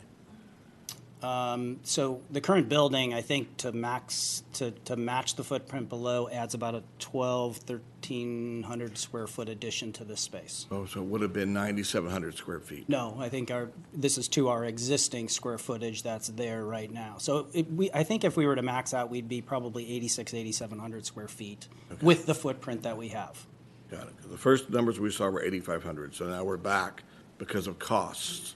And I think when we re-looked at the design, there was a room above the entryway, which got scaled back as well, just to, again, try to keep it within that 7,000 square feet. So actually, I rethinking now, it's another 600 square feet. So I think we could have gotten close to the 9,000, correct. Final question, Your Honor. Louis, last one. So knowing the footprint of the square footage of the total building, what it would have been, the Friends made a decision to lower that square footage to lower the cost. But I see the updated costs here, the solar panels, upgrade elevator, the funding of abatement during demolition, which you would have anyway. You would have had the asbestos funding for abatement no matter what you would have done. It's not an upgraded cost. I mean, it has to be there. Lower maintenance of the flooring finishes, I get that. It doesn't even count the ADA parkways we have to get to and from. So the costs aren't over. But is there anything else you see cost-wise that are not included past the ADA? Paving that we have to do, we the city. The reason why I say we the city, we're putting $4.6 million into it if you add the 1.6 that we're going to add some way down the road. So if I'm putting $4.6 million into a $6.8 million project, I'm the lead, I'm the driver. So there's reason why I'm asking, anything else that you're seeing that we don't know of today? No, and I think we've addressed the accessibility that is needed to this project, and I think we've looked at that. So I think, honestly, as the city has gotten more involved with the project, there has been a lot of added cost that has come in just because there is this look at what is foreseeable, so that they're trying to make sure that we are all covered for these additional. So a big chunk of that extra money that you're seeing going in is now because the city has come in and partnered that part of it and said, okay, this is what we need for these items. So I feel comfortable with the latest budget, and I think what we've seen over the last 2 years is probably a 25% increase in construction costs. I think we all know that. So I think that's obviously a big chunk of it, but also having the city come in now and helping us make sure that we've got all the pieces covered for the construction of this. Thank you. No further questions, Your Honor. Okay. Thank you, Lee. Councilmember Haworth. Thank you, Mr. Mayor. All right, sorry, anyway. I have a ticky-tacky question, two ticky-tacky questions, and I apologize because, you've done all the work and everybody on your committee has approved it and you're working with Public Works. So my question is, and I just don't know the answer, the mechanical stuff on the rooftop, it seems like it's back towards the residential. Is there any concern about the noise, like it being there because it might be closer to residents? And again, this is ticky-tacky, we don't have to go through it, but I think that might be a concern. Just a few comments on that. So we did have an outreach, and there was concerns about that from neighbors. That mechanical system, the building sets away 6 feet. The mechanical units set in another 8 feet from that point, so we're 14 feet away from the Right. property lines. Those systems vent up, and we've tried to screen them visibly. So we haven't completely defined all the systems, but I think we've kind of found the housing for it. And then if there are better locations, we will look to do that. Again, it was a ticky-tacky, and but I did have another one, ticky-tacky. Don't know why I'm repeating that over and over again. Just a question. Go ahead. I'm just Good really question. doubting myself. Thank you, good question. Good question. I got you, I got Great you. question. I had a hard time. So, again, I'm sure stuff will change as you go through the process and with staff, and our staff will be project leads, I believe, with y'all. I saw in the floor looked like it was some sort of stone paver or, and I would have concerns about maintenance and expense of that and all of that. So I was just trying to save a few bucks. That's Versus all. what? I don't know, it is a stone. I just know that having stone in my house, maybe you have to refinish everything. Maybe you have to upkeep everything. What? Oh, Sorry. I did that, not Louis, them. go ahead. No, I think you're talking about the outside courtyard. No, So not that- in the outside. Oh, inside. the inside. Yeah, I don't think it would be a vinyl paving, vinyl flooring. Okay, Yeah. phew. Yeah. Okay. Sorry, not that okay. Thank you. That's all. No more ticky-tacks. Yeah. Councilor Franklin. Okay. Hi, Louis. Good to see you again. Thank you. Thanks for all your hard work on this. Yeah, thanks. And to the Friends as well. So we're back to the 7,000 square feet that was presented when the ask was for an additional 1.9 million, I believe, right? And then we asked to see if we could see it bigger. We tried that. We had to come back to the original. So it was originally 7,000 square feet. Very close to it. From, yes. okay. All right, great. I've been told that the Scout House, the current square footage of the current Scout House, which to the credit of Russ Lesser and his crew in the 1950s, if it could withstand this storm, we might even want to consider keeping, no. But is 2,300 square feet. Sounds right. Okay. So I just wanted to confirm that. The thought I had, if you're faced as a homeowner or anybody who develops or builds, when costs go up and budget sort of gets out of whack, you got to cut, essentially. And I'm sure the needs have been well-defined and everything. Is there anything that you see here that could that could be taken off initially and then added on later? I'm thinking, well, anyway, is there anything that you see there in terms of, I don't know, equipment? You can pare down something, it can be easily added to later. Just something where going in, it doesn't present such a dramatic increase in the cost. Yeah, and actually, I think that was looked at in the original budget as well, as just, Friends is paying for certain finish items that would go into it. So honestly, no, we've pared out everything in this budget that is, I don't want to say core and shell, but it's the minimum that we could put in. There is additional furniture, tables, chairs, all of the additional stuff that would be on top of that, which is not into this budget, that Friends is actually participating in. Okay. And does the budget include furniture, fixtures, and equipment? It does not include all of that. It includes kitchen. Yeah, just the kitchen appliances. that's built out Okay, completely. but, Movable furniture, no. Joy, you've been to enough meetings. Come on down if you're going to speak, and speak at the microphone. Okay? Not saying you have to right now. I'm just saying, if you are going to, please come to the microphone.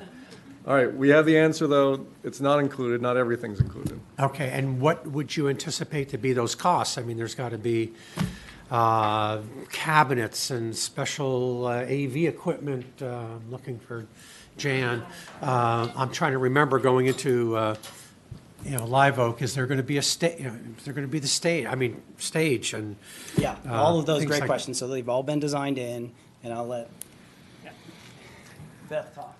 Hello, my name is Beth Gessner. I'm Vice Chair of Friends of Senior and Scout Community Center. Hi, all.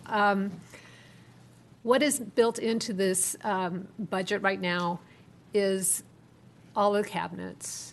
It's the kitchen appliances. It's all the fixtures, the bathrooms, the lighting.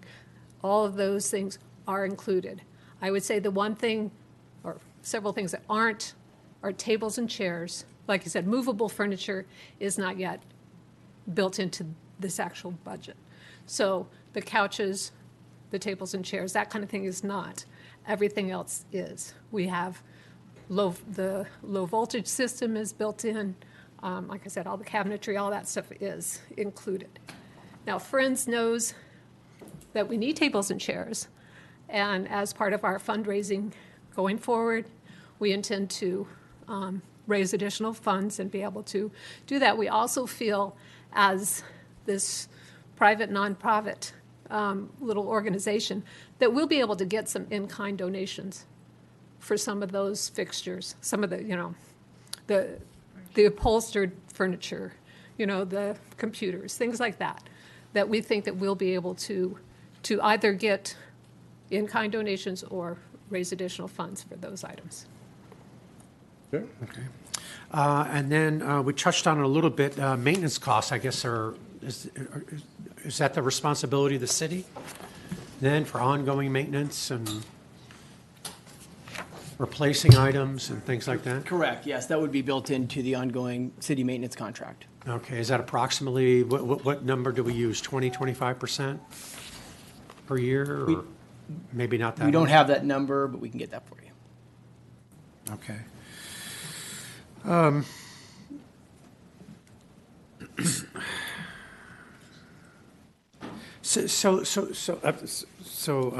Director Lehman, Parks Recreation Director Lehman, I mentioned before we're going from 2,300 square feet in the Scout House to 7,000 square feet. Has there been an increase in programming? We understand that the seniors are going to be using it now, but they have most everything in the Jocelyn Center.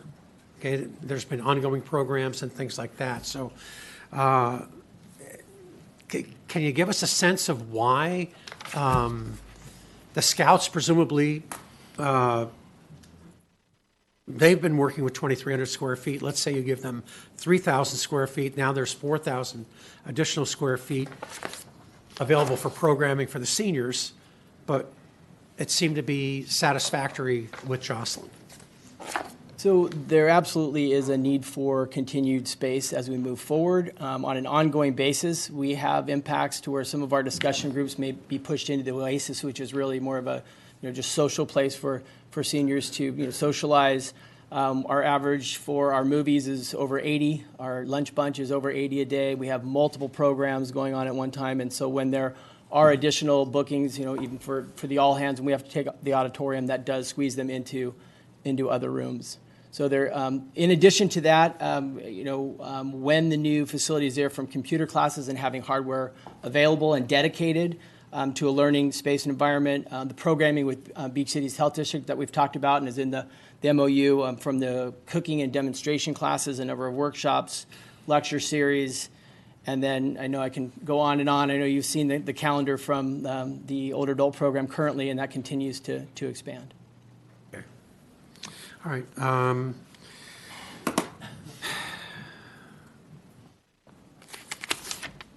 Okay. That's all I have for right now. Okay. Thank you. Councilor Lesser. I have fundamental questions about how we pay for this project, let alone alternatives and the like. Is there a further staff report, There- or is this there just sure the opportunity to is. ask the architect questions? If architect questions, or I could complete the presentation. What's the will of the council, I guess? I would welcome the larger picture. It's wonderful to see this bright, new, wonderful amenity, but how we pay for it is the real concern, and how it fits in is and I do have other questions, but I welcome to have staff present their presentation unless other council members have different Your Honor, thoughts. can I get the last question about design? Mhm. I'm sorry. Go, please. Louis, one more question. Now, I'll get about the topic finally. If we are the lead, there's no one else involved in the project, just talking to the city right now, what would the cost be to add the 1,500 square feet back to the design, back to 8,500 square feet? How much more would it cost? We know we're being asked tonight to put another 1.7 million in as is at 7,000 square feet. If the city wanted to add 1,500 square feet, 1,500 back, and maximize square footage of the project, to the building, how much more would it cost? It's $1,000. I'm not gonna hold you back. Minimum. Yeah, I mean, it's 800 plus a square foot, I think is. 800K? Make it 1,000. It's $800 a square foot to whatever we add. 800 times 1,500. Make it 1,000. Big, Yeah. That's 1.5, say $1.5 million. million and a half. Got it. That's it. Thank you. Okay, can we complete the presentation? Yes. Tonight? Yes. I will move quickly. I'm sorry. And actually, my next talking point was just addressed. I did want to point out there was an error in the staff report stating that the 6.88 million was for the larger building. It was not, and it would be an approximate $1.5 million for that 1,500 additional square feet. And this was covered as well. Oh.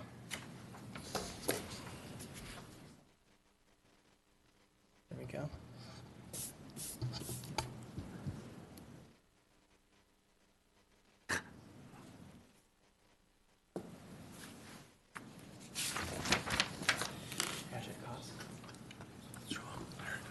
There we go. Oh, thank you. Thank you, Martha. Okay, so project costs, as we've discussed, the delta, as you can see, is $1.691 million. There are a number of reasons for those increased costs. And again, looking at the comparison between the original costs, the construction alone was $485,000 increase, as we've discussed. It's, across the board, capital projects are coming in higher than previously estimated, and $90,000 increase in contingency and permitting.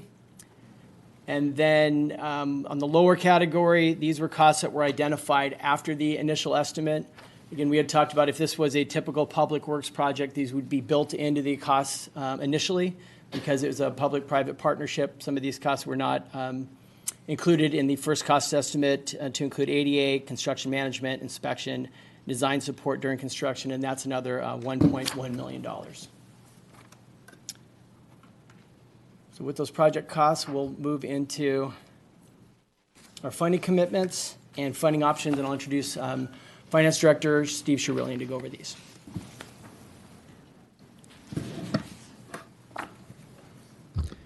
Good evening, Honor Mayor Napolitano, members of the City Council, Steve Sherillian, Finance Director for the city. Thank you, Mark. Funding commitments to date, City Council committed $1 million in fiscal year 2019-20, which was a transfer from the general fund to the capital improvement fund for this project. For fiscal year 22-23, the City Council committed an additional $1.9 million for a total of $2.9 million to the project. The Friends funding commitment, Friends have transferred $2 million to the city to date. An additional $290,000 will be transferred, split up with a $159,000 commitment from the Beach Cities Health District and $140,000 cash on hand from the Friends by the end of this month, for a total of $2.29 million commitment from the Friends.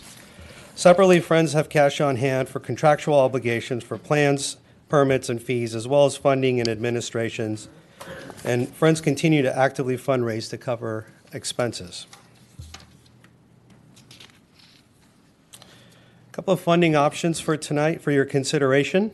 Option number 1 is $691,548, which would come from the unreserved general fund balance. The adjusted general fund balance and the unreserved would be $9.2 million. The remaining $1 million would come from an annual pension policy transfer placed into the next year's budget.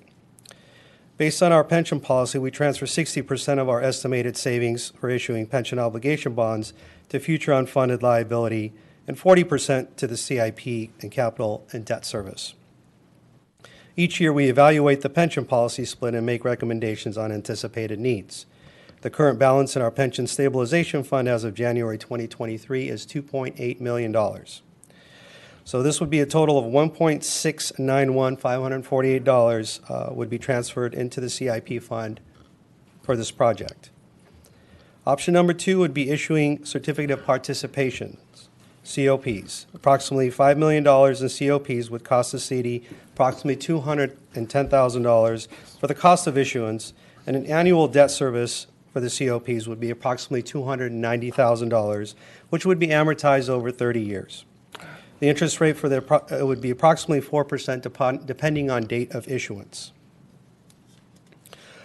Please note with option number 1, the pension policy transfer is based on CalPERS performance, which determines unfunded pension liability. The city will not have an unfunded liability this year due to the latest actuarial report, which was from fiscal year 2021, which had a higher than expected return, and there is a 2-year lag from CalPERS.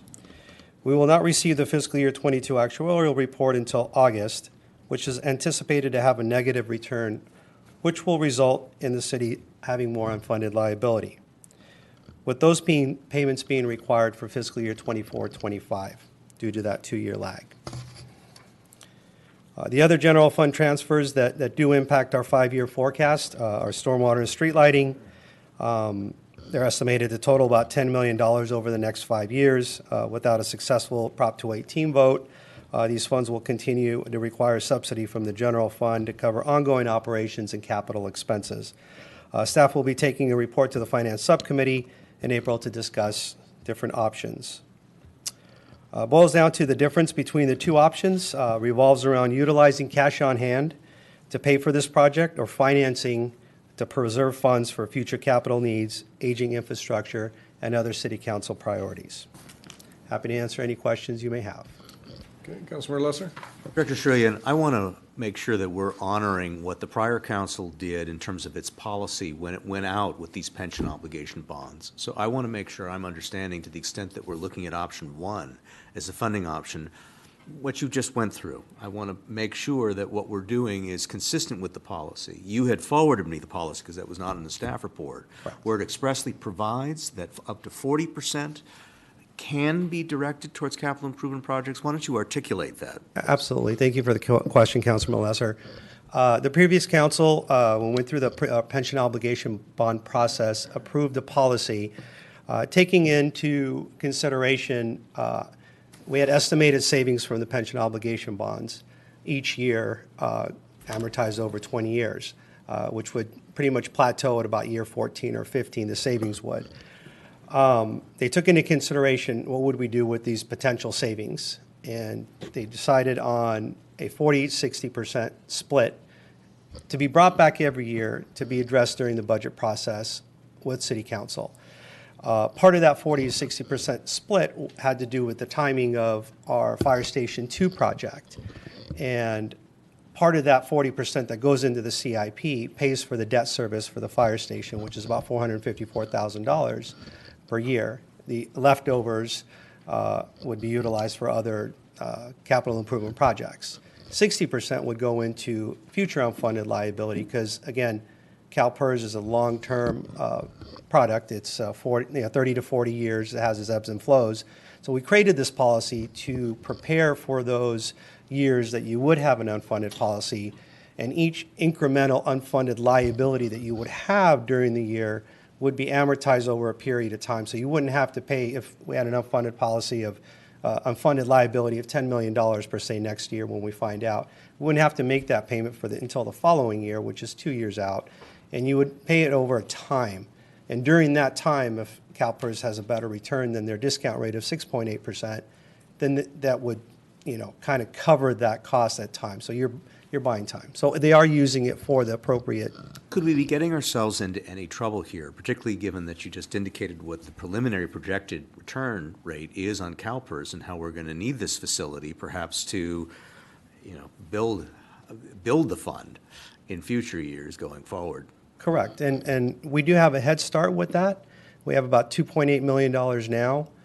So next year, instead of transferring $1.5 million into this future unfunded liability, we're transferring $500,000. So we'll have $3.3 million. The following year, the estimated transfer would be about $1.6 million. So we are building that. This exactly, it's doing what it's supposed to do, is to have enough funds in there to make those annual payments until CalPERS gets back to positive. Is this then a facility for other projects, or I presume at some point we're not going to have enough funds here to be able to apply to other capital improvement projects? Right. This is not the end all for other capital projects. As I mentioned, one of our biggest hurdles is having to subsidize stormwater and street lighting, and that's over $10 million over 5 years. That's a lot. So there's other funding sources as well that we'll be talking with the finance subcommittee, but this is not your end all to fund other projects on a year-to-year basis. Okay. I have a question for Director Lehman, if I could. Thank you. Yeah. Thank you. Mark, about 12 years ago, with Mayor Pro Tem Montgomery and Councilmember Haworth, there was a proposal to not build an individual scout house, but instead build a combined center that incorporated the Jocelyn Center, which we all know is going to need an upgrade, as well as potentially consolidating the post office and Chamber of Commerce building and allowing for underground parking. And my recollection, I'm wondering if you remember some of the details, my recollection is that we looked at the cost, we looked at the scale as opposed to what other structures are anywhere around there, and the thought was it was going to be far too massive and far too expensive. Do you remember the details of that? Don't remember specific details. A vague recollection, I think it was similar to the FSP in that I think it was just too large a building proposal.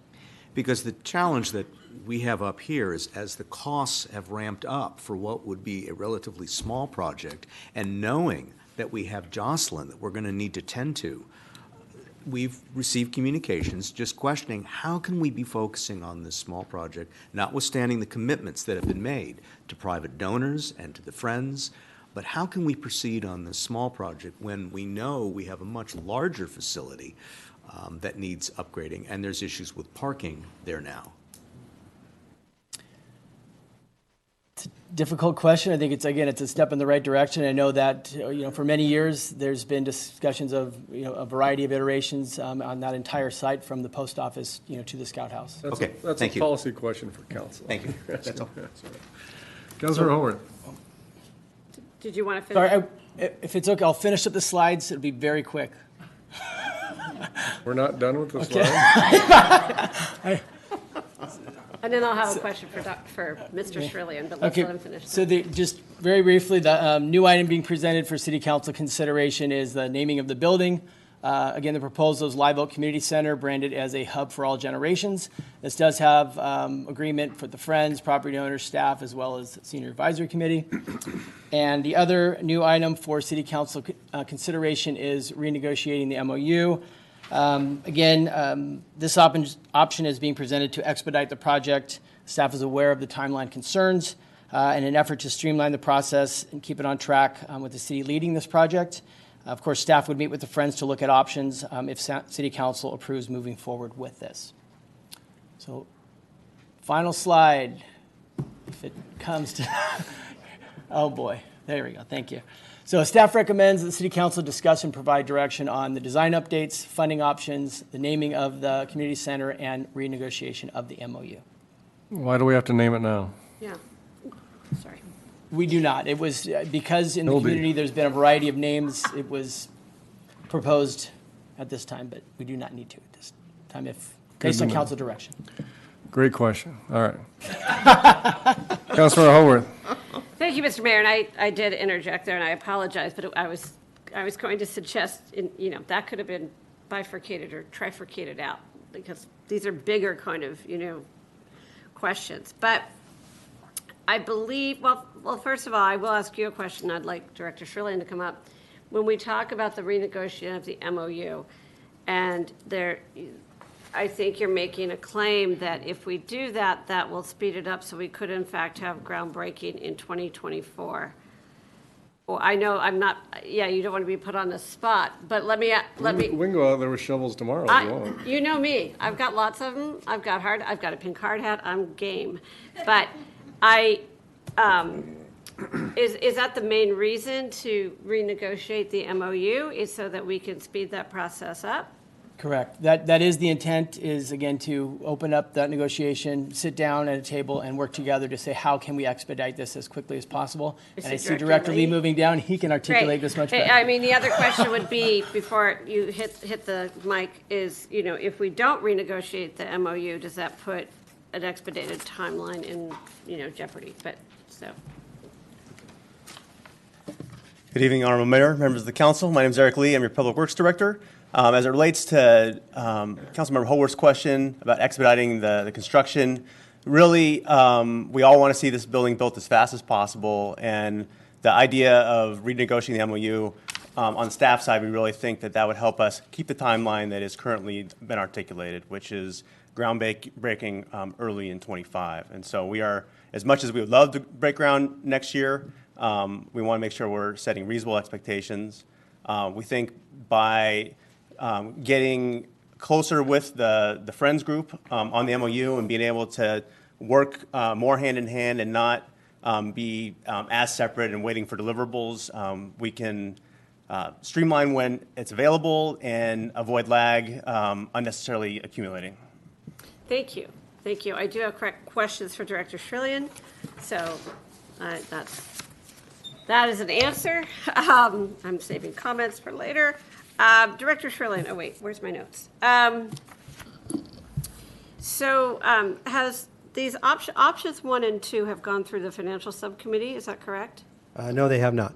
Oh, okay, because I'd love to hear, I guess we're not voting tonight on, we're going to do option 1 or option 2, is that correct? What we would be voting on is we approve the additional, that we will commit to additional funding, and then we could direct, the financial subcommittee to provide a recommendation, because I want, right? I mean, no, we could decide. Yeah, because the option 2 is a whole different ballgame with having to get underwriters and COPs. I think the idea staff is asking for now what we want to do. Okay. That is correct, is to All right. allocate tonight the 1.69 million. And the reason I ask, I mean, you're right. I mean, I understand that this option 2 is a more cumbersome project with a cost, to us, but provides potentially more money and doesn't impact the cash on hand. So I guess that's how we'll make that decision. Good question, though. Well, no, that was a question. If we were being asked to make that decision. We are. Okay, and then another question.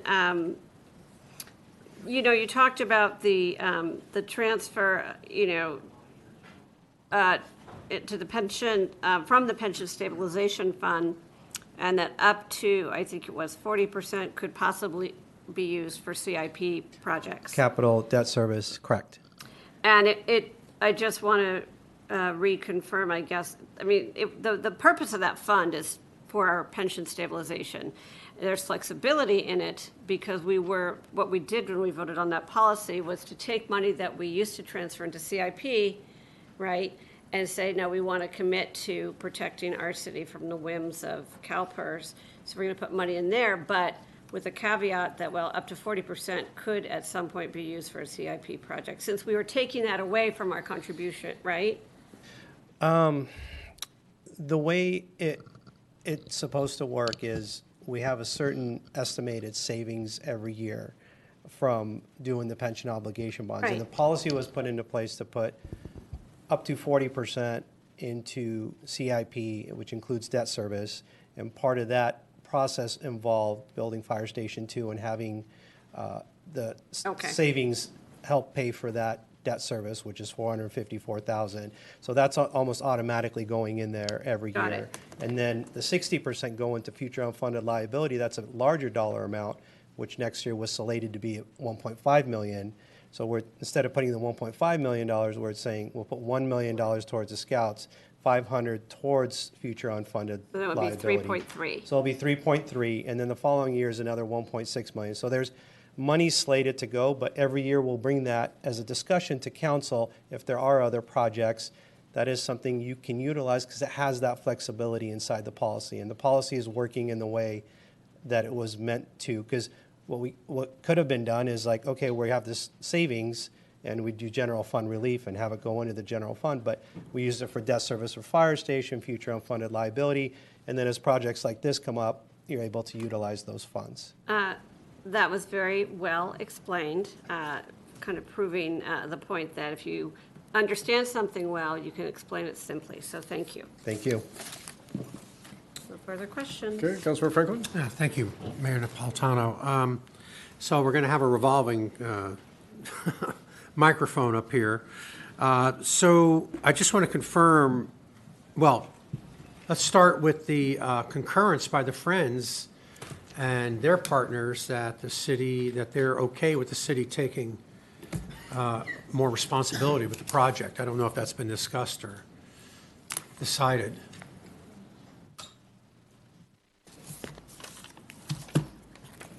We don't really know exactly what that means, Councilman. So I think, if the council chooses to give staff the direction to talk with us about how to renegotiate the MOU, we'll have to address what you have in mind. We talked about the potential for some kind of addendum that makes clear the communication and coordination.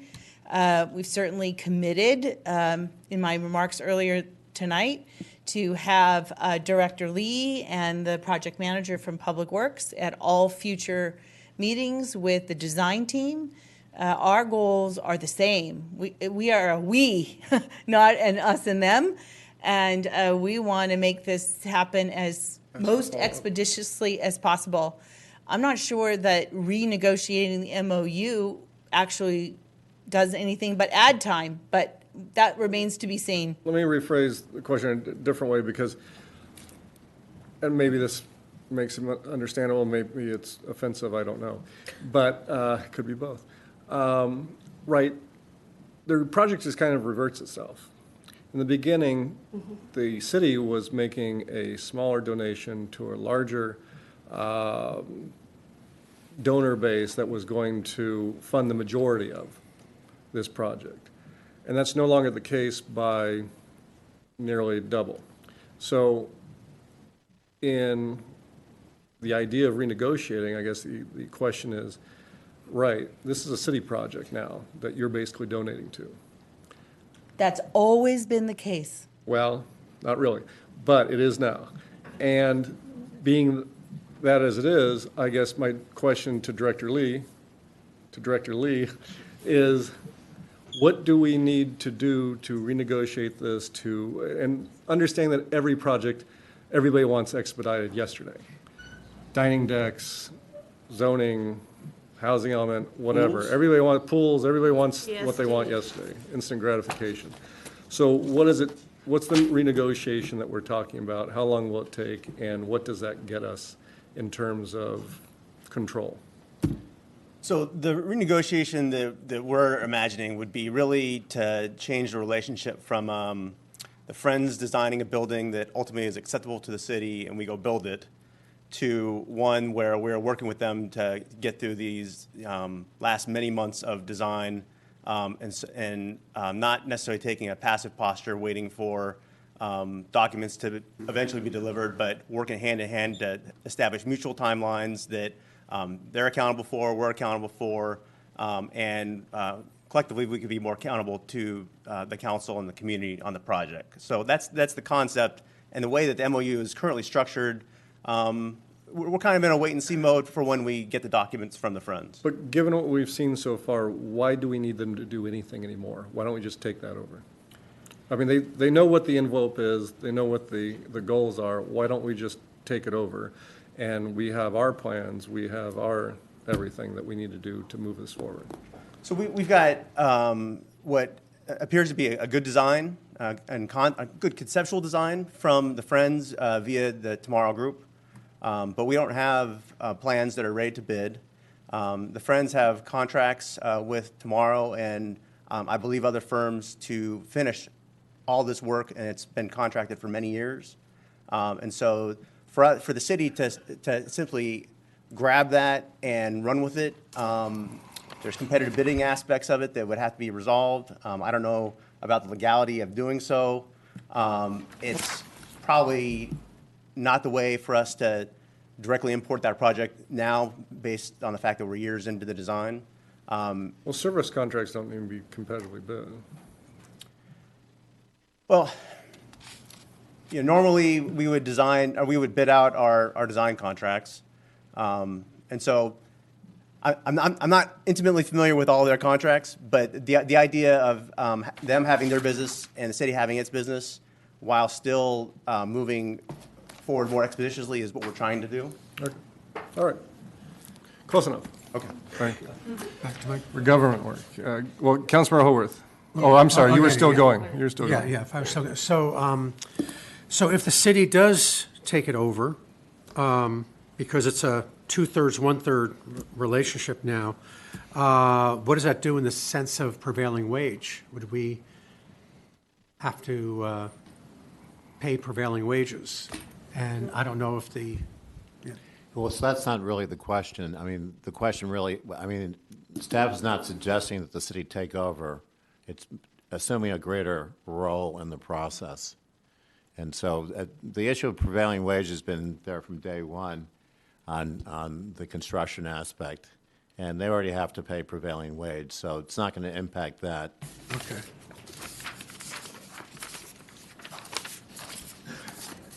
Okay, so I guess we're taking a much greater role. Okay. There's these little nebulous areas here. I mean, will they be cleared up shortly? And apparently that's the renegotiation. City manager? Yeah, I think in discussions we had with Julie and Beth last week, we're all heading in the same direction. Everything we're trying to do here is to get this expedited and to get it built effectively. Public Works builds buildings. This is what they do. They can do it most expeditiously with the support of the Friends of the Library, holy cow, of the Scout House. So I don't know if that answers your question, but it's, we're taking the lead on this, and we'll get this thing built, and we'll do it as quickly as we can. Okay. All right. Okay. Thank you. All right. Any more slides? Good question. Great question. All right, let's open this up for public input. If you haven't spoken already, please come forward. This is a general business item, so 2 minutes per speaker. Come on down. Anyone has anything to say? Hasn't been said. Don't make me call out our city treasurer, Tim Lilligren. How you doing, Tim? Yes, come on down. Thank you, Mayor Napolitano and City Council. My name is Michael Tauber.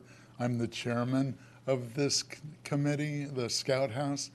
And I would like to say, over the years,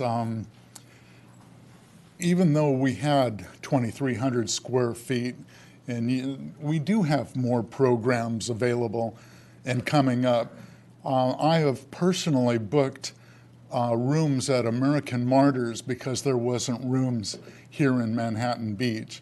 And there's a huge need for community rooms here in Manhattan Beach. So they say if you build it, they will come. And I really believe that with the beautiful programs and the older adult programs and the youth programs, this building will be an attribute to Manhattan Beach. Thank you. Thank you. Other speakers? Okay, anyone by Zoom? Okay. Mayor Powell.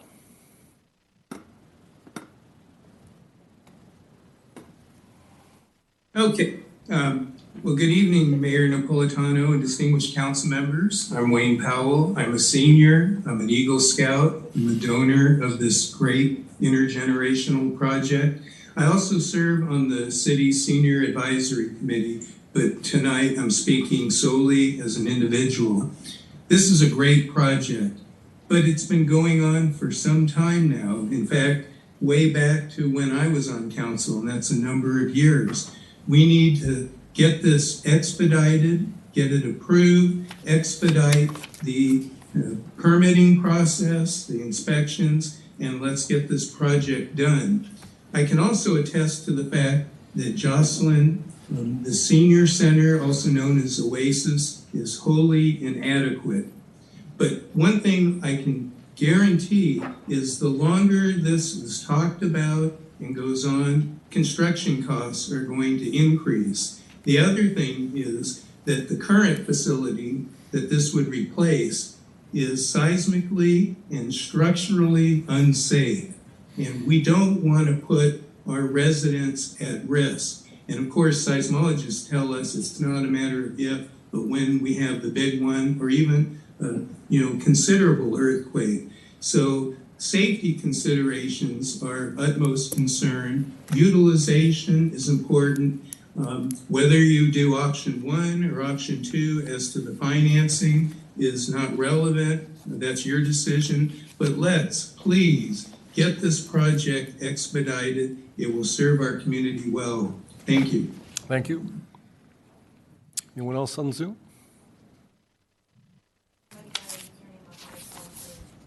iPhone 3. It's my new iPhone. This is Lucia La Rosa Inns. I'm sorry, I didn't name my new iPhone yet. And okay. My name is Lucia Rosa Inns. I'm a resident of Manhattan Beach. I have 2 scouts. My 2 sons are both Boy Scouts. And I am just intervening in support of this project. And I think the choice between the 2 options should be based on what makes this project feasible and how can we expedite it. We have been waiting for this building for years and years. My son is going to be Eagle this year, and it's still not started. So I agree, it should have been started 2 years ago. And so I just want to voice my support for the project and for a rapid starting of the building. Thank you. Thank you. Anybody else? Okay, last call for audience. Okay, council. Councilmember Haworth. Yes, thank you, Mr. Mayor. And I see that my colleague has made a motion, but if I may make a couple of comments. One thing, and I see you've made a motion, but I kind of feel like we should break up the different decisions into different motions. Okay, thank you. All right, so let's just say this. I have, been a supporter of this project from the beginning, and for several reasons.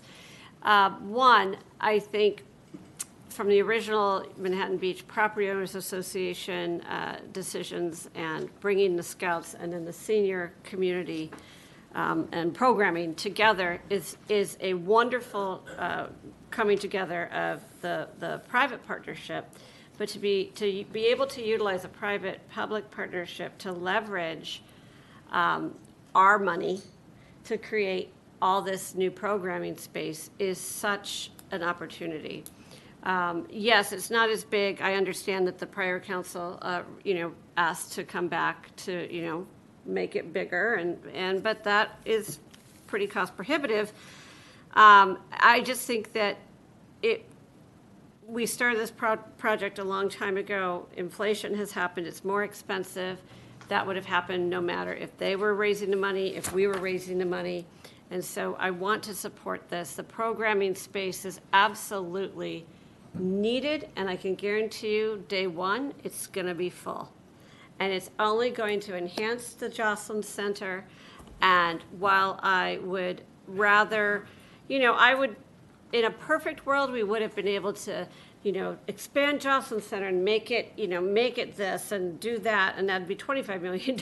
So I am fully in support of this. I think I'm leaning towards funding option one, but I'm open to that for my council members. I'm not quite sure about the MOU, but if the friends and the staff agree, great, then we should do it.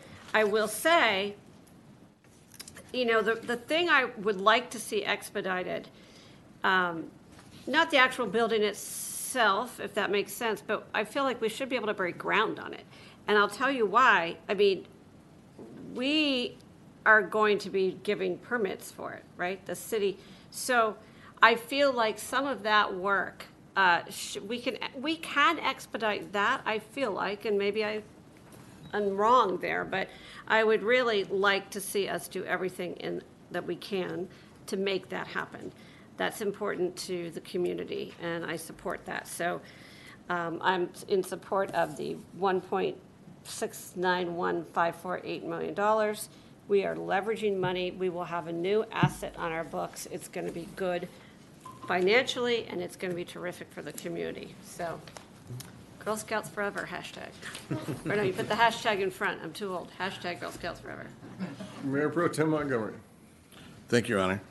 I'll go back and reset it because I've heard some things tonight that make you scratch your head and go, what part of this do people not understand? We talked about this, Julie, how many years ago we talked about this? 2017, 16? It didn't just pop on our screens, folks, 2 years ago, and here we are. This has been a long, long conversation. The mayor had it correctly. The reversal of what we first thought was going to be a Friends project and a city partner project changed.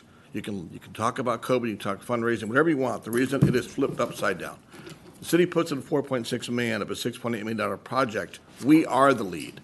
You want to call it something else, fine. You want to call it partnership? Great. But the MOU needs to show that the city needs to be the one driving this, and with the partner, but driving it. Second there, no government project starts and ends on time. Let's manage expectations here. It doesn't happen, folks. Forget that word, expedite, doesn't exist. Those of you that are worried about things, try to buy a car or a refrigerator or TV missing a chip after COVID. It doesn't happen, folks. You'll never get there on time. Eric can drive all he wants to. We don't have the parts. We're not have the parts. You have to wait, like everyone else, to get things done. So let's talk about that, number one. And then secondarily, I think the other part of it I'm watching here from the outside. If I'm the driver and if it's all of our money together, I think you underutilized Louis' talent. Did a great design, great building. Why would I shorten it and not get the square footage back that we can all use? If Michael's right, if every square footage of building is going to be used and programmed out the one into the other, why would I short ourselves 1,500 square feet? We're going to build once in a lifetime building. Why wouldn't you put the extra money in? You're asking this right now. We started at $1 million, added $1.9 million. Tonight's $1.7 million. You know it's not going to stop. You know it's going to be extra add-ons at the end. Why not say, hey, Louis, you designed great buildings, man. They'll stand forever. Let's go back and add the square footage we all know we can use and not go regret later on. As Councilor just said, the add-on factor, we get to the point 2 years from now, realize, oh my God, we could have used extra square footage. We made a mistake by not building it to its maximum building footprint that we could have.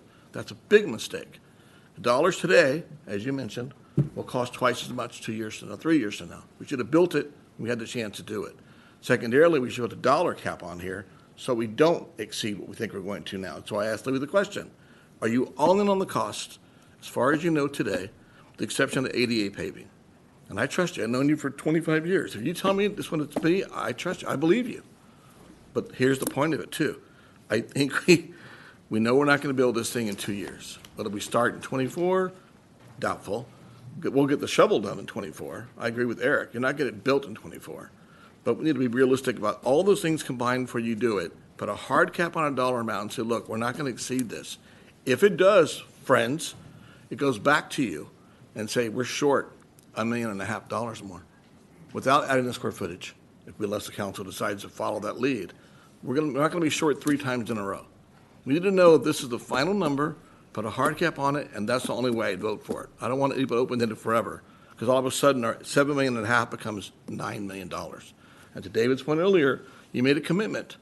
Finish Fire Station 2 with the pension obligation bonds, talking about the future. Some of the city wants a pool. Some wants a brand new city hall. Some wants a new Jocelyn. How are you going to pay for all that if the number keeps changing over here? So I'll stop there, Your Honor. Okay. Councilmember Lesser. I'm in sort of the support of the project. I will be making a motion, but I want to hear from my colleagues out of respect first. I'm in support of the project for all the reasons that have been mentioned, particularly by Councilwoman Howarth, and that is this adds desperately needed programming space, not just for our scouts, but for our older adult community. Our classes are oversubscribed. It's a good problem to have. We have wonderful programs for our older adult communities. This helps fulfill the dream that many of us had to have more intergenerational programs in our community.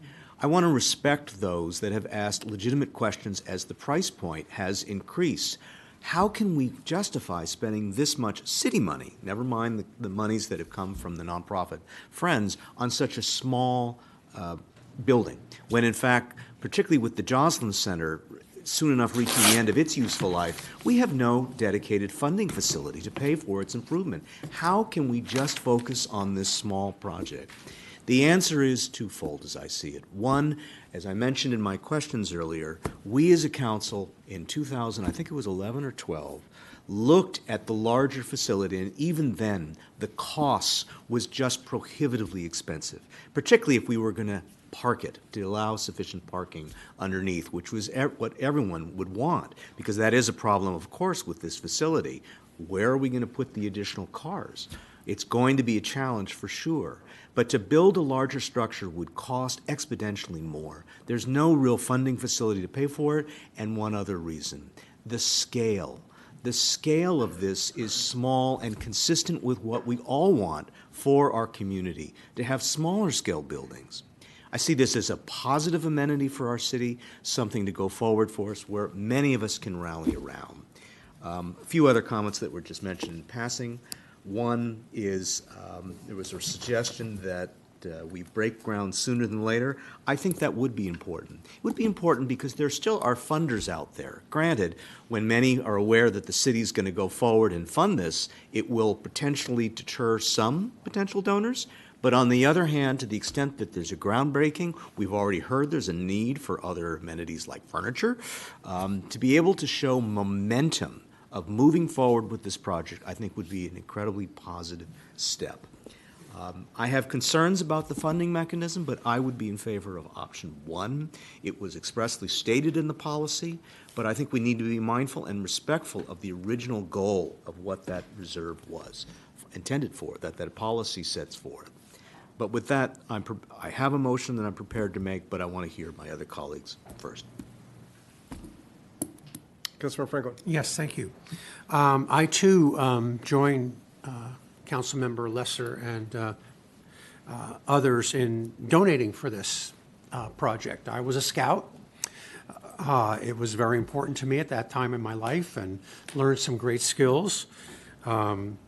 So it's very, very important. I think it's terrific for young men and women to be active in scouting. And to be active, you need room to meet, to exchange ideas. I love the intergenerational. I'm a little bit selfish because, unlike my council members, I'll probably be using the facility first and foremost. I'm giving you some credit there. And it's a welcome addition to the city. It shows a commitment to our residents. It shows a commitment to learning. It shows a commitment to the skills that are needed and to get those kids away from their phones. So I applaud the efforts of the Girl Scouts and the Boy Scouts, the Friends, the Manhattan Beach Property Owners Association for their generosity and thoughtfulness. And I don't want to leave anybody out, but Louis tomorrow and his team. So I'm going to vote for it, and I like option 1. I think that makes a lot of sense. So let's get to it and break the ground, because as a donor, I want to see progress on this, and let's get that, let's use your gold shovels and helmets. Mine are pink, but you're welcome. Well, pink is fine, pink or any color, let's get it done in 2024. Okay.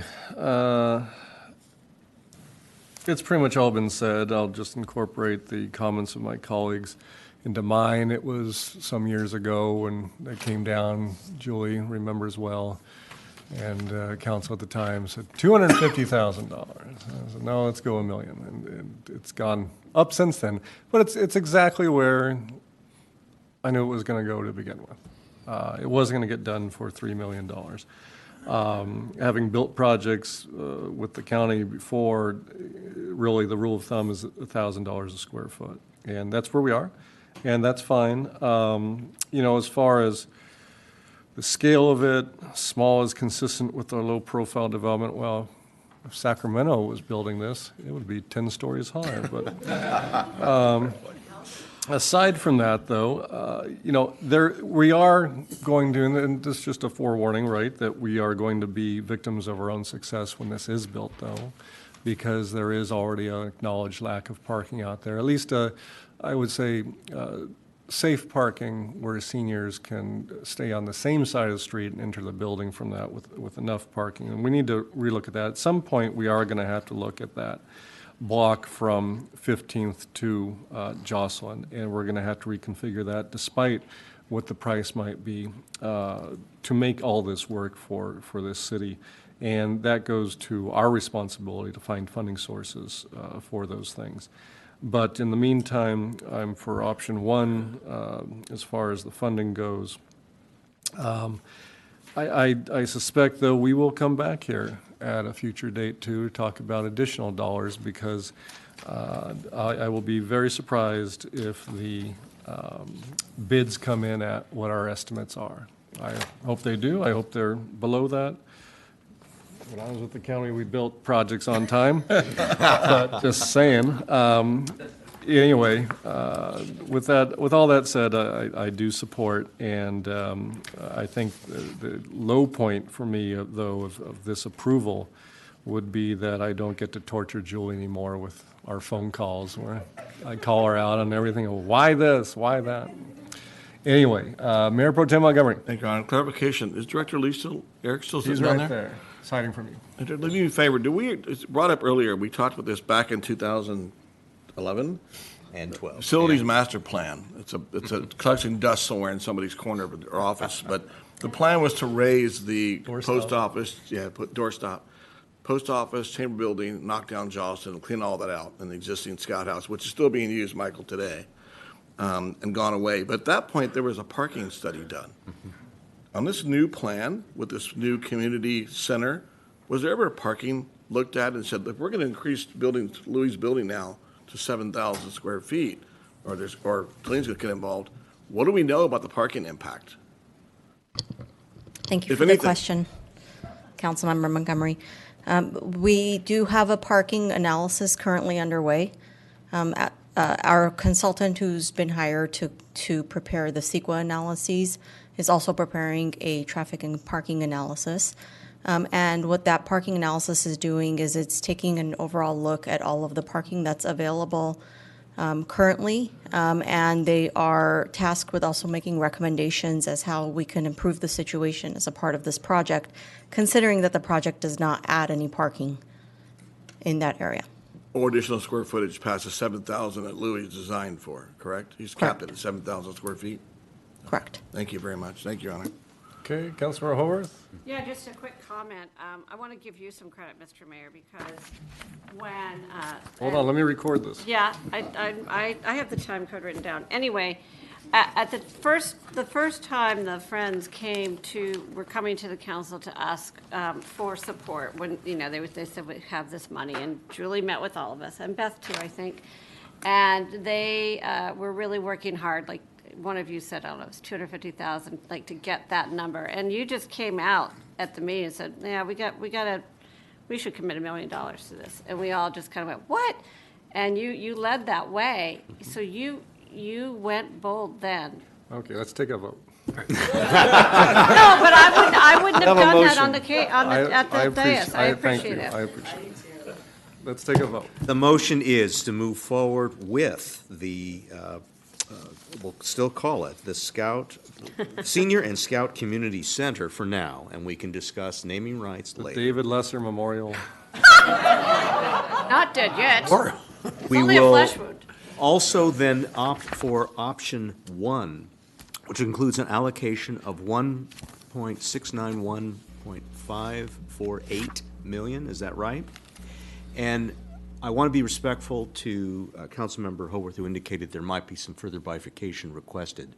That would be my initial motion. Is there something else? The second stays. Let's vote. I guess the other direction is what to do about an MOU, and I guess there would be direction for staff to engage with the Friends and report back to council without delaying the project so that we can keep this project moving as quickly as possible with regard to any revisions to the MOU. Sold. Ready? Yep. Let's vote. And can we mention the groundbreaking? And we're going to break ground tomorrow. Mayor Pro Tem Montgomery. Clarification, we're not talking about, you're going to have them bring back the bid. We're not talking about a cap yet, dollar-wise. Wait for the bid to come back. Right. There's no sense in. I'm good on that. Okay. Please vote. Motion passes 5-0. Okay, thank you all for your participation. It was a sign. We're not done with the meeting yet, but we are going to take a 10-minute break. It's the 8:25. We'll come back around 8:35. Thank you. I'm not doing the units later.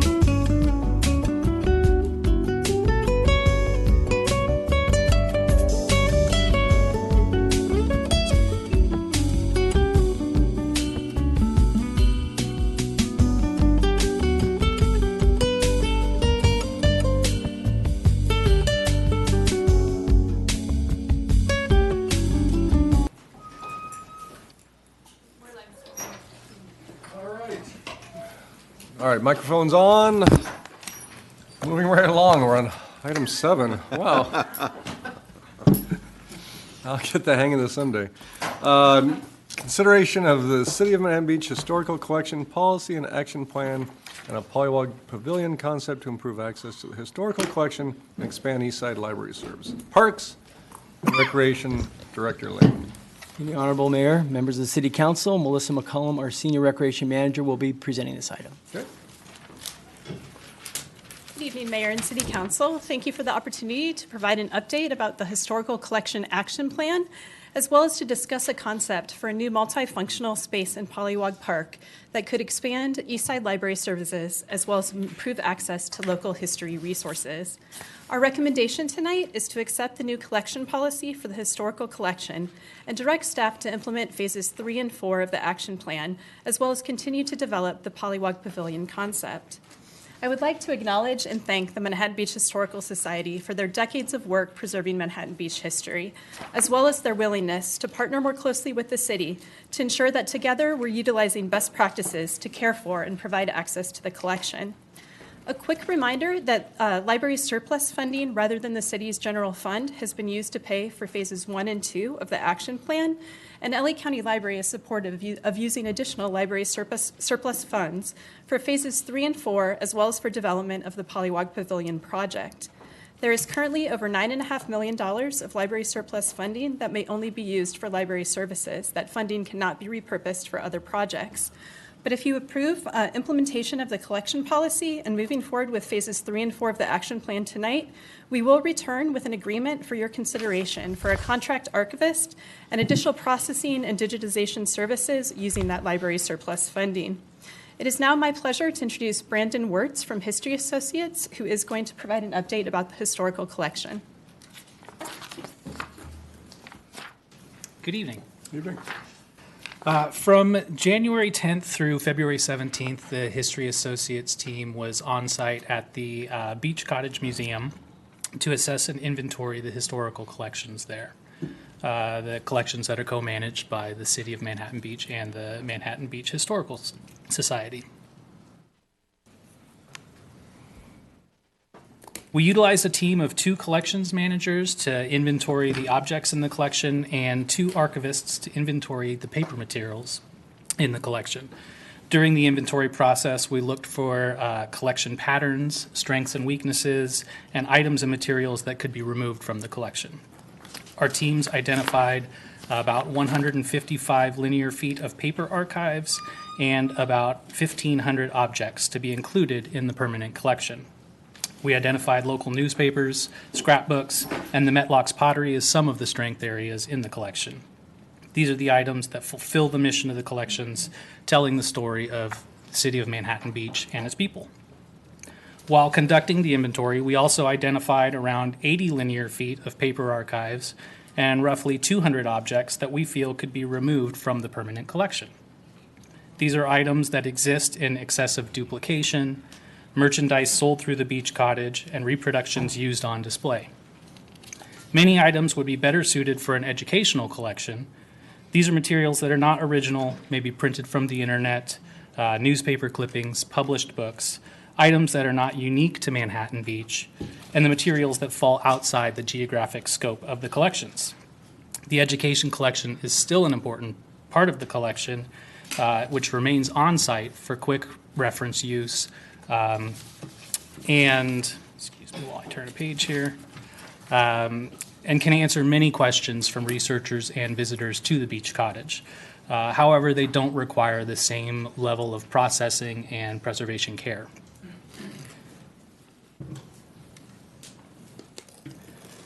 From our observations during the inventory, we have created documents that may be used to help guide the collection moving forward. The processing plan and cataloging manuals are documents that provide instruction for future archivists and the Manhattan Beach Historical Society representatives to properly handle the materials and provide detailed cataloging of the items into the content management database. This includes recommendations for possible organization schema, rehousing and preservation techniques, and the elements to record while doing the cataloging. The summary of findings document is similar to the assessment report that we submitted back in January of 2022. It outlines the inventory results, details the strengths and weaknesses within the collection, and provides recommendations for the custodianship of the collection moving forward. The summary of findings will help to explain the thoughts that led us to the creation of the processing and cataloging manuals. It just stopped. I think I pressed a wrong button. Allergies. Thank you. There we are. History Associates also created a collection policy to guide the management of the collections moving forward. This document includes standards and best practices, as well as information and guidelines that we came up with as we about the collection as from information that we observed while doing the inventory. The collection policy includes sections about the scope of collections, what should and should not be included in the collections, the acquisitions and accessions, so what should be accepted and what should not be accepted into the collection, deaccessioning and disposal, so how to identify and remove and dispose of the items that are in the collection that should not be in the collection, rules and documentation for navigating incoming and outgoing loans, guidelines and forms for documenting the collection and collection activities, access and use guidelines for providing access to the collections and rules for the use of the materials, collection care, so safety tips and housekeeping guidelines for long-term preservation of the collections, and recommendations for the roles and responsibilities associated with each area of the policy. The collection policy is a living document that may be changed based on a variety of factors. While the current iteration of the policy is ready to be approved, it should be revisited at regular intervals and edited to meet current community interests, department needs, industry standards, and/or legal requirements. History Associates recommends following the original action plan and moving on to steps 3 and 4. The physical processing, cataloging, and rehousing of the collections, as well as the digitization of key collections. The physical processing will be guided by the processing plan and the cataloging manuals. This includes item-level cataloging of objects, rehousing them into preservation quality storage containers, and performing any conservation processes necessary to protect those items. Archival material processing includes the cataloging at folder or box level, basic preservation, photocopying, interleaving, and unrolling of items, rehousing into archival folders and containers, and creating a finding aid to describe and help provide access to the collection. Digitization of key collections could happen partly in tandem with the cataloging, though some steps of Phase 3 are important to complete before the digitization process. We recommend starting with a digitization pilot project to solidify the workflow before attempting to digitize the majority of the paper archives.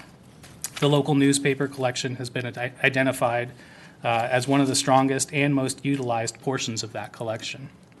Additionally, there is not a strong digital presence already for many of the local papers, so this would be an excellent resource to build the awareness of the historical collections, as well as provide a level of preservation to the naturally brittle and at-risk newspaper collection.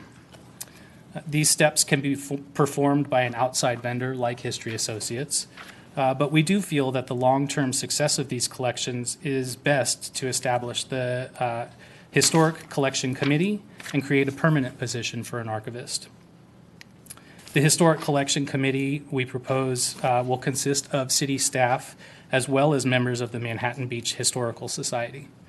The committee will provide guidance for all aspects of the collection management, including accessioning and deaccessioning recommendations, loan decisions, and exhibit preparations.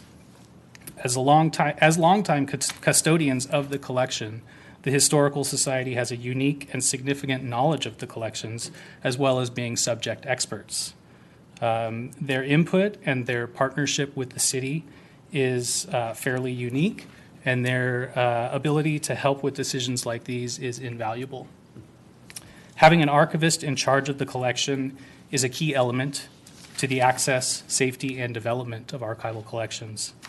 The archivist provides expertise in management, of the collections and acts as the supervisor to archival activities. The archivist will work most often in tandem with the Manhattan Beach Historical Society, providing access to the collections for local residents and researchers from all over. The archivist will work with the Manhattan Beach Historical Society to provide training and guidance for the processing and cataloging of collections and to ensure the safety of the collections by enforcing the collection policy.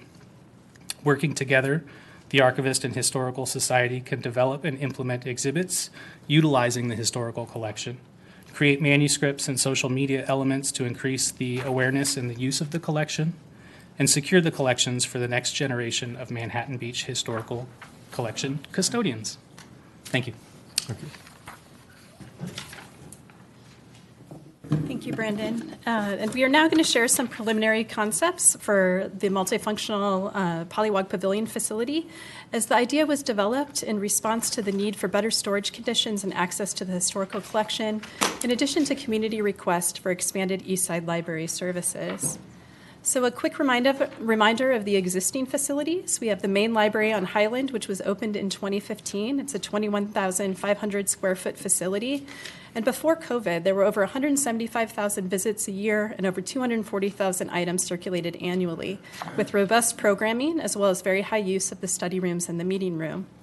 A 2002 Library Commission survey, which was conducted at the direction of Council, found some community interest in an Eastside library location due to the difficulty of accessing the downtown location and related parking challenges. As you know, there was an Eastside library location across from Polliwog for approximately 30 years. It closed in the early 90s due to LA County budget constraints. The Manhattan Beach Historical Society uses the beach cottage in Polliwog Park to store, display, and provide access to the city's historical collection.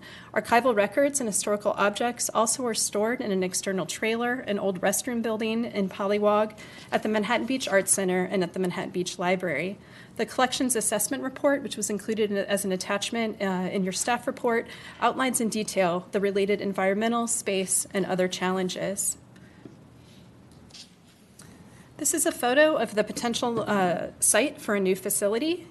You'll see the old restroom building there. There is some electrical and mechanical equipment that's required for the park, in addition to the storage. The site is near the Manhattan Beach Middle School, which is definitely considered an advantage for the project. It's also an underutilized space compared to other areas of the park, as it's near the pump station, which you can see better on this next slide, which provides an overview view. You'll see the red house there, the pump station, as well as the old restroom building to the east. The area in the clearing is the proposed site for the project, but it would not impact that existing pathway or go into the playground site. And here's one final view of that proposed site. This is the first conceptual sketch of the project by LA County Library. The design, basic design was inspired by the main library because of the glass and the open plan. The image in the foreground is the basic design with electrical, mechanical, and restrooms and storage on the left. The center is for the services, and to the right is where there could be a courtyard. The design takes advantage of being in a park location, bringing in both light as well as landscaping. This is the basic floor plan of the first design provided. Again, that existing restroom building is 1,186 square feet.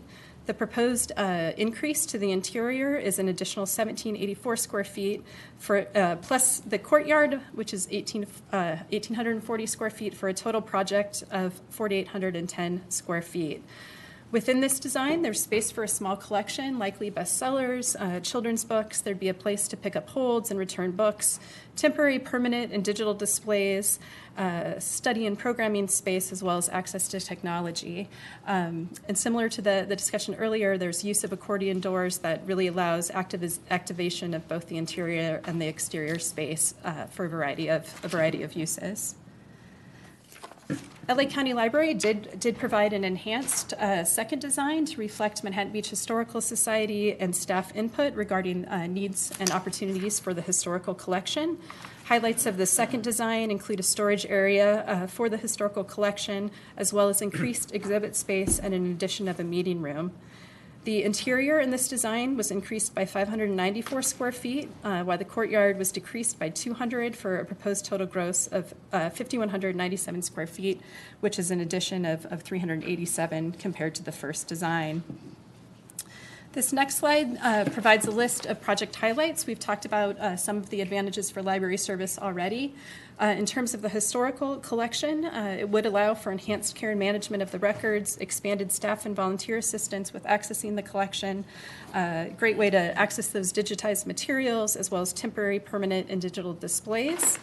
There would be, again, expanded programming and meeting space, and that's for the city, for the Historical Society, for the school district, and for the community. And timing for this project, of this multi-use project, is promising, again, due to that $9.5 million library surplus fund.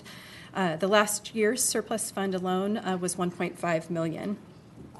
So there have been preliminary conversations with the Manhattan Beach Unified School District Ad Hoc Committee, with, of course, the Historical Society, with several of the commissions, the Library Commission, the Cultural Arts Commission, and the Parks and Rec Commission, as well as with Friends of the Manhattan Beach Library. We have not been able to meet with Friends of Polliwog Park to date. The next steps, if you do decide to direct us to move forward with developing this concept, is definitely more community outreach and input is needed. There's also some legal considerations that will need to be addressed, because it would be a joint project, not only with the county and with the city, but also with the school district, because as you know, they own Polliwog Park. So there would be questions to address related to the ground lease, to parking and ADA requirements. We need to further develop the design and to identify those corresponding cost elements. And all of this is going to require staff resources. So we did want to check in with you tonight to make sure that you'd like us to move forward with development of this project in order to bring it back for consideration by council at a later date. So one more time, our staff's recommendation is to accept the collection policy, to direct staff to begin implementing phases 3 and 4 of the action plan, and that would be in partnership with the Manhattan Beach Historical Society, and also to direct staff to continue developing the Polliwog Pavilion concept in partnership with LA County Library. That concludes our presentation, but we are available to answer questions. Okay, Councilmember Lesser. Thank you for that presentation. I'm pleased, and I think I join the whole council, that staff is focusing on how we can preserve our city's historic documents. I serve on the County Library Commission. I'm pleased to see staff going in this direction. However, I have some questions. First is, I'm a little confused about the relationship of separate entities here. We have the Manhattan Beach Historical Society, we have the city, and we have the county library. And amongst the collection of historical items, we have, of course, books and papers, but we also have objects that are not books and don't lend themselves to our traditional notion of a library. So let me just confirm, where are the objects to be going, and what is the role of the Historical Society going forward with relation to the objects in particular? Sure. So LA County Library has been a very cooperative partner in this process. They're willing to, they provided the designs. They're willing to talk to us about the needs of not only for library services, but for the historical collection as well. As you saw in that second design, they created a history vault as well as additional exhibit space, and do have the understanding that there are objects as part of this collection in addition to the traditional records. So there are opportunities to store the objects in addition to the records there. I also want to make sure I haven't missed anything in the last 4 years of not being on council, and that is, has there been a discussion of what the community wants with the surplus from our library, with our property tax paid? And you indicated that the current surplus is $9.5 million. So I'm just wondering to what extent there's been a council meeting to discuss what the goals might be and what the community wants and needs might be. So certainly COVID impacted library services for those couple of years. So the focus on library in the last period of time is reopening and bringing back all of the services and the hours and the programming. I don't think there has been a wider discussion of that surplus that I'm aware of within, since the library was able to reopen after COVID. Last set of questions just at this point have to do with the location. We're already getting emails from residents that are concerned about open space and park space being used for this facility. Also, there's questions about how you could park it. Where would there be parking? How does it comply with ADA requirements, particularly if there aren't parking spaces? we're just at the conceptual phase, but how do you address those preliminary concerns? So we have had some preliminary discussions with our community development department, both about parking and accessibility requirements. We, at this point, feel like that this concept is very promising, and we would be able to address all of those, with time as the project developed. Again, because of the partnership with the county and with the school district, there may be additional not only requirements that need to be addressed, but preferences in terms of parking, et cetera. So we anticipate, that further research, those further discussions with not only the stakeholders, the county and the school district and the city, but also the community is when we would address and discuss those in more detail. I do want to remind, just everybody that we do have summer concerts every summer, obviously, and they bring in thousands of people, and we are able to accommodate that level of programming with the parking that is currently there. Thank you. Yep. Okay, Mr. Hobarth? Yes, thank you. Let's see. So would all of the archives that are currently, and all of the things that are shoved in an extra old bathroom and the little red house, would all of that be cataloged and put into the historic vault at the proposed new space? So would it be moved out of the little red house? Trying to avoid saying good question at this point. But I so appreciate it. But it actually is a good one. Good one. So there is more to do with the collection. That's part of phase 3 and 4, because not everything that is in that house and that are in the storage is part of that permanent collection that would need to be maintained, in a climate and a humidity controlled environment. So that's kind of step one.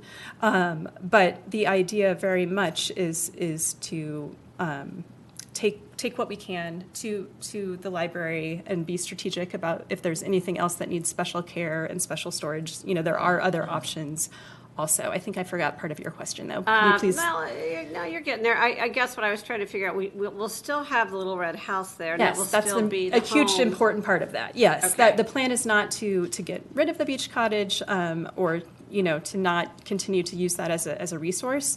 I think we're thinking about it more of as an educational piece. So an opportunity for exhibits and for tours and for that education collection potentially as opposed to the permanent collection. But there would be questions about that in terms of would there be money needed to upgrade or clean up or retrofit that probably, which is not included in any of this. Was there any thought about let's call it an Eastside library, instead of trying to put it there in that spot, of looking at Heights and the Arts Center area and looking over there to see if there was space over there? There have been other community members that have suggested that as a possibility. The Arts Center is activated, heavily with exhibits and with programming, et cetera. And then our rec program is hugely popular with. There's space of, I just don't know if there's, and I'm asking a question without knowing the answer. That's funny. That's what you do with questions. But, I just want to make sure because, there will be some folks that say, keep Polliwog as a passive, keep that area as passive as possible, et cetera. So, Heights is very heavily programmed. So, just want to know if there's a thought of putting anything over there. I don't know if it fits. Yeah, we definitely thought about it. I think the decision was made, or the proposal is that it's additive if we add a new facility. Otherwise, we would need to take something away to be able to accommodate based on what the current situation is. Okay. And last question. I mean, I know that it's great that the county library kind of worked with staff, and when you said we need more room for this or that, I wonder how much control or input we would get to have in design because, I'm not sure a glass edifice relates somehow to downtown Manhattan Beach. I'm not sure it fits in that spot and doesn't. Anyway, that's just.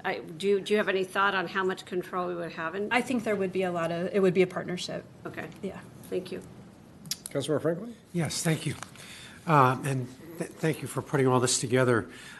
Do we have any stats on how the Red House has been utilized and, you know, the traffic that's been going there and things like that? Do we have any kind of statistical information? I do not have recent statistics, and it has also been impacted by COVID and by the work that HAI has been doing. You could even go pre-COVID. I mean, was it? Yeah, I do not have that information, but we could definitely give it back to you, or if you would prefer someone else to provide that. Yeah, I just want to get an idea of. Mayor, are you comfortable with Kristen addressing that? I'm comfortable with Kristen. Yeah, thank you. She's gung-ho. Great question. Typically on a Saturday and Sunday, we're open from 12 to 3, and we will get anywhere from 10 to 30 visitors in those 3 hours, just depending on how many people are in the park at the time. And is there any curriculum with the school system? I mean, in terms of, you know, do they have courses that, Yes. you know, an instruction for projects on Manhattan Beach history that would utilize it? They do, and we actually have, Gary McCauley can probably speak to this better, but he has actually gone and spoken with the 4th and 5th graders, I believe. And then we have another one of our head docent is going to be speaking to the elementary school kids, talking to them about the history.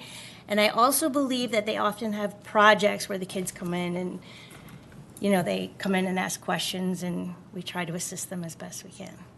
Okay, great. Good. Thank you. Yeah. And, you know, the first thought that came to my mind was parking. Well, access, I mean, it's got that funky driveway that goes to the red schoolhouse, and then I don't even know if those 3 or 4 spots there, I brought it up on my phone, and there's like 3 or 4 spots there. Is that public parking, or is that, I've seen the park ranger there, or what? It is, and the Historical Society utilizes that parking as well. So it is? There is public parking, and the Historical Society utilizes that parking as well. If there was a new facility, some upgrades to that area would be needed. Okay. Yeah.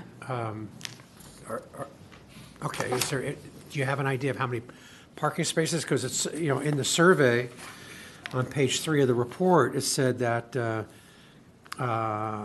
you know, 38% said it's difficult to access the Manhattan Beach Library. This is Downtown. I believe this is East. Yeah, I understand that.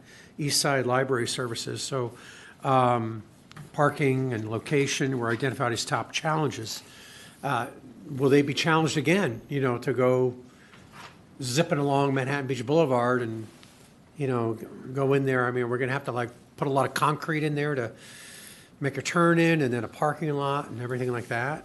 So parking plan is to be determined. There is, you know, some street parking. There is some by the Red House currently, but we would need to come back with a proposal for you related to the parking piece of this project. I do believe the concept is more of a neighborhood, you know, satellite location rather than the main library. So we would anticipate a lot of people, you know, walking or biking to that facility in the same way they use the park currently. Is the idea to maybe order a book from the main library and have it delivered there to be picked up? Sure, we would need to coordinate with the LA County Library, but you are able to select what location you pick your books up. So that would be the intention, would be able to build that in as an option. Okay, That you could pick it up at either location. And what's the history? I mean, I remember it actually being a county library, the Art Center. And then what exactly happened? Why I'll did give you the history. And I think I was here. I can give you the exact history. will you allow you to answer? Yes, after when Melissa's done. Okay. Sure. I mean, my short answer is it was LA County budget constraints, and they needed to close a few different branches, and that was one that was identified at the time. And is there some concern because, you know, about the unhoused and, you know, people who are, you know, not camped out, but there in the, you know, in Polliwog? I mean, we see that at the main library. Would this then become another attraction for the unhoused, you know, to go there and increase the amount that come? So you know that I have a library history, and one of the things I love most about libraries is that everybody is welcome. So we would design this facility as we would, any other facility where it is open for public use, and that would be for library services. It would be for access to the collection. We don't. So to answer your question, I mean, we don't anticipate this new facility impacting that area negatively, or we wouldn't want to move forward with this project. Okay, and finally, were there other locations considered in terms that already have parking, that already have access, that are, I read something about it wanting to be near the middle school, presumably for the middle school students to walk over, but Right. like, for example, the old pay and play location. I mean, I know we're examining repurposing that. It's already got a foundation. It could be, it's already modular. I was looking at the design, and it's already modular. Anything like any place like that? So since that library, the second Eastside library location closed in the early 90s, I think it has come up periodically as an interest of some in the community to do a second location on the east side. So other spots have been looked at, including, I believe, a partnership with Mira Costa. It has not been analyzed. The pay and play has not been analyzed for this particular project. Parks and Rec Commission has other plans or recommendations related to the pay and play, both for reactivating it or potentially demolishing it and putting in, a field or some other recreational use. So I think that is also prime space with a lot of opportunities. But to answer your question directly, that was not evaluated as far as I know for a library and or historical facility. Okay, thank you. Sure. Okay. Director Lehman, questions for you? How big's the pay and play? Overall, each individual room about 40 by 20, so 120 by 80. I went to law school to avoid math. How much? Never gets old. Do you know an appraiser? Oh, I got 120 by 80? Where's my calculator? It's 16. Yeah. 2,000 That's right. square feet. Yeah. It's long and skinny. All right. So what's the adequacy of the little red house? We've done an assessment on that, correct? Correct. And so that has challenges, right? Correct. I believe it was, if we touched it, it would be close to $1 million, if my memory serves me correctly, to retrofit the existing building. It has ADA issues, is that correct? Correct. And then there are currently issues with, how do I put this nicely? storage. With things that eat the historical records that we have there. It's in need of what's that? Visitors. Visitors, yes. Well, I think they're actually dwellers. I think they live there. They're were holding here hands first. and keeping the place together. So, but an assessment was done. It would cost a lot of money to redo that, and that's right where this idea came from, that we need a better controlled, more appropriate place that gets rid of the climate issues and everything else with the collection. Is that correct? That is correct. And it was initially, I know, looking at a potential prefab building, and a lot of it had to do, and the placement was the connectivity with the Manhattan Beach Historical Society and being able to house a lot of their materials adjacent to the Red House. And were we looking at that because of the central location and the adjacency of the middle school? Correct. Yes, that was an element. Yes. Okay. And then, as we discussed, the library, the old library, which is now the Arts Center, that's pretty well utilized right now, Correct, right? and continue to increase programming there, And yes. if we did anything there, I suppose we would have demands to replace that somewhere else. Correct. I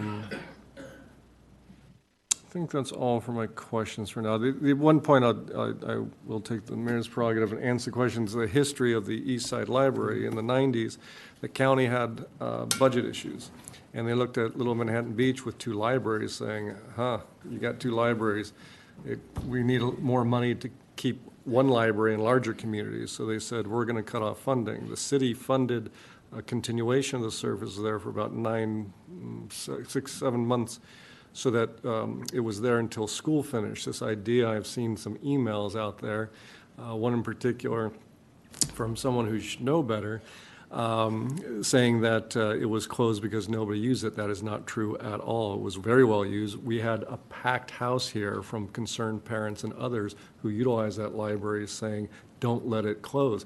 We could only fund it, given our resource at the time, since it was a recession, for those additional months, and then we had to let it close. Then we eventually got a hold of it. One of the reasons why we had that new library next door, and because of, and we had this $9.5 million surplus now, is because at the time, the council, brilliant as it was, anybody? Okay, thank you. It got the then supervisor, Don Kanabe, to set aside the tax money that was still being assessed on our residents that included that library. So, because we had an excess, and the excess was being spread across the entire system, we said, we're going to leave if you don't set it aside for us so that we can build a new library in the future. He agreed to set that aside, that tax money aside. As we accumulate this, it's at $9.5 million now.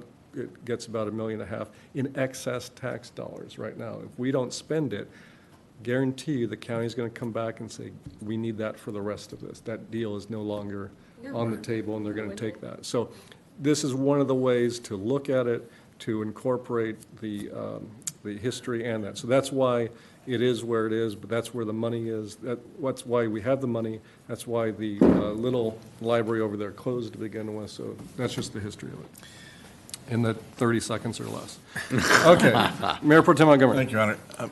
City Manager Mo, Bruce, do you remember, I don't think Director Lehman would remember this part, but Bruce, when did we talk about this originally? To save the records at the Little Red Schoolhouse, and Mary Gary probably knows, but remember when we talked about this originally? Was it 2017 or 18? It was during the budget discussion. We were on that. Pre-PC, pre-COVID. Right. So that's how far back we went to talk about this idea of trying to preserve the records that Jan Dennis donated instead of going to some other place. Right. Let's start putting the wheels in motion. Of course, COVID froze everything.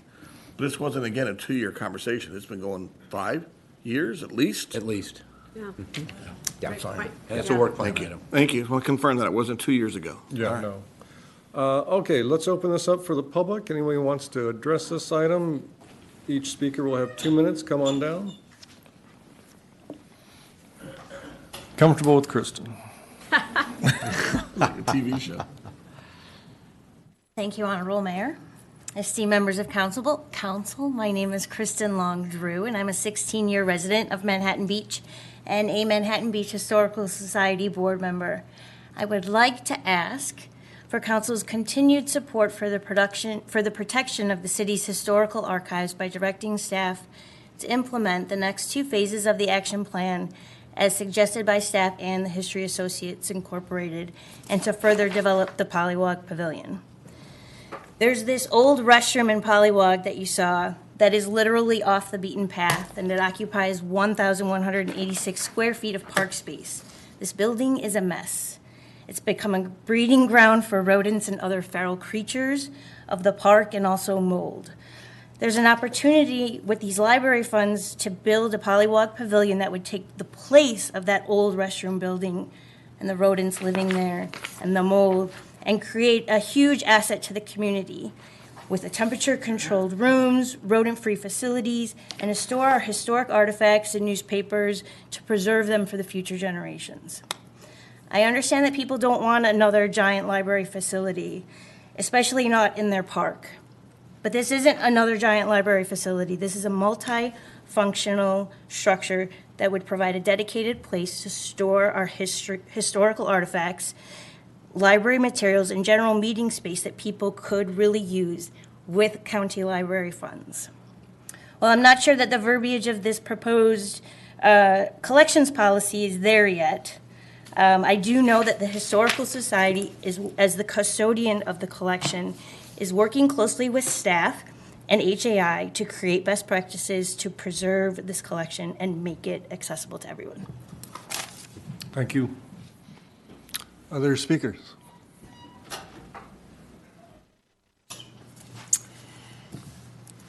Good evening, council members. Martha Andriani. And I'm here speaking on behalf of the Historical Society. Kristen's summary was excellent. And I'd like to give many thanks to Mark Lehman and his staff, as well as History Associates Incorporated, HAI, the Manhattan Beach Residents Association, Manhattan Beach Resident. Well, hello, Esther. Where she's smiling down on us. The Manhattan Beach Historical Society fully agrees with the recommendations of the city as well as HAI. Although there's a lot of work to be done to preserve the historical collection, our continuing work with HAI and the county library, as well as building a proper storage facility for the collection, will pave the way to meet these accomplishments. I'm also an advocate of open spaces in our parks, and I believe that everyone is. But the Polliwog Pavilion plan shows the demolition of the old restroom and the building of a space that shows a usable, functional space for many historical as well as library purposes.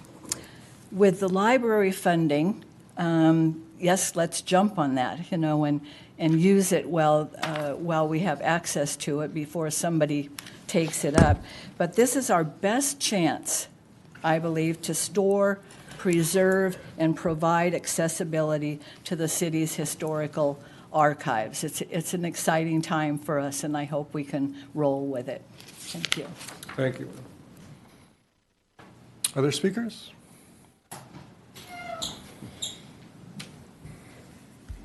Good evening, Council. I'm Gary McCauley, and I'm here to support the joint City-County Historical Society project being guided by the History Associates. Sorry to restate the things that you already know and have heard again and again, but to emphasize, this project is a multi-purpose effort to provide library services to the east side of Manhattan Beach, as well as to preserve and protect the history collections and archives of the Historical Society, which are the property of the city and belong to all of the citizens of Manhattan Beach. The facility will provide library services desired by many without the construction or expense of a full branch library. It'll provide a research and study space for students, but importantly, it will also provide suitable archival storage for the city's history, without which the collections and archives will be lost over time. The partnership between the city and the county provides an opportunity to preserve the history of our city, which is otherwise unlikely to be funded. Our 100-year-old newspapers will slowly crumble and be lost. Our history will disappear without preservation. The proposed pavilion facility is to be built on the site of an old restroom building, and the expansion is minimal for its purposes. The site is on the east side of a fenced county flood control pumping station, and the adjacent area is avoided by park goers. Sometimes compromises are necessary. This project, funded by library fee overages, serves many purposes, but the preservation of the history of Manhattan Beach is essential. I hope that you will vote accordingly. Thank you very much. Thank you. Hi, I'm Mark Shoemaker. I've been a board member with the Hermosa Beach Historical Society since 2005. We did a 2-year effort to build a new museum down there, and we installed an archival area for all of our records. So I really thank the efforts by the city to have an archival record area in the city of Manhattan Beach for our records. I joined the Manhattan Beach Historical Society late last year, and I've been in the Education and Events Committee chair with Hermosa Beach Historical Society for several years, and I welcome this opportunity that we would have a public space, not just for storing the records, but for also providing an area where we can bring in the community for things like historical presentations, interviews of pioneer-type people, have something closer to the Red House that's associated with the Red House for the community to use. And I've seen the area that we have in the museum grow from a few events a year to 2 to 3 events a month now. So I feel that with this space in Manhattan Beach, we could do the same thing. So thank you for your effort. Thank you. Other speakers? In the audience? Okay, we'll turn to Zoom. No speaker. Okay, last go for the audience participation. All right, Council? Councilmember Lesser. I want to start by thanking residents for volunteering their time to preserve our city's history, not just recently, but over decades. There are many people who are here in this room that had a direct effort in the ability to preserve our history. And without their efforts, we would not have many of the records that we have. There are some that could not make it tonight, and we are indebted to them, including our former mayor, Jen Dennis, as well as many others. I also want to acknowledge our mayor. I mean, this was an issue that was brought up 5 years ago. Moving on. You had a lot to do with making this an important priority for the former council, and I'm very pleased that we're addressing it again today. I'm in favor of moving forward, at least with a concept, so that those that are concerned about making use of our valued open space can at least see what the proposal is. Granted, it gives them maybe a harder target, but on the other hand, perhaps it won't be. Perhaps, particularly when you see that this is a proposed replacement of what is no longer in use restroom, which is where our historic documents and objects are being stored. This might not be as offensive as it is. On the other hand, there are some practical logistical issues which I welcome an opportunity to be further developed. How are we going to park this, really? I mean, the current parking facility there, I thought, was pretty minimal, and obviously that will need to be envisioned. It'll add cost as well to provide for the driveway, to bring it up to standards. I also think there should be a community conversation as it relates to the surplus funds. What else could we use these surplus funds for? Does it mean longer hours at our existing library? Could it potentially mean more window cleaning? I mean, what are the other objectives that we might have as a community? That needs to be discussed. I also welcome a further discussion when this comes back, if there's council support for this. How does this facility tie into the South Coast Collection at Cal State Dominguez Hills? That's where others who have had collections that were unable to put them in our library because there's no archival footprint there, or at the Historical Society, have put their collections. Obviously, it's local, so there's a value there, but we can't do as much as Cal State Dominguez Hills' larger library facility can. But nonetheless, what is going to be our focus? And finally, again, I want to focus on the idea, or have staff report back on, is there enough room for archival purposes of objects beyond just papers? This is really an improvement over what we have, but is this going to be large enough to accommodate what we anticipate coming our way in the way of historic objects in the coming decades, or for at least 20 years? I think it would be helpful to know that information, but I'll be in favor. I see that council members are already making a motion. I'll look forward to hearing what the motion is. Thank you. Okay, Mayor Pro Tem Montgomery. Thank you, Your Honor. I did want to say that I did make the motion to start this. The reason why I asked the question earlier about how long ago we've been talking about this project is because I think council members Howard and Lesser were intelligent enough not to watch the last 4 years discussions that we've had about this exact same project, and the fact that LA County does put this money aside for us. And I agree with the mayor. If we do not take advantage of the money that's set aside for us, the county, in its infinite wisdom, will find a way to claw that money back. If any of you have any doubt about that, go back and watch Measure Q or Measure R when the county tried to get money back. So that being aside, it's something we've been talking about for years. This isn't a new subject, folks. It's taken us years to get here. Every day we delay, you risk losing what we have now. To Councilor Lesher's point, I did see the presentation, and we've seen it before, about a way to, what do you close it in glass, Lister, you put it in some kind of plastic. There is ways to show objects that are not, whether it's Metlocks pottery, for example, without them smashed together, you can actually show them whole. There are ways to do that. The LA County is creative, and I'm glad they're actually making a partnership with us to move it forward. And we're not solving for the parking issue tonight either, folks. It's just to move the design plan forward. But the people, I actually only one on council lives on the east side. The east side, if you actually read the survey, read the staff reports, this is new information. They've been talking about asking help on the library for years. They want a small satellite. They want access. They want parking. They go, why does the west side get everything? Why does the east side get anything? Well, here's an example. Here's one time to say, hey, Eastside, we understand your concerns. We're going to listen to you. We're going to address it. And it does two things. It helps the Historical Society find a home that they waited for years, preserve a history, not just because the mayor's born and raised here. It's because we want to make it for everyone to see it. So I think it's the first step going forward. Know the limitations that we're talking about, but I want to make sure we're all doing the right thing here and move it forward. To Councilmember Franklin's comments of pay and play, how many of you actually gone there on a Saturday and Sunday? Find a parking spot for That's me a great point. during the game time. Go find a parking spot and tell me how it works out for you. You'll be parking across the street over the side of Marine or in the neighborhood. You will not find a parking spot. So that is an instant no. That should not even be talked about any further, because if you go there, you know exactly what I mean. Besides that, this is the right path forward. If you want to get things done and not talk about it 5 more years, move it forward. Thank you, Your Honor. Thank you. Councilmember Haworth. Yeah, just some quick comments of support. It is really critical to honor and preserve our past.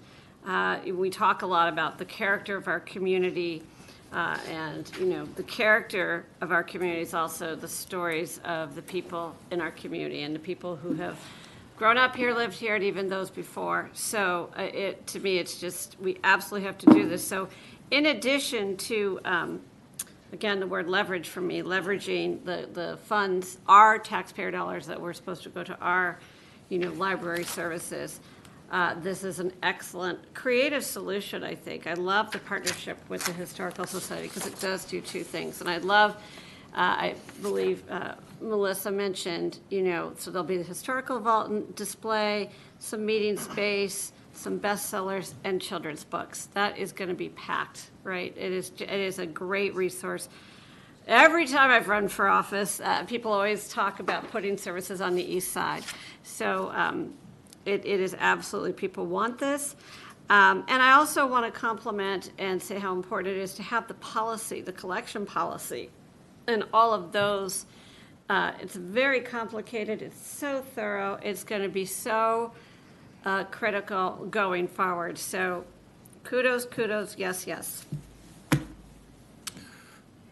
Councilmember Franklin. I am in favor of this.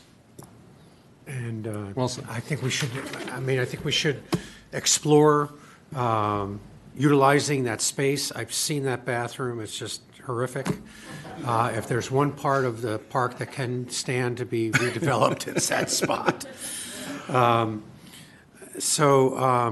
And the cause is good. I mean, that's our history. That is so interesting. I mean, heretofore, the only place you could really see the history displayed is, remember in Manhattan Bread and Bagel, down the hallway and out there, you had all those wonderful pictures of people at the beach and on the pier. So to have it out there, so you can go there, peruse, spend some time, I think it's a great idea. Okay, thank you. And I'm absolutely for this. This is something that I've been talking about for years. I think it's a very creative situation, creative solution that is being brought forward to us with the partnership with the county, with the city, with the use of those funds. Frankly, if there's concern about the footprint of the building, there's enough money here that we can go underground. In fact, to put something underground could be better controlled with light and everything else, especially if upstairs is going to be more glass, downstairs display space. You can shrink the overall footprint by going underground and having a smaller facility up top. Parking, things like that, they can be worked out. I think this is the best location to look at this pavilion as a concept. Our history needs a home. I love the Little Red House, but frankly, it is inadequate in so many ways, and frankly is a threat. It is an actual threat to the preservation of our history because it can go up in flames at any time. It can suffer damage from an earthquake, water damage, what have you. As you heard, it would cost $1 million to upgrade that thing. Frankly, it's either tear it down, rebuild it in kind with materials that are more permanent than it is, or build this pavilion. And the idea of a shared use and space between our history, I see it as a cultural library, not a book library, a cultural library for the city of Manhattan Beach. And again, there are plenty of things to work through, but I'm absolutely for a new home. It is our responsibility as caretakers of this city to preserve our history for the next generation and let them learn from it. If anything, we've learned over the last several years, history matters. And it's not going to matter if it goes away. And future generations will suffer if we don't preserve it. So absolutely in favor of that. Love everything HIA has done, and I'm in favor of all the additional phases 3 and 4 of the action plan. So all 3 items I'm in favor of. Mayor Pro Tem Montgomery, you've made a motion. Ready to read the motion again? Yes. Move to accept the collection policy with the City of Manhattan Beach Historical Collection, direct staff to begin implementing phases 3 and 4 of the action plan for improving the care and management of historical collection, direct staff to continue to develop a Polliwog Pavilion concept in partnership with LA County Library to improve access to the historical collection, and expand Eastside, hear the word Eastside, library services. Okay, Councilor Lusser? I just have a question in the form of, it might be a friendly amendment, and that is, because this is the train leaving the station, to what extent can we just ask staff to come back with a little bit more of a larger discussion about the surplus and how it might also be used even for this main library downtown? I would say make that a separate issue. Keep them apart from each other. I don't want the train to get derailed. On this, I would agree with Mayor Pro Tem Montgomery, because on a yearly basis, actually, whatever meeting they have, the Library Commission has had the ability to consider those. They have provided, and we've done surveys. Do you want more hours? Everything. We've funded different things through that. None of those items are going to come close to that $1.5 million we're generating in excess tax dollars. This is where it would be best spent, I believe, and utilized. Whatever we want to do, we can still do, and still have money left over to fund this, because I imagine at some point, whatever it is, we'll bond it for future. It would leave at least, my bet is $500,000 in excess a year, still generating. And as property values go up, so does our tax assessment. The issue, of course, is the mayor well knows, having worked for the county, is this surplus has to cover operating expenses as well as capital. So we just need to be mindful of where it all goes. Thank you. Okay, we have a motion by Mayor Pro Tem Montgomery and a second by Councilmember Haworth. Voting screen, please. Please vote. Could we put a library at the new Scout Center or Community Center? Motion passes 5-0. Too soon. Too soon. Thank you. All right, where'd my agenda go? Speeding right along. Item number 8, consideration of a revised annual work plan for the Cultural Arts Commission, authorization for request for proposals for utility box beautification, murals, and sculpture garden. Parks and Rec Director Lehman. Evening, Honorable Mayor, members of the City Council. Aylin Stewart, our Cultural Arts Manager, will be giving the presentation. All right, thank you.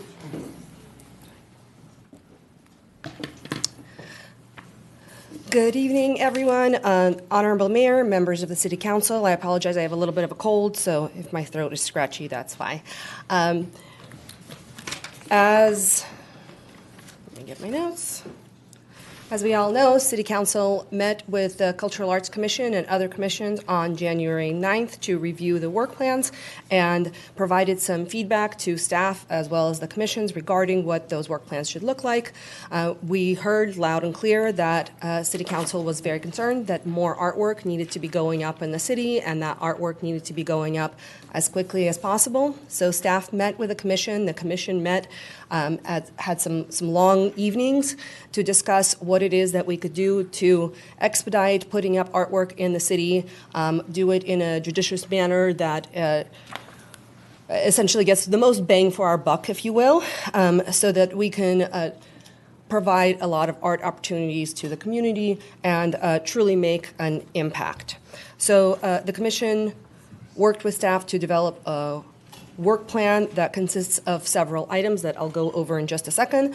Those items mainly focus on kind of 3 large items: utility box beautification, murals in public places, and sculpture garden. In addition to those items that are fleshed out in the presentation, the Cultural Arts Commission also heard a proposal from Jacqueline May and the South Bay Board Writers Club regarding installing a commemorative plaque for the D.L. Velzy shop, which was where currently the Strand House is.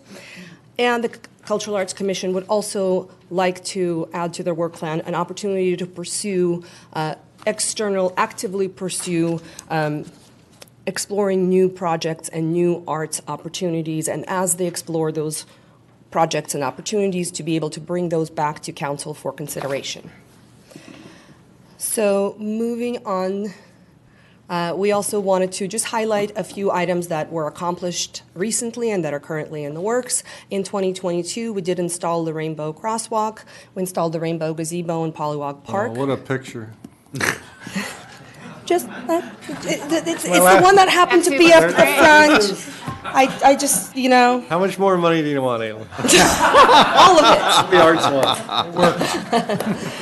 one. We relocated the dragon tail sculpture that was in storage for quite some time. We relocated the egret sculpture. The Cultural Arts Commission worked very diligently to assess the needs for signage at the Manhattan Beach Art Center, and we've made some recommendations to that, and that's something that's going to be going towards Public Works.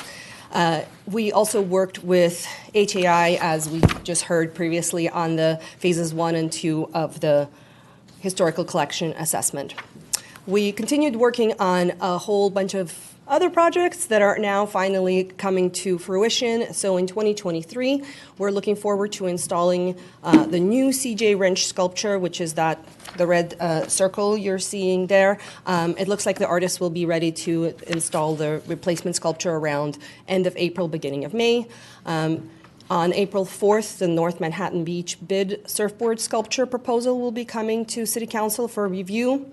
The MBEF donor wall mural will be installed around April. The Bow Bridges City Hall mural is actually getting installed next week. So if you see some construction right out front, you know why. That's that piece. Public Works is working on the City Hall digital wall. We've got an RFP out. Catalina Classic sculpture is stuck, for lack of a better word, with county. We're constantly reaching out to county to finalize that MOU so that that project can move forward. And of course, if approved, we can install the Velzy plaque. That's a fairly quick turnaround. Why is the Catalina Classic sculpture stuck with county? What's their problem? Good question, isn't it? I can speak to that. It's just administratively, I've been following up every few weeks, and so it's just stuck in review, the agreement. All right. Shoot us an email tomorrow. We need to contact the supervisor's office then. Okay. Wow, okay. You got one clap. This is your night. It's the last full night as mayor, so keep the shots coming. Go ahead. All right, so I will now go through the presentation of the more flushed out projects, which are the utility boxes, murals, and sculpture garden, as I mentioned. And at the end of that presentation, we will also go through the Velzy plaque proposal. Here we go. So we all might remember the phase 1 of the utility box beautification project, which was launched in 2018, and most of them were installed in 2019. We had 11 boxes. This program focused primarily on Manhattan Beach and surrounding area residents. It was a great opportunity for young artists to apply. This is actually one of my favorite boxes. This was done by an 8th grader. We had another box that was done by a high school student. That's the one outside of Target. So this is a really wonderful project. Just to remind everyone, the utility boxes are not physically painted. The artists are submitting a digital drawing, rendering, design, whatever it is that they want to do, and then an outside vendor is printing that onto a vinyl substrate and then wrapping the boxes. The vinyl works really well for utility boxes. It's a nice smooth surface. It adheres well and sticks around for, literally, for quite a long time. So we're suggesting phase 2 of the same project with new locations. With a couple of fairly minor changes, we're suggesting upping the stipend, the artist stipend, to $600 from $500, which it was previously. Also considering multiple utility boxes in one location as essentially one proposal. So if an artist wanted to, let's say there's 3, and you'll see in just a second, but let's say there's 3 utility boxes in one location, those would be considered as one design because the artist is not physically painting anything, they're creating a design. So Cultural Arts Commission is recommending that City Councils approve 12 locations with that $600 per location stipend, for a total of about $7,200 for just the artist stipends, and a rough estimate not to exceed $20,000 for the actual installation by an external vendor. Okay. Here is a proposed timeline. These projects are arranged in order of expedience, if you will, so this is the fastest one to launch. So if approved tonight, the Cultural Arts Commission can pretty quickly develop an RFP, put that RFP out there, and City Council can review the recommended proposals that have come in, as well as attach them, if you will, to the location, review the It's the not going to be locations in July. 2026. Not 2026, All right. 2023. Next. So we could begin installing these as early as, what does it say, September. Yep. So here's a rough map of where the current boxes are. So in those blue circles, it's a bit tough to see. In the blue circles is where the currently installed boxes are, and those red numbers is where the proposed locations are. So you can see those little red numbers. So these are locations 1 through 3, right in front of Target. And so these locations kind of cover that intersection of Sepulveda and Manhattan Beach Boulevard. So kind of one on each one. As well as off of Cedar and Marine Avenue. Locations 4 through 6 on Highland Avenue and 45th, Manhattan Beach Boulevard and Poinsettia, Manhattan Beach Boulevard and John Street. And again, at that location 5 is where you can see that there's multiple utility boxes, so we would hope that an artist would apply to do both boxes in a way that they relate to each other. Locations 7 through 9, Artesia and Meadows, so that's right next to Mira Costa, Rosecrans and Pacific Avenue, Manhattan Beach Boulevard and Aviation. And again, there's multiple boxes there that could really tell a story if an artist wanted to attack that, if you will. And then locations 10 through 12, Marine Avenue and Redondo Avenue, Ardmore Avenue and Manhattan Beach Boulevard, and Rosecrans and Village Drive. And that is it for, are there any questions? Would you like for me to go through the entire presentation, or did you have any questions specifically for this proposal? We'll stop here for questions. Any questions on the utility boxes? Yes. Councilmember Holworth. Yeah, just a quick question. So when our artists apply or use the RFP process, are they going to say specifically, like, I'm interested in location number 11 with the 3, you know, because that would determine perhaps the art they might submit, depending on what's surrounding it. I think we would like to encourage the artists to have a preference for location. What we did in the past round is we allowed for them to list their top 3 preferences for location, with the final location, of course, being reserved for City Council approval. And did you say that if you do one, you know, whether you're doing 1 box or 3 boxes, it's $600, or it's not $600 times 3? Correct. So whatever location you pick, so let's say you pick location number 11, which has 3 boxes, and someone else picks location number 10 that has 1 box, you are still getting that $600 stipend. Okay. And that was the recommendation from the Cultural Arts Commission. They felt that, again, because it's not physical work like boots on the ground, you're not actually painting 3 boxes, you're expanding your design to 3 locations. I think one of the things that the commission wanted to accomplish is they wanted to make sure that the artists weren't just applying for the boxes that had multiple locations to get that higher stipend, that they were applying for those boxes because they were really interested and really wanted to tell that story. Yeah, that's my question. We'll make one pink. Councilmember Franklin. Yes, durability. How have we found them holding up? They're actually holding up really wonderfully well. Vinyl wrap is an amazing product when it's used correctly, and one of the things that vinyl wrap really likes to do is to stick to very smooth, shiny surfaces, such as a utility box. So when they're prepped correctly and installed correctly, they wear pretty well. In the original installation of these boxes, some people may remember some bubbling. That's because we had originally requested an anti-graffiti coating to be applied on top of the vinyl, which made the vinyl bubble. So once the installer took that off, they actually reinstalled it. The bubbling issue has gone away and has not come back, and neither has the graffitiing issue. And has there been, allocations in the budget for maintenance, or will you just take, if a utility box is getting a lot of wear and tear, you just take it off and add it to the next round that's going to get covered, or? So we haven't needed to do that yet. The only utility boxes we've needed to replace were where the utility boxes themselves were physically removed by Southern California Edison and replaced with new units. So then obviously the vinyl went with it. So we went ahead and replaced those. But outside of that, we have not needed to maintain them. And yes, the easiest way to maintain them would just be to peel it off, and whether you put the same design back on that box or you take an opportunity to do a new design, that again would be up to council. Okay, thank you. Okay. All right, next. All right, moving on. Slightly longer term project would be murals on public property. So again, we know that we've done a round of murals. Some of those are going up as early as next week, but a lot of them have been installed already. So this is one on the elevator shaft that's right outside here in the Civic Plaza.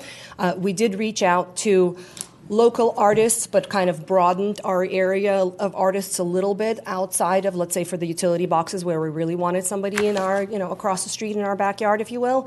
So here we had some artists that were from a little bit farther away. So the commission would recommend doing kind of a similar thing. So not necessarily an artist that's right in Manhattan Beach, but maybe in the South Bay or Los Angeles area. We would like to make a couple of changes from what we learned from the previous round of murals, and those changes would be that the artist would have to take the wall, whatever the selected wall is, in as-is condition. So in the past, there were conversations of, oh, well, we could paint on this wall, but then we would have to mud it, or the artist would have to install an exterior wall on top of a wall to try to prepare the surface, because some of the surfaces were not ideal, and that caused a lot of delays. It caused a lot of misunderstandings and general general delays to the project. So going forward, the idea would be it would be made very clear in the RFP to each artist that they are proposing a mural for the wall in the condition that it is in. So if they need to do a super fine detailed painting, but they're applying for a very textured wall, well, that's not going to work.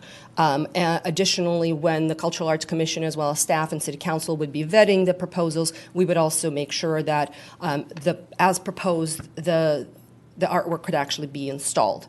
The murals would only be done with paint onto whatever the surface is, avoiding things like vinyl wraps, mosaics, other things, again, because of some of the delays and difficulties with installation that we encountered previously. So that is the recommendation. The Cultural Arts Commission worked with staff to identify potential locations that are owned by the city that could be highly visible, where installation could be manageable. Depending on the location, the size, and the difficulty of the location. By difficulty, we mean both the surface as well as access to the location. So if the artist would need to rent scaffolding or things like that. The recommendation is for mural budgets anywhere between $15,000 and $100,000. With the total for this portion for the mural component of the work plan would then range from $95,000 to $315,000.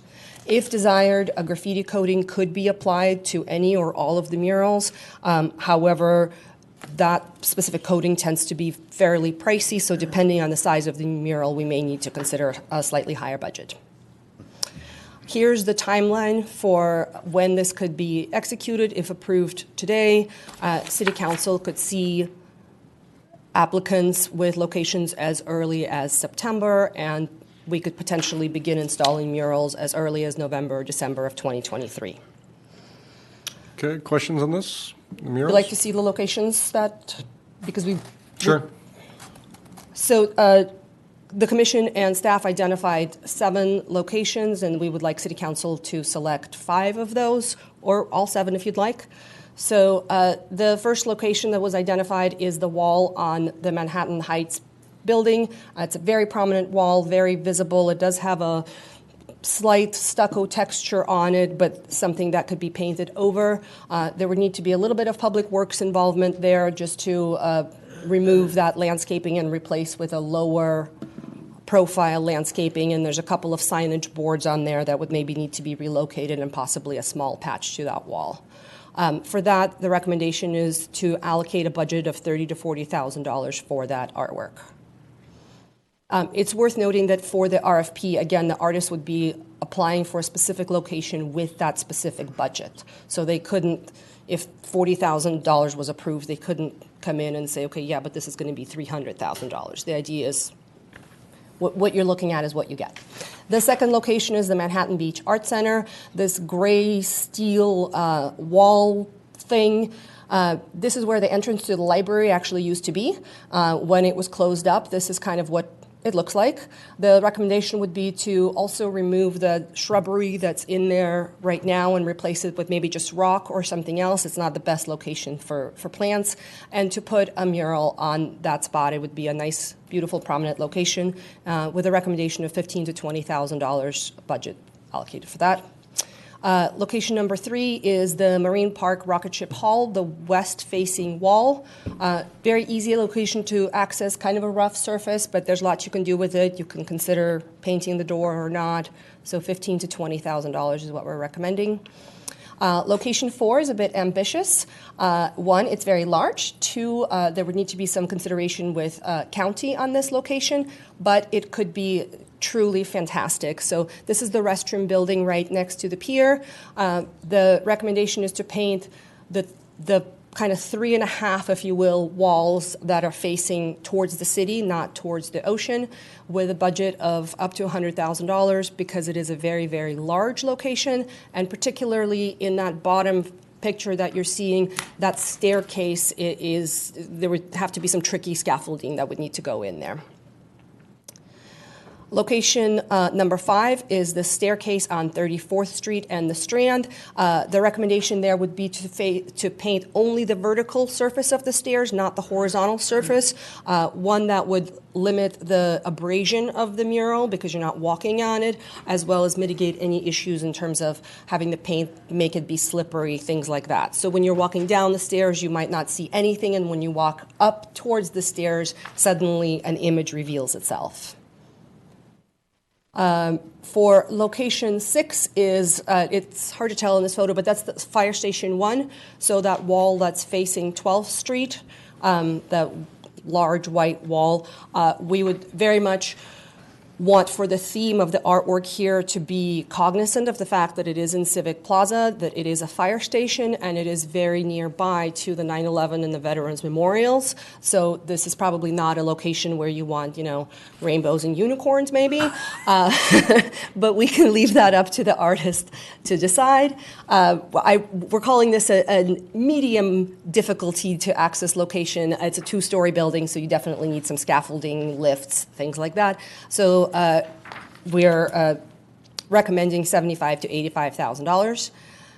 And the last location that we identified is on parking lot number 2, facing that sort of triangular piece of wall that's facing 12th Street.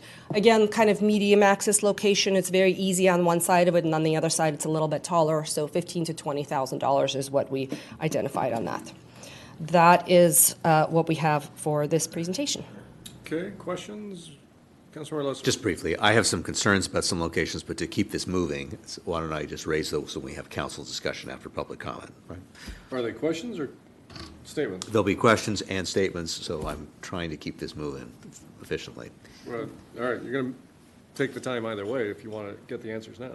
I'm concerned about painting the restrooms by the pier, and I'm just wondering, you indicated there's county issues, but I'm just wondering first of all, thank you to staff and the Cultural Arts Commission for putting in the time to revisit their work plan and coming forward with this revised plan, which gives us more choices so we can keep this moving.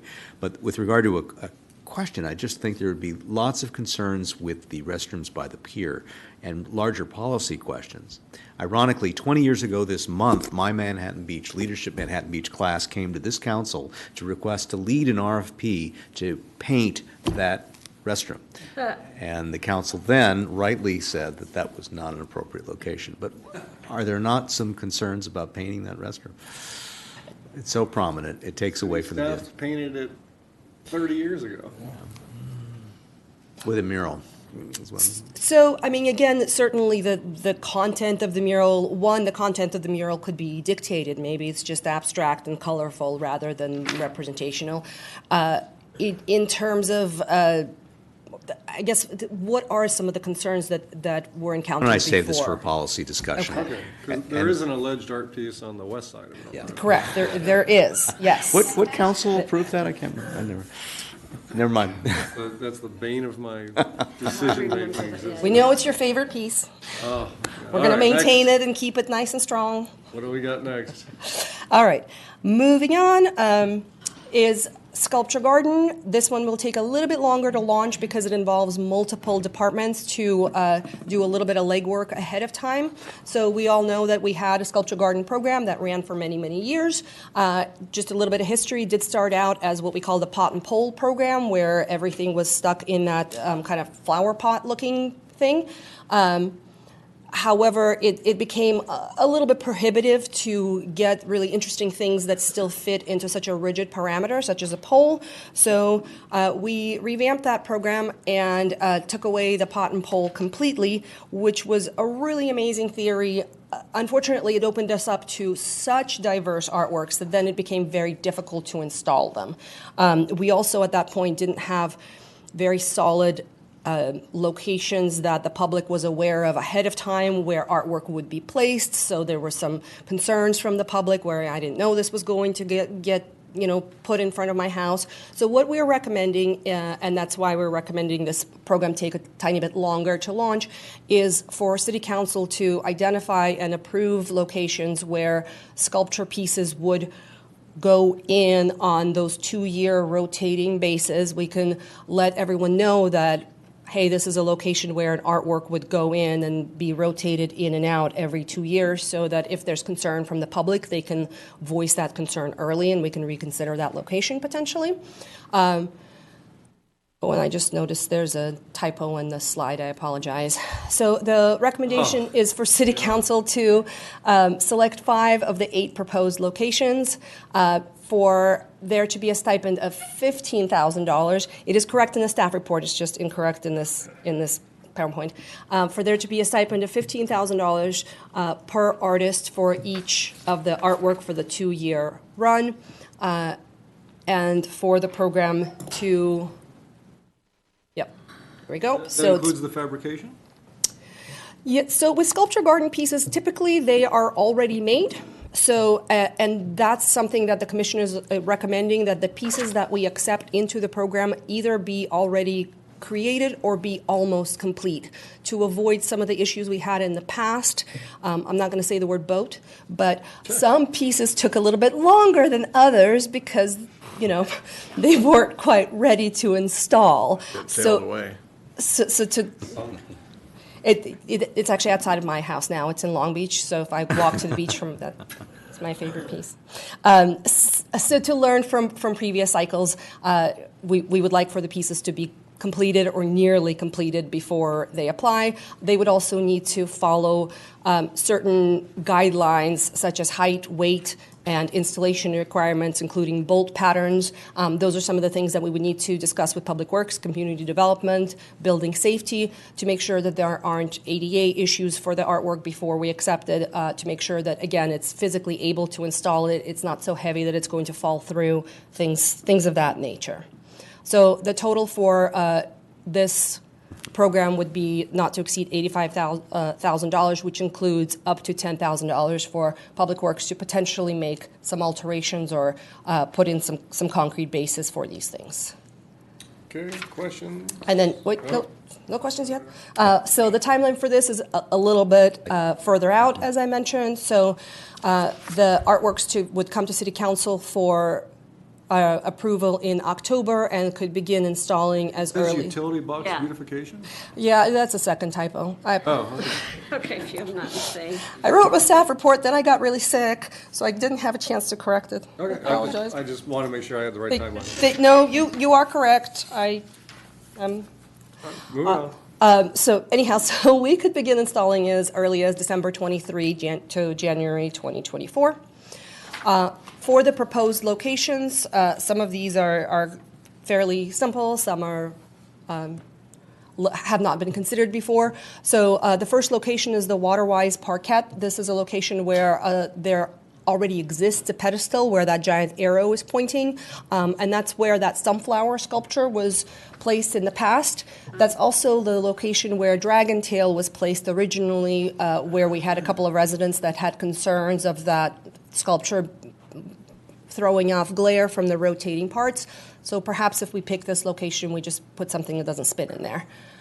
So this location requires minimal involvement from Public Works. A pedestal already exists, so we just install and go.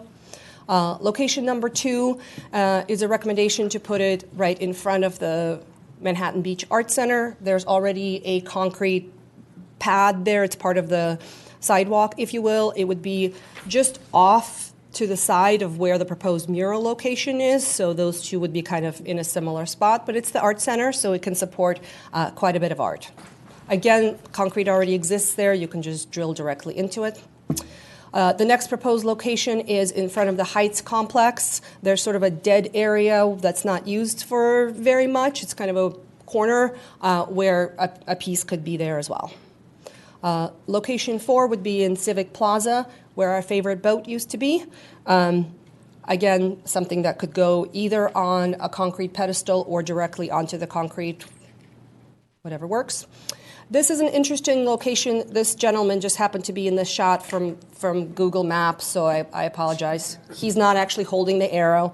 But there are these 3 concrete pedestals that are right outside of the restroom building that we spoke about earlier. And again, they already exist. I'm not quite sure what their purpose originally was, but we're recommending utilizing one of those for one of the sculptures. We're recommending the middle one. It's in the best shape. The other ones have some chips and things taken out of it. The other location, and this is again something we would have to consult with Public Works on, so this is outside of Rocket Ship Hall. We know that there used to be some landscaping and trees in these sort of planter sections, and they have been removed. We're wondering if maybe we can just pour some concrete into that and plop something prettier than just dirt on top, or if not, again, a pedestal could be placed somewhere in that location. I know Director Lee is looking at me like, what? You want to put what? Where? All smiles. So, but again, that's why we need to consult with other departments before we really launch this program. Location 7 is the water park on A Street in Rowell, where the water tower is. This is a highly utilized area for walking, running, people walking their dogs, walking their kids. So it would get quite a bit of visibility and a little bit of love to the sort of east side as well. This location would need a pedestal of some sort somewhere in this grassy area. One does not exist currently, so that's something that we would have to. There's also a couple of different sections within this location that we could go to. And last but not least, this is another interesting location, would be on the second floor of the parking lot number 4 in North Manhattan Beach. Again, giving some love to North Manhattan Beach. We don't frequently install things there because it's a little bit congested. There's not a lot of public space there. So again, that's something that we would have to address with Public Works for safety, for weight limitations, things like that. So those are the proposed locations for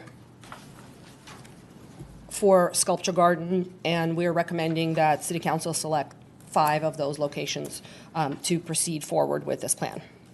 Okay, questions, Councilmember Lesser? With regard to the temporary sculptures, I thought there was a problem in attracting a sufficient number of adequate proposals in the past. And I recall hearing that the issue was the amount of the honorarium and just number of artists that were fabricating it. I just worry that are we going out with perhaps too low of a number of an honorarium, in which case we won't get enough proposals, in which case it'll delay the implementation because we're going to have to go out for an RFP again. Right. So it's a little bit difficult to tell. I hate to blame COVID for everything, but COVID did change how people are building things, making things, applying for things. So outside of that, last time we went out for the last cycle of Sculpture Garden, which had a $12,000 honorarium, we did get a reasonable number of proposals. I think we had around 20 to 30, which is I mean, if we're only paying 3, 4, 5, that's a good number. So here we're asking to raise that honorarium to $15,000. So hopefully that'll allow artists to apply. One of the things that makes this a little bit easier, and one of the reasons we went away from the pot and pole program, is because you are correct on that one. So for the pot and pole program, which, by the way, had a much lower honorarium, we did begin to have issues with getting enough submissions and applications. So we believe that this problem will be solved with this. Next question, picking up on maintenance, not only with sculptures, but with regard to murals too. Are there policies now in place and budget to be able to address maintenance issues with our public art? Because that has been a problem over the years. Yeah, very good question. By the way, I forgot to tell everyone how good their questions were. Thank you. So a couple of things. So for this work plan, for example, for utility boxes, as I kind of mentioned earlier, maintenance has not really been an issue, and luckily it's a fairly low cost. For Sculpture Garden, because it's a temporary program, typically what we do for the temporary program is the artist absorbs the maintenance, and there really is no maintenance. So if something actually breaks during that loan period, it's the artist's job to absorb the cost of repairing or replacing the broken item, because it's a loan program. So that's how loan programs typically work. For the murals, absolutely maintenance can and will eventually be something that will need to be considered.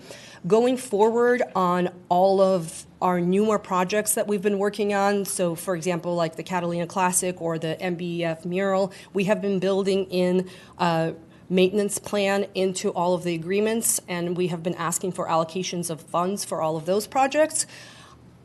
We are playing a little bit of catch up with some of the older projects that didn't have that built into their plans. So for those, we are also working, one of the projects not listed on here, but hopefully will also be a 2023 project, is the John Van Hammersveld frieze repair at the Manhattan Beach Arts Center. So for something like that, I know another favorite.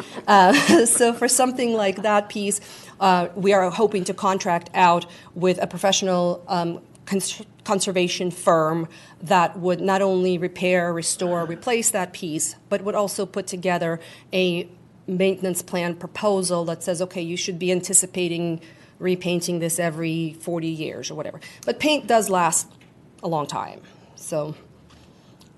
Depends. Anyway, thank you. That's for now. Councilmember Haworth.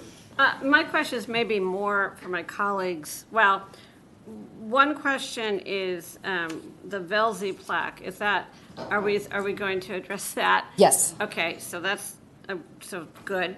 But number two, it looks like one of the main things we're being asked to do is choose 5 of these 7 locations, and it's kind of late.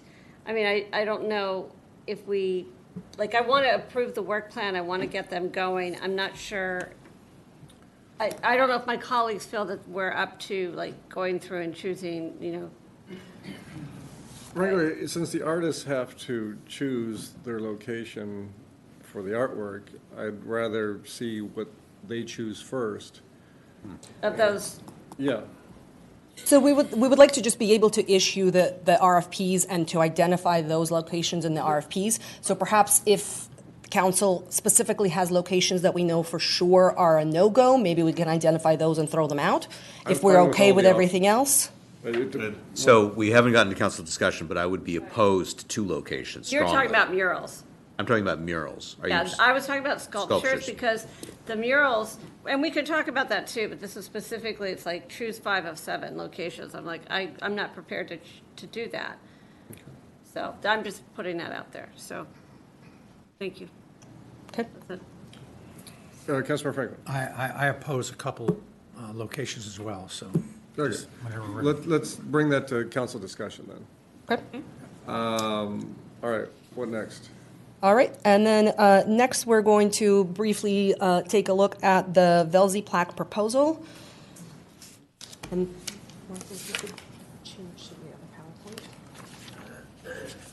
so while we're bringing up that PowerPoint, the Jackie May, along with the South Bay Board Writers Club, came to the Cultural Arts Commission. Actually, they came twice with proposals to install a commemorative plaque right outside of where Strand House currently is, which was Dale Velzy's surfboard shop location.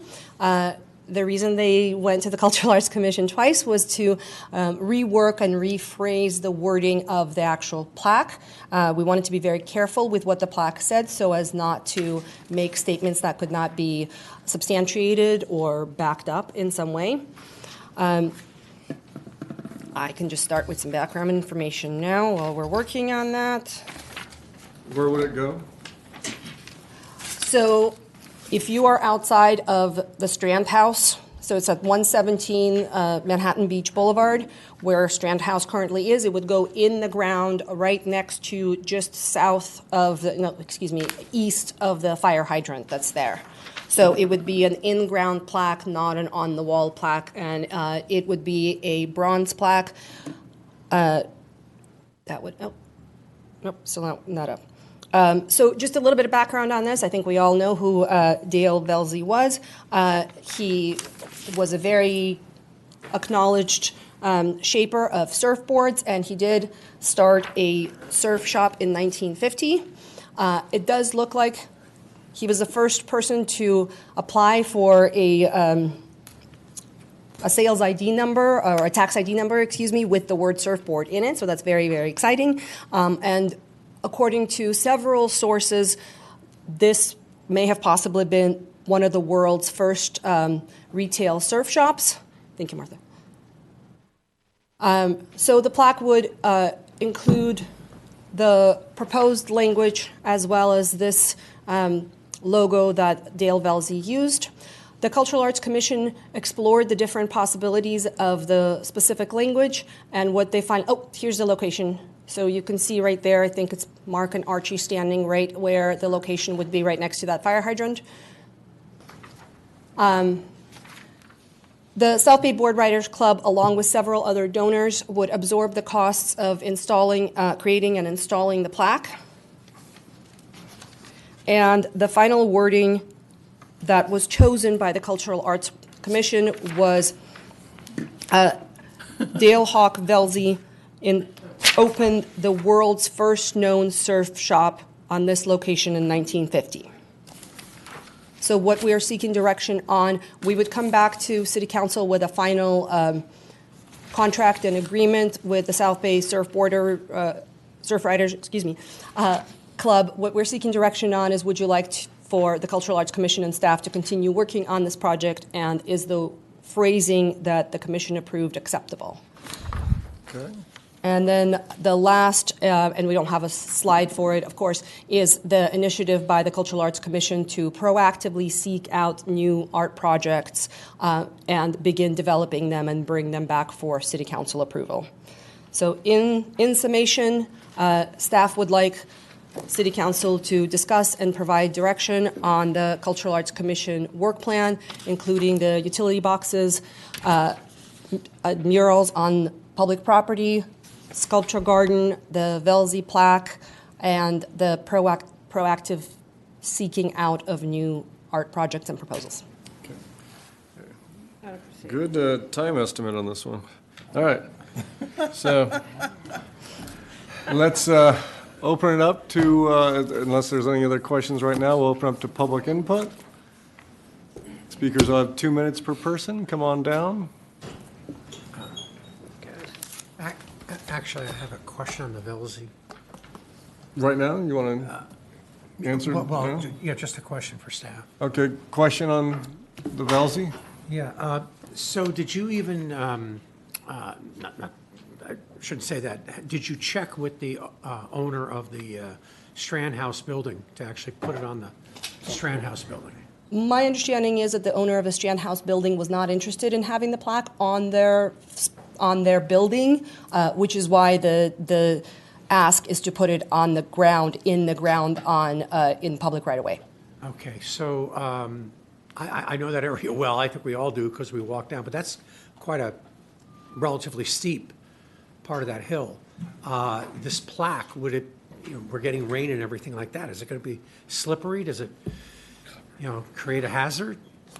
So that's something that we would need to further explore with community development, public works, building safety to make sure it's not creating a tripping hazard, but there are ways to make bronze plaques, such as this one is suggested, where they're not particularly slippery. Typically, the lettering would be somewhat raised, which in and of itself creates that traction. It's to the side, right? Right, it's to the side. It's not, you're not actually walking on the sidewalk, it's off to the There's side. a lot of people walking on that side. Absolutely. When it gets really, really busy. So I'm just thinking, I like that. Yeah, so just want to make sure we're not opening ourselves up for. Correct, which Other part? questions? Oh, okay. Would it be okay if Jackie May spoke to the plaque question? Not yet. Councilor Lesser, you got a question? Just very quickly, it was not referenced in the staff report. What part of it? Okay, Right here. Okay, yeah. Question? Aye. Sorry. It was not referenced in the staff report, but I thought there was a plaque in front of the original post office that's on Manhattan Avenue.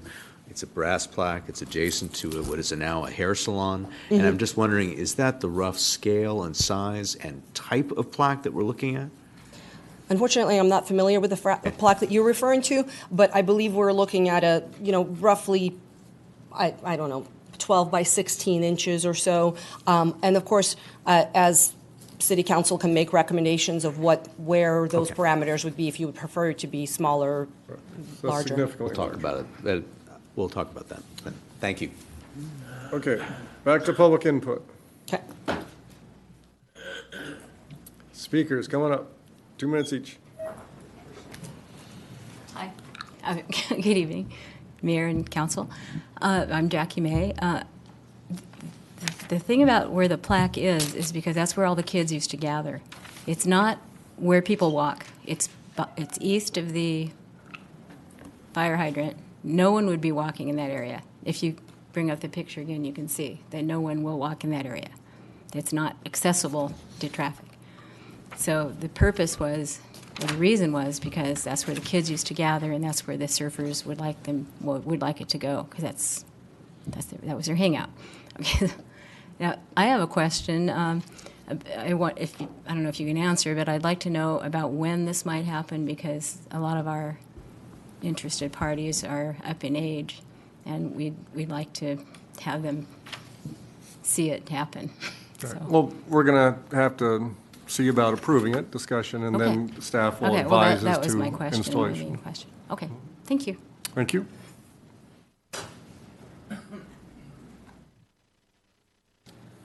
Hello, Mr. Mayor, honorable council members. Tom Horton with the South Bay Board Riders Club. It's good to see you all again.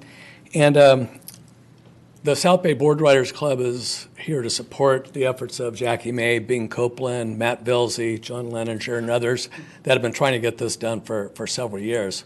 And as part of our mission statement for the club, it's to honor and celebrate the rich surfing history we have in the South Bay. And this is obviously a big part of that. So I know there's been questions about the accuracy of the statement that this is the first surf shop in the world. So we have gone and researched what those sources are that stated that.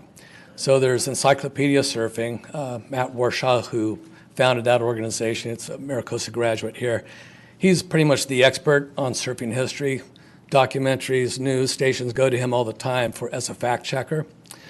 There's the Daily Breeze, New York Times, Surfer Magazine, Surfer's Journal. They've all stated this. To my knowledge, there's not been anyone that's refuted it. So we believe it is accurate.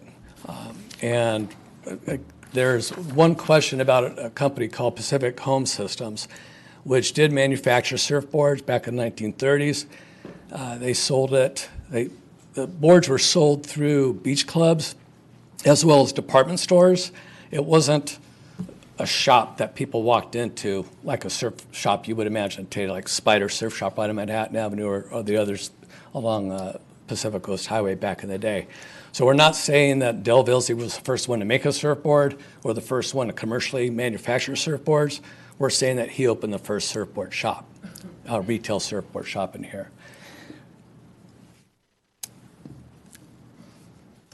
And that's about all I've got to say. Thank you, Forrest.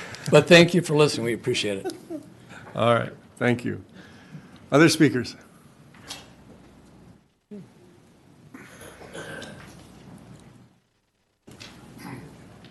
Sorry.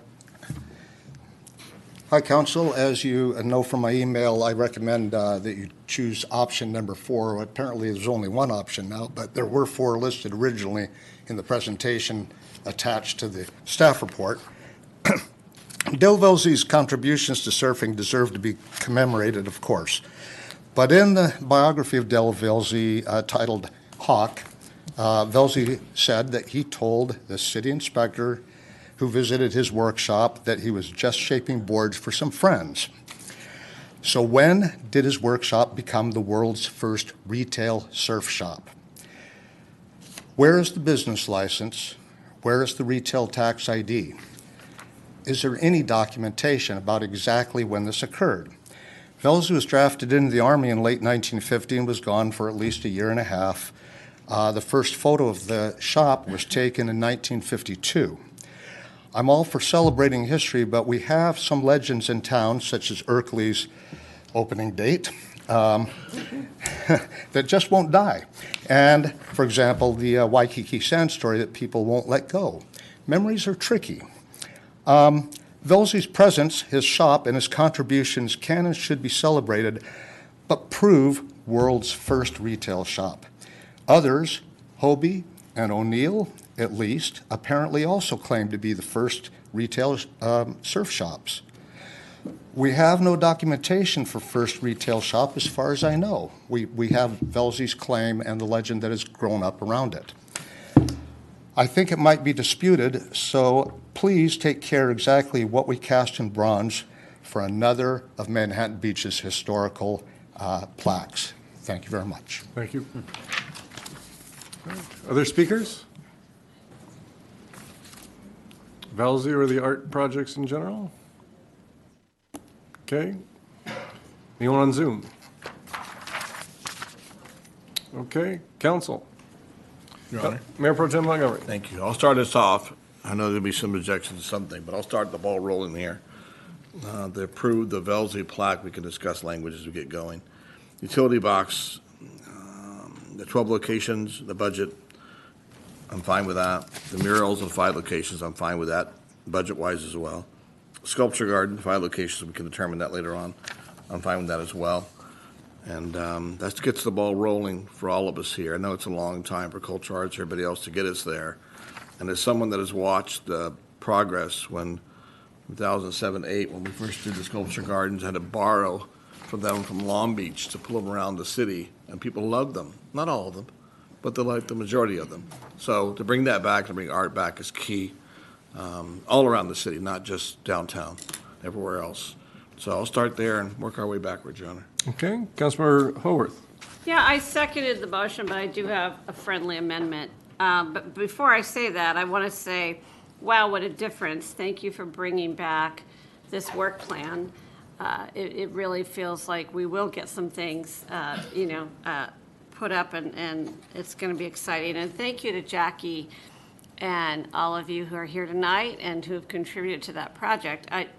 I didn't go to Mira, Costa, nor grow up here, but I'm so fascinated and cherish the history, the local history that we have here. And it's the coolest thing to a girl from landlocked, not Lake Erie, further in Ohio, to be in a place which is one of the great birthplaces of surfing. So I really want to celebrate that. So my friendly amendment would be, I didn't support all of the mural locations either. I don't want to get into the sculpture locations. I sort of agree with the mayor.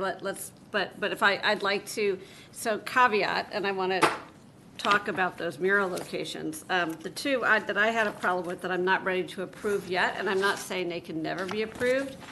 I don't like the one on the restroom down by the pier. And I'm not really a big fan of putting one on our fire station.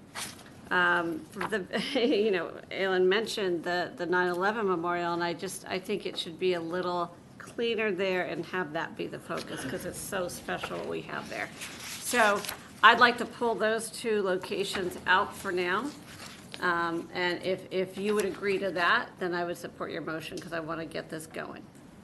Your Honor, maybe do your idea of putting out there for the artists and see who comes back with what, before we sit and nit and pick one apart from each other. See if we get responses from them.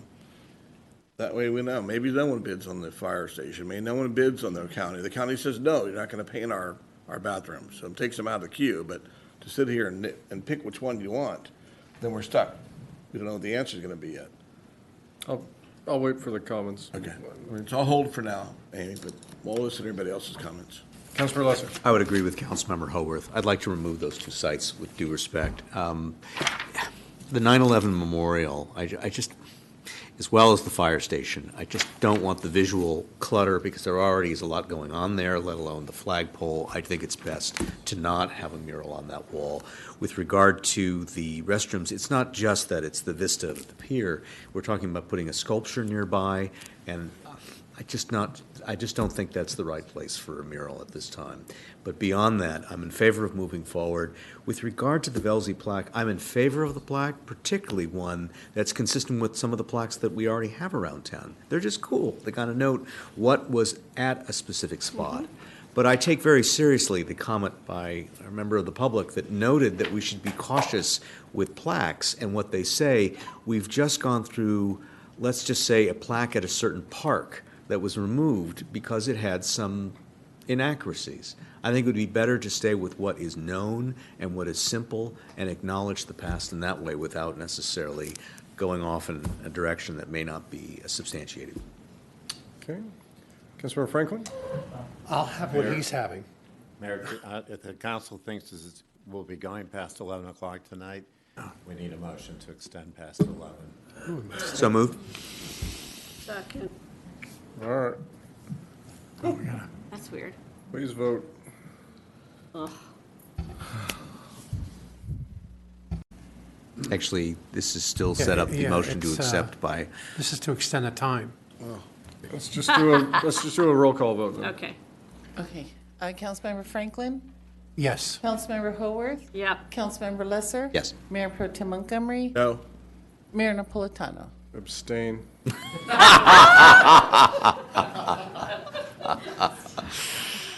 Okay, so that passes. So, Councilor Franklin, back to... So I absolutely agree with my colleagues, Councilmember Lesser and Councilwoman Haworth.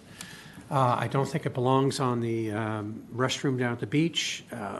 I like it in areas that need to have art presented there. The beach is a thing of beauty. It's just going to detract. Your eyes are not on the restroom wall. Your eyes are on the ocean, on the sunsets, on the clouds, the surfers, everything like that, except the restroom. So I just don't think it's appropriate.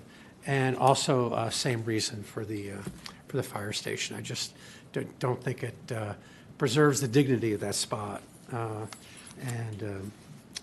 So that would be the murals and the murals.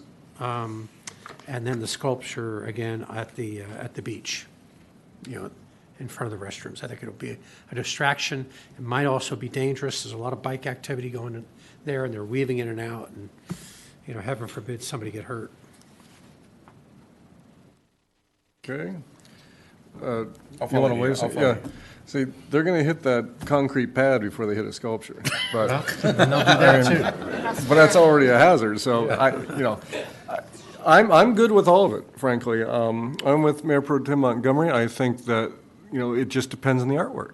I think Hermosa has put up some fantastic murals that are incredibly tasteful and appropriate to where they're located.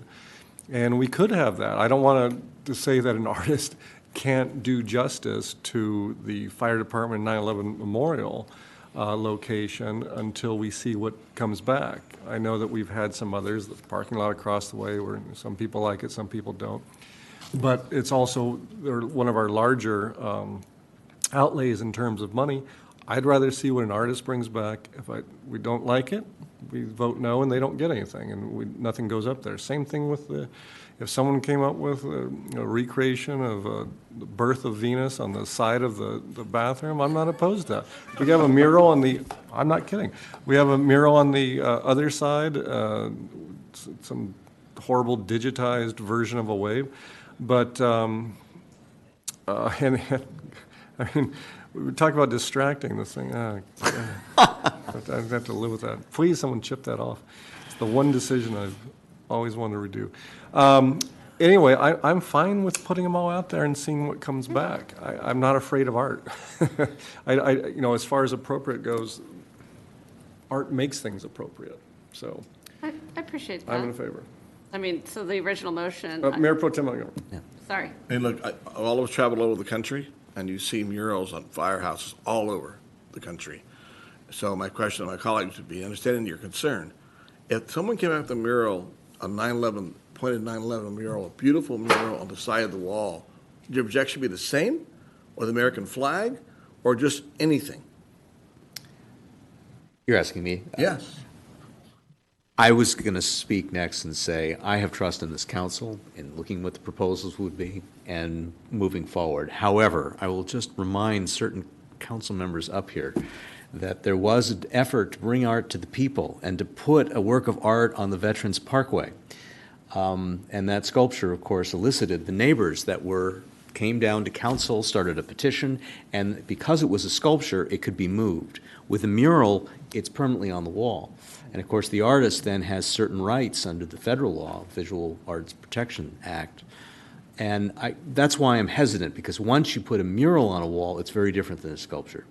But nonetheless, I understand the notion of not being afraid of art. I welcome art, but I just am a little concerned. The only thing I'd say about that sculpture, though, was that it was made for a different location and then it wasn't location specific.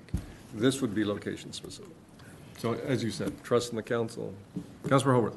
Thank you, Mr. Mayor. So as I was saying out of turn, so originally I asked the maker of the motion, hey, would you accept this friendly amendment, take these, and you know what, Mr. Mayor, your points, resonated with me, so I'm fine with the original motion, and we'll vote for that. I'm not sure if we need to clarify the language of the Velzy plaque. I am comfortable with I think it's the second bullet that says Dale Hawk Velzy opened the first surfboard retail shop on this side in 1950. I'm comfortable with that based on what I've been reading. So I don't know if that's part of I think it was part of the motion because, Richard said, or MPT said, fine with the language they want, and I think we should confirm that, but. Councilor Franklin. Yeah, just because we have a big wall and a blank space doesn't mean we have to cover it with art. I also think it's not fair to an artist if we've already seen some objections here, if we let them go ahead and put all their effort into that, and then we finally say, hey, we don't want it on that, on that wall. Done it before. No, I know, but I think it's just too much. I remember I helped with the painting of the wall, the LMB, Leadership Manhattan Beach project at the Arts Center on 11th Street, and the people across the street, I think there was one person who was virulently opposed to it. He says, I don't want to be looking out at that. And there's a lot of homes, on 15th Street on the north side that would be looking at it. Again, just because it's there doesn't mean we have to paint on it. And I'm just a little confused about the proposed language. So which What do you mean? What's the confusion? For the plaque. Yeah, what's the confusion? The one I suggested was that. Was two, but was there something else before that? I thought there was a third, but I'll wait till I'm called. Well, there's four. I thought there was a fourth, excuse me, that was There presented are by a four member of the triangles. public that just simply says, iconic Velzy surfboard created by Dale Hawk Velzy, first developed and sold at this location Yeah. in 1950. It's on there, but I chose number 2. So Name is number 1. Just for a small point of clarification, two things. One, what the Cultural Arts Commission actually approved, they kind of altered point number 2 slightly. So they altered it to say Dale Hawk Velzy opened the world's first known surfboard retail shop on this site in 1950. In addition to that, however, we can come back with this language or other iterations when we come back. Hold on, with so, yeah, and that's the language that's up here on the first page here, but let's hold on, we're gonna bifurcate this. This is gonna Okay. be just on the art pieces, not Velzy. Velzy's gonna Okay, be a separate Velzy's consideration, separate. so we need a motion for this. Is that, That's our first motion to separate, bifurcate out the Velzy plaque language, and stick with all the other comments I made with the murals, the art pieces, and, what was the third one? okay, and does the second stand for that? Yes, sir. Okay, Councilor Lesser, do you have? I just want to make sure I'm protecting your legacy, Mr. Mayor, so that you're not regretting 2 pieces of, or 3 pieces of art as you look back on your impressive council service. I'm But willing if to you're take looking that. to ensure, It's gonna come back to us. I'm comfortable with us. So I'll remake the motion. I'll resecond it. There we go. Okay, voting screen, please vote. If it's coming back, right? Well, all the art comes back Motion to us. passes 5-0. We get Okay, the final. so, Velzy plaque. Was there a motion on that, or Councilor Haworth, you have a motion? I was going to move to approve the proposal to honor a piece of local history, Dale Hawk Velzy, with the language, it's bullet point number 2 with the added language, Dale Hawk Velzy opened the, Well, can I say, is it 2 slides up, page 330 of 414? Is that the language here? Proposal to install? In 333. I was looking at 333. Which, is it the language here? In 1950, Dale Velzy opened the first known retail Oh, surf yeah, shop you're in the looking at world, that? located at 117 Manhattan Beach Boulevard. Yeah, you're right. That's the one. Is that the actual So approved by the commission? that's not the one that approved by the commission. The one approved by the commission is what Councilmember Haworth was referring to with the extra words. So what they approved was bullet number 2, which is on page. 333. Thank you. So that's Dale Hawk Velzy opened the world's first known surfboard retail shop on this site in 1950. So it's an addition of 2 words to bullet point number 2. The word known wasn't there. Known. Known. It's the word Open the very World first and known World and surfboard known retail is what's shop on being the site added. in 1950. It's like, it's not, it is the got it. same now as, I You just put think the word it's the known in. same. All right. Councilor Lesser. I'm still just leaning towards something generic, something basic, and I also wanted to confirm the size of the plaque, particularly given the other plaque around town, which is smaller, so that should come back to council as well, would be my proposal. Let me just jump on this. I get your point about the plaque at Bruce's Beach. I think the impact is a little different here. I don't think it's fair really to compare the two. This is an open question, whereas I think we had the history, and now we have the history for sure, that there were a lot of inaccuracies in that one. And the impact and the meaningfulness of that is different than this. There are friendly rivalries in the surf world. I think between Santa Cruz and Huntington argues over which one is Surf City. I see this, who is it? It's Hermosa. Hermosa. See?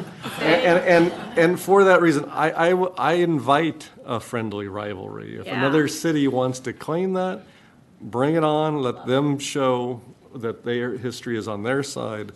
I'm not afraid to put it out there and say, hey, we're going to claim the first until someone can prove otherwise, because it's just a friendly thing. It's there. No one is hurt or negatively impacted by this.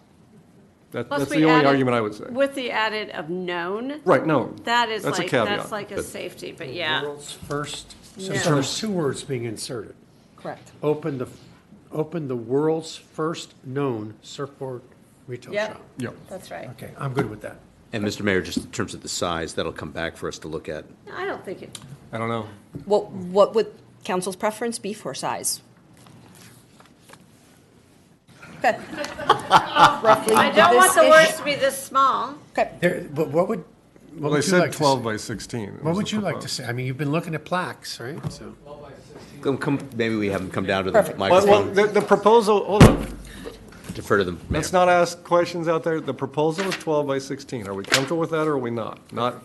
Let's take a survey here and, that's 12 by by 16. 12 by 16. 12 by That 16. looks good. Absolutely. Perfect. Fine. That's my motion. Do we ask her the Bring it. timeframe? What's the time frame? We'll have to draft an agreement with the South Bay Surf Riders Club to make sure we know who's installing it and how that's being After done. that 6 months goes by, then We will also consult with Public Works to see if it's easier for Public Works to do the installation or if it's easier to have an external vendor do the installation. But it should be a fairly quick turnaround. It'll also depend on how long it takes to generate and manufacture the actual plaque, which would be on. from my understanding of all the other things that we're doing, that could take 8 weeks.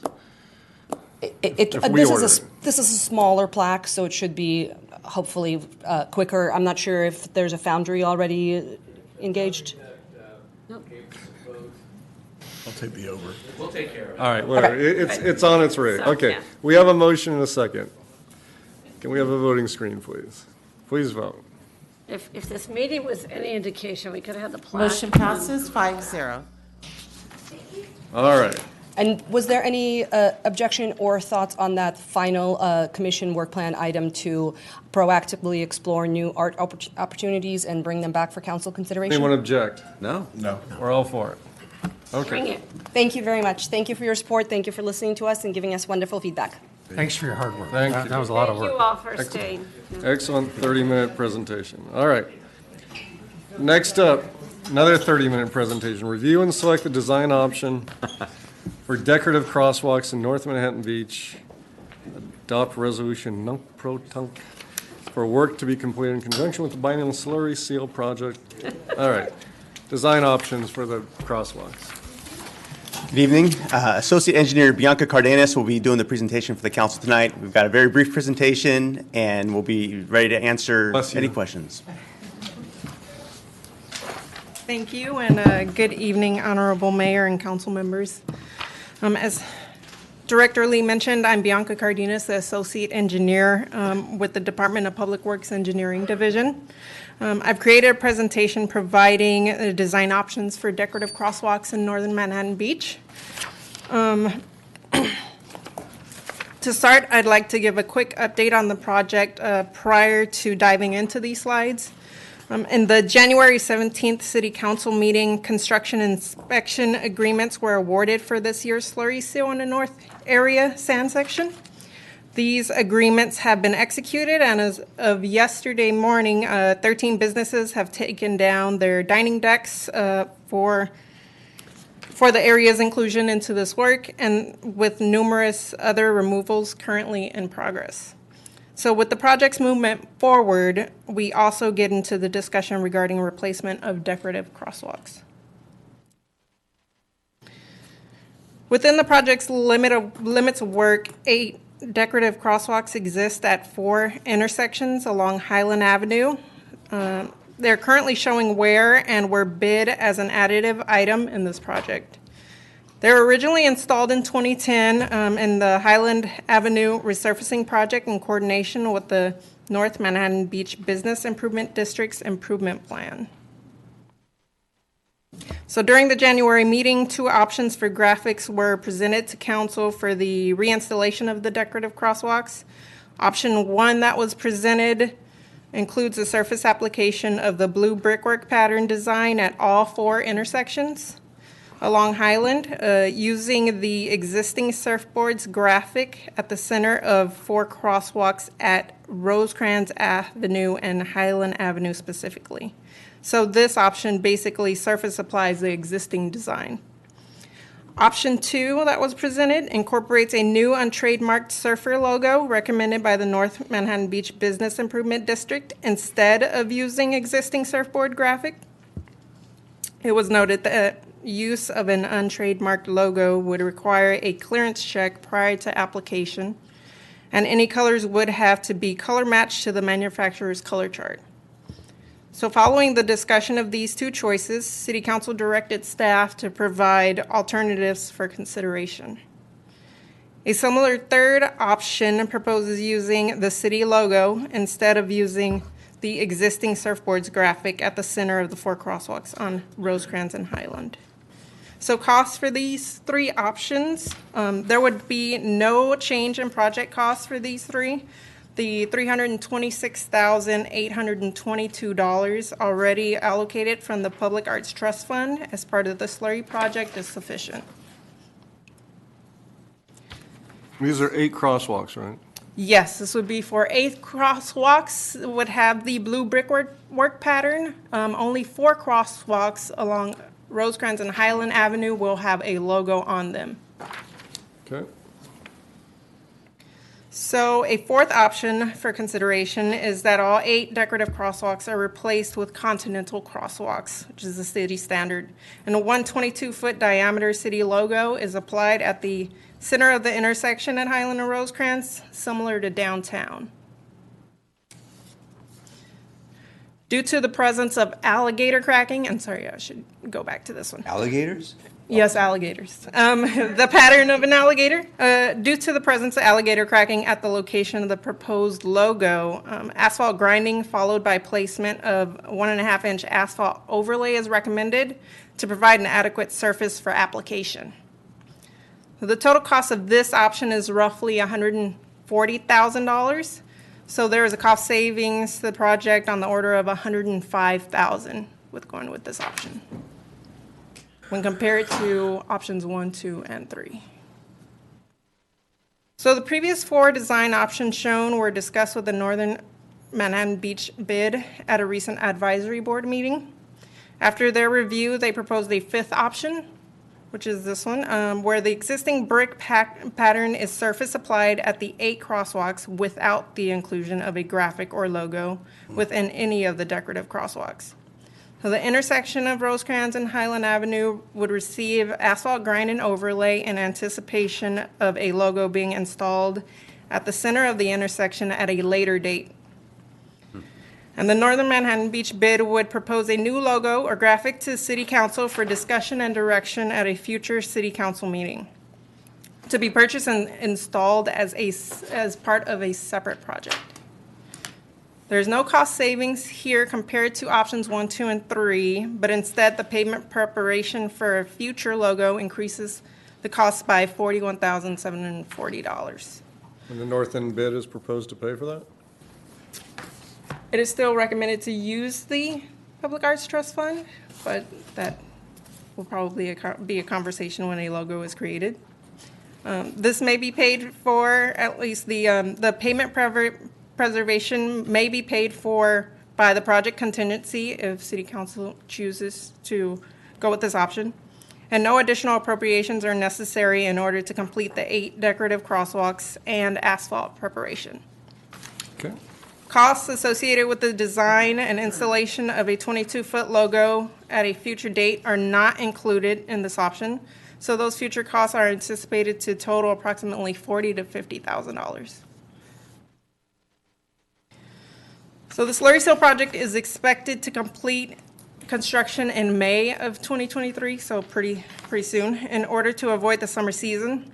And the decorative crosswalk materials currently have a 6 to 8 week lead time. In order for a construction contractor to perform all of the requirements, order materials, and complete work during this project, a final design selection is needed at this time. If a final decision is not made, the decorative crosswalk work will need to be omitted from this project and bid separately as a future project, adding cost and time.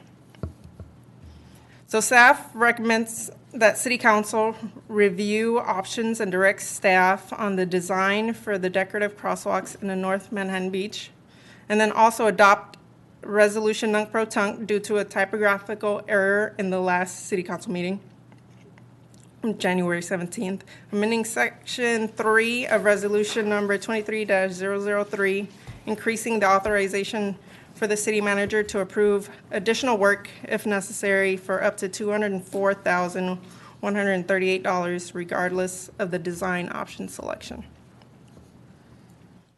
And that's it. Thank you, and that is the end of the presentation. I open this up for questions and discussion. Okay, council questions? Councilor Lesser. I just wanted to hear from a representative of the bid, but I think there might be one here, but I couldn't wait for public comment for that. Okay. False alarm. Other questions? All right, seeing none, we'll open up to public comment. Anyone wants to come down, speak to this item, you got 2 minutes, come on down.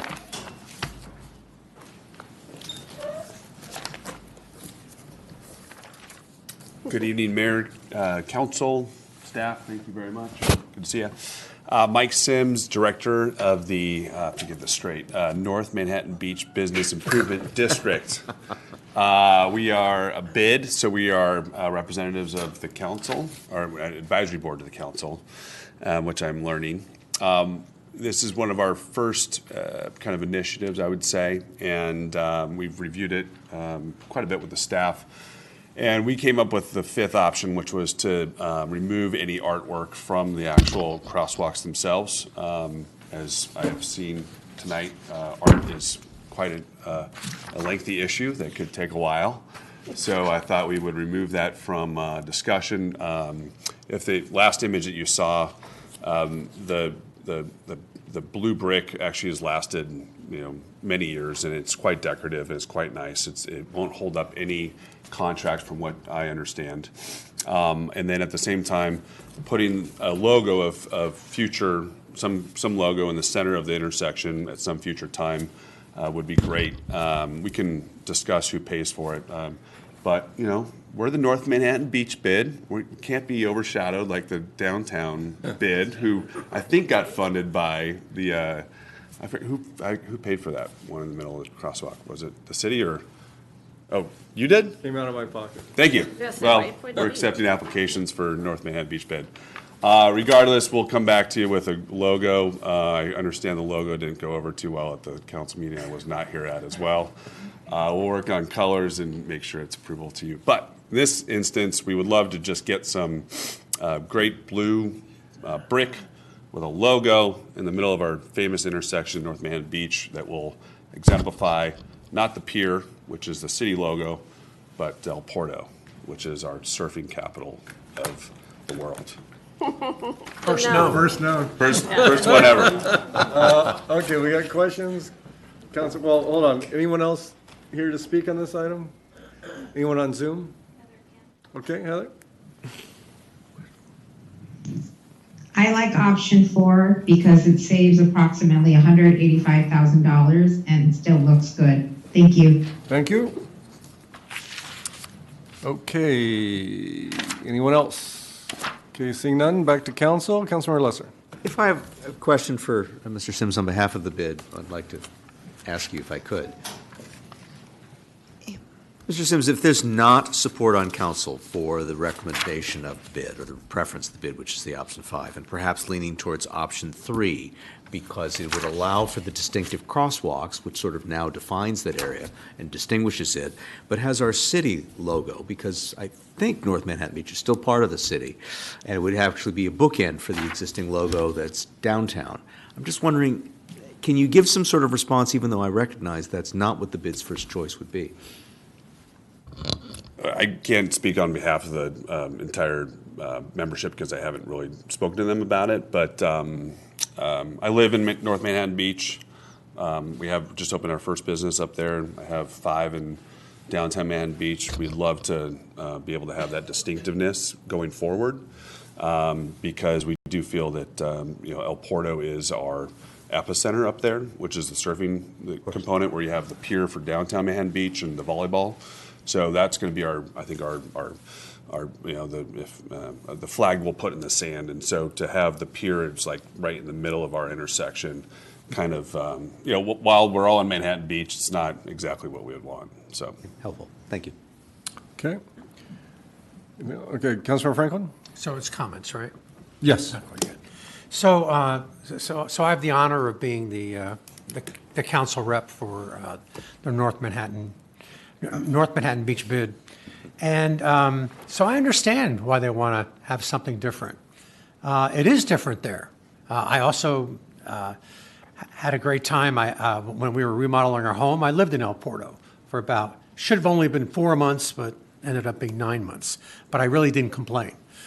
So it does have a unique flavor, a unique feel, vibe, if you will. And I think they deserve to have control over what their look should be. The pier's not there. When you go to the other scramble crosswalks and the decal of the pier there, you're actually looking down at the pier. Okay, you're not doing that in North Manhattan Beach. So I'd like to see them come up with an idea and support it, and I would support option number 5. Mayor Pro Tem Montgomery, I see you, but I'm going to throw out an option 6 because we don't have enough options here. An option 6 would be to just rotate the different logos and different sides. There's 8 sidewalks. We can put one of each and repeat them until they're filled. Can include the North End bid logo, the city logo, and the surfboards, and rotate them amongst the different. I'd throw that out there. Mayor Pro Tem Montgomery. Thank you, Your Honor. As the other half of the council rep to the North End BID, I like the mayor's idea. I think they should have their own unique representation. And diversity, Mike, the key word is diversity out here with things that we do at the city. Everywhere we touch something, this is one more example. I like the artwork. I don't want to be just like everybody else. I think these 3 different logos can rotate through, like the mayor said, in different size. I'm not sure about the center crosswalk part of it, but we can rotate it through. I'll make that my motion, that we rotate options 1, 2, and 3 out of the 8 that we have and go from there. I can't second. Add some clarity to this.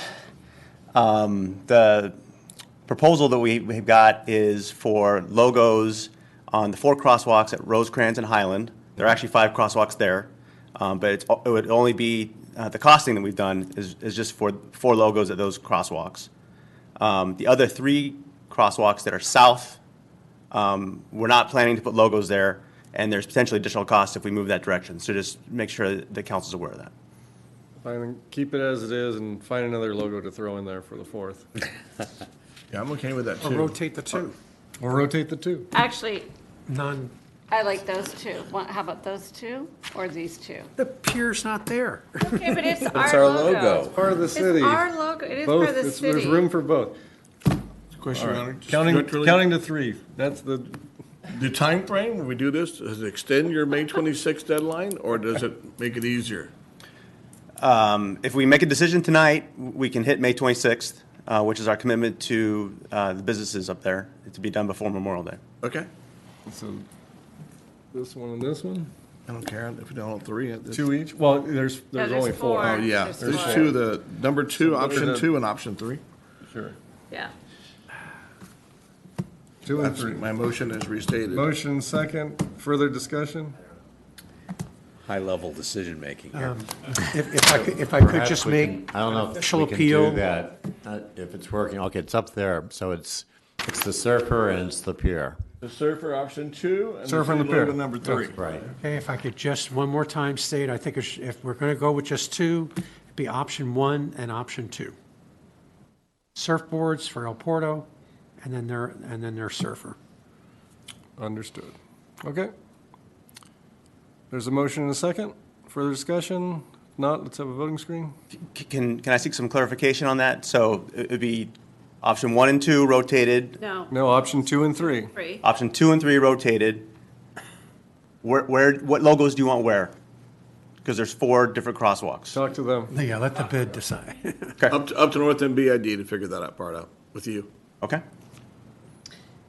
My motion stands restated again. gotta- Took my screen away. We got a voting screen? There we All go. right, please vote. Yes, sir. Yes, sir. I get it. Motion passes 4-1. All right. Moving right along.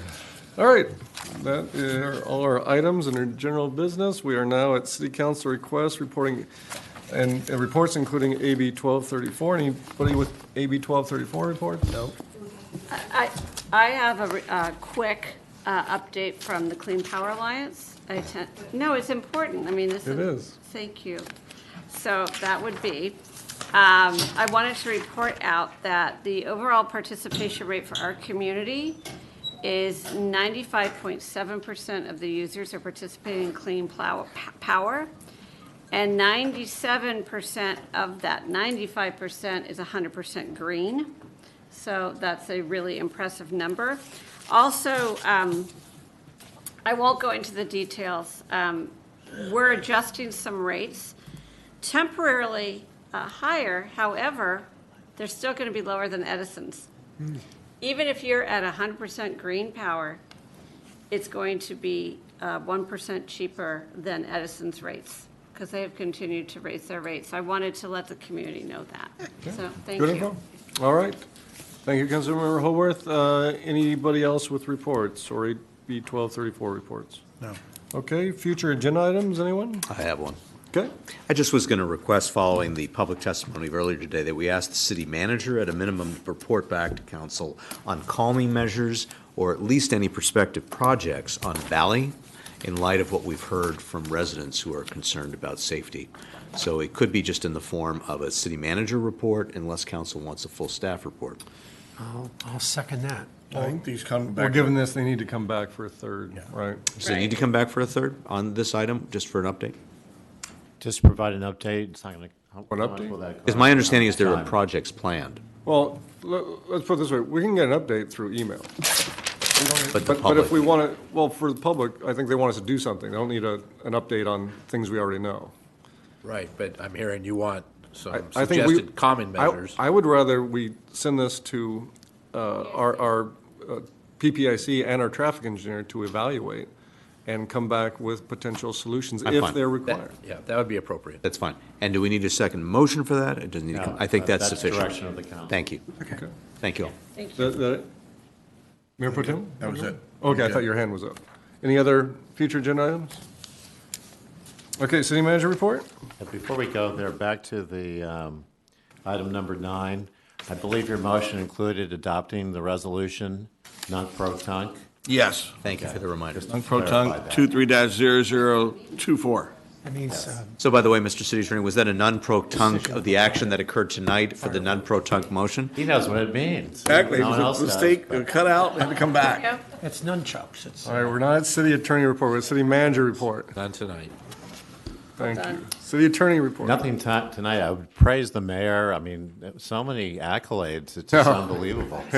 I must owe people a lot of money. And good questions, too. Great questions. Good question. Informational items, there's a couple of those, so that leads us to adjournment, and we'll be adjourning to the work plan meeting on Tuesday, March 14th, seriously? At 6 PM in city council chambers. Really? Oh, boy. All right? Well done.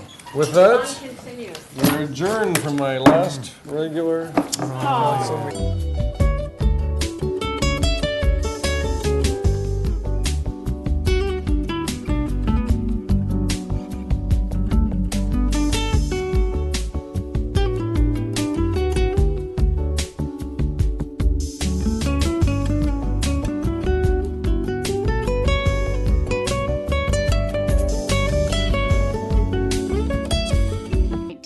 .ca.gov.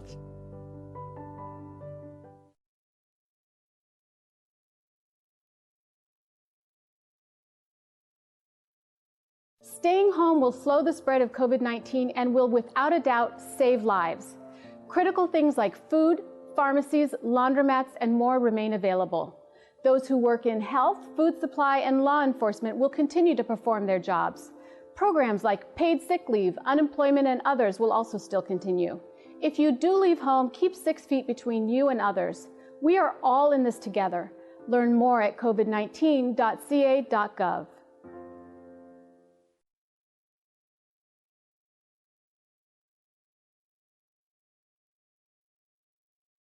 As a mother and a wife, I understand how challenging this moment is for our families and our communities. That is why our state is responding at every level of government to slow the spread of COVID-19 while ensuring our most vulnerable Californians have what they need. But we can each do our part, and it starts by staying home. I know this is a big sacrifice for so many, but staying home saves lives. Learn more at covid19.ca.gov. Want restaurants to open and schools?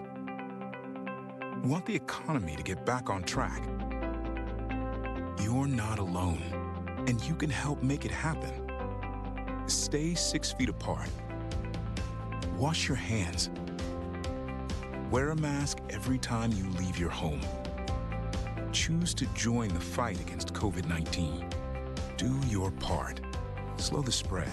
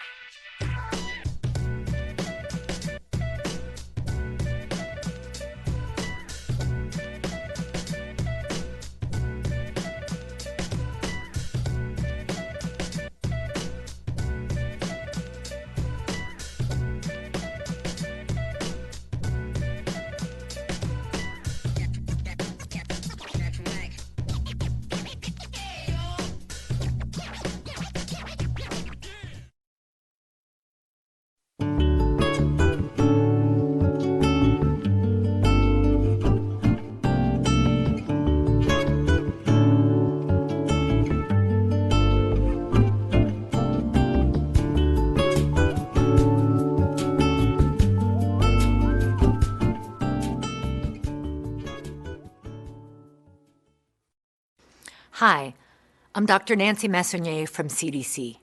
As of this morning, March 14th, CDC reported more than 2,000 cases of COVID-19 and 50 deaths from 49 states and District of Columbia.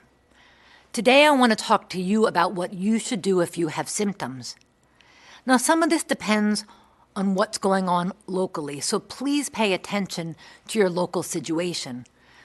The first thing to know, though, is most people are going to get exposed to COVID-19, and many people will get sick. But the majority of people will recover with only mild illness. So if you're young and healthy, you might not actually need to see a doctor, and you might not need to get a diagnostic test. There actually isn't a specific treatment for COVID-19, so you really might be able to ride this out at home. If you are older or have underlying illnesses, you need to contact your healthcare provider who can give you specific advice about what you should do. And of course, if you have life-threatening illness, you should call 911. It's really important that we protect those who are most vulnerable to COVID-19, and that's older adults and people with underlying illnesses.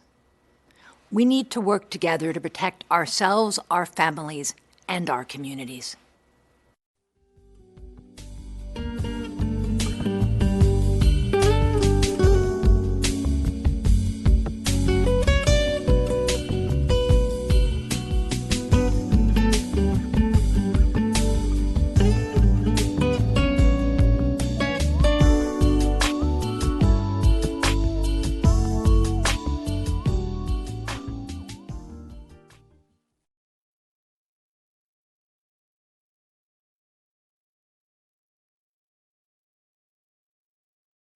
With coronavirus spreading, people at higher risk must take extra precautions. You're at higher risk if you're over 65 or if you have an underlying medical condition. Please visit coronavirus.gov for more information.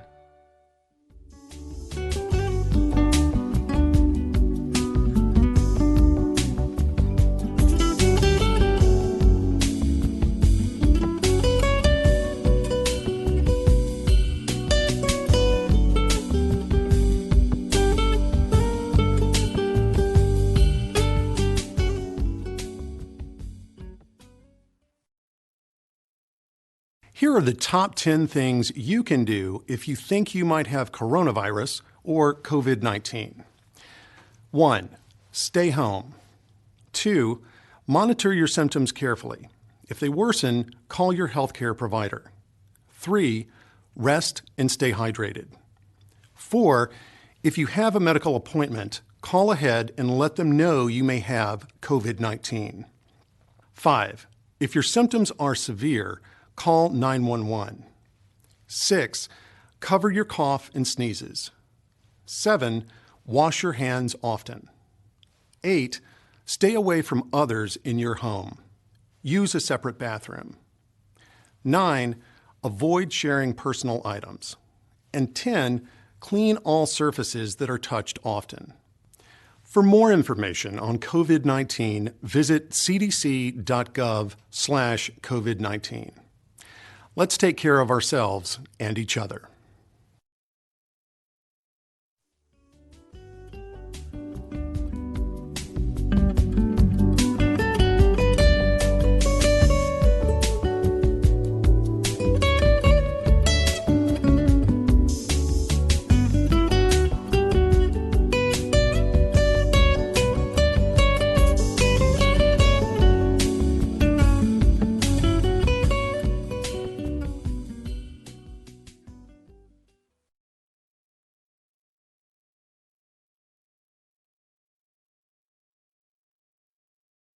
Why should young people care about the spread of coronavirus?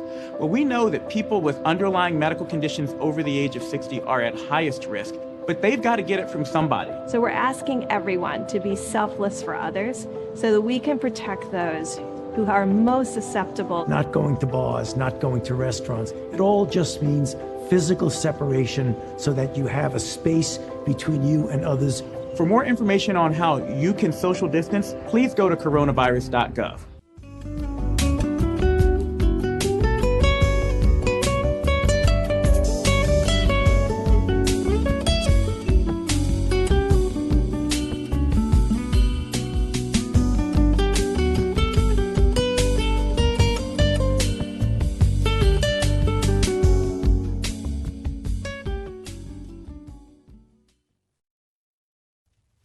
The virus that causes coronavirus disease is spreading in some of our communities. This disease, also known as COVID-19, is thought to spread mainly from person to person through respiratory droplets produced when an infected person coughs or sneezes.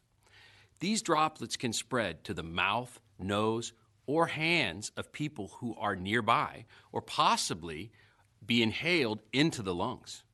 Take steps to lower your risk of getting sick. Here are some things you should do. Wash your hands often with soap and water for at least 20 seconds. You can also use hand sanitizer that contains at least 60% alcohol. Take extra measures to put distance between yourself and others. Avoid close contact with people who are sick. Stay home if you're sick, except to get medical care. If you have severe symptoms, please call 911. Cover coughs and sneezes with a tissue or the inside of your elbow. Only wear a face mask if you're sick and around other people, or if you need to take care of someone who is sick. Clean and disinfect frequently touched surfaces. Older adults and people who have severe chronic medical conditions like heart or lung disease or diabetes are at higher risk for more serious illness from COVID-19. This group should consult with their healthcare provider about additional steps to stay protected. For more information on COVID-19, please visit cdc.gov/COVID-19. Let's work together to protect ourselves, our families, and our communities.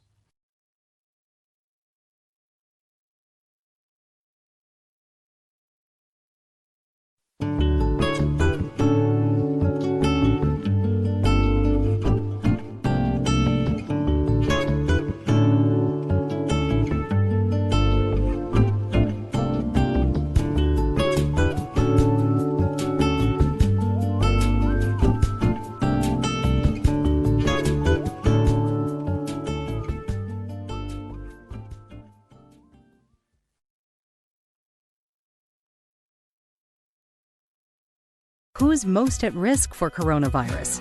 People over 65, people with underlying medical conditions like heart disease, chronic lung disease, asthma, diabetes, people undergoing cancer treatment, and people with weakened immune systems. What should you do if you or a loved one is at higher risk? Avoid close contact with people. Avoid crowds. Stay home if you can. Wash your hands frequently. Learn more ways to protect yourself and others at coronavirus.gov.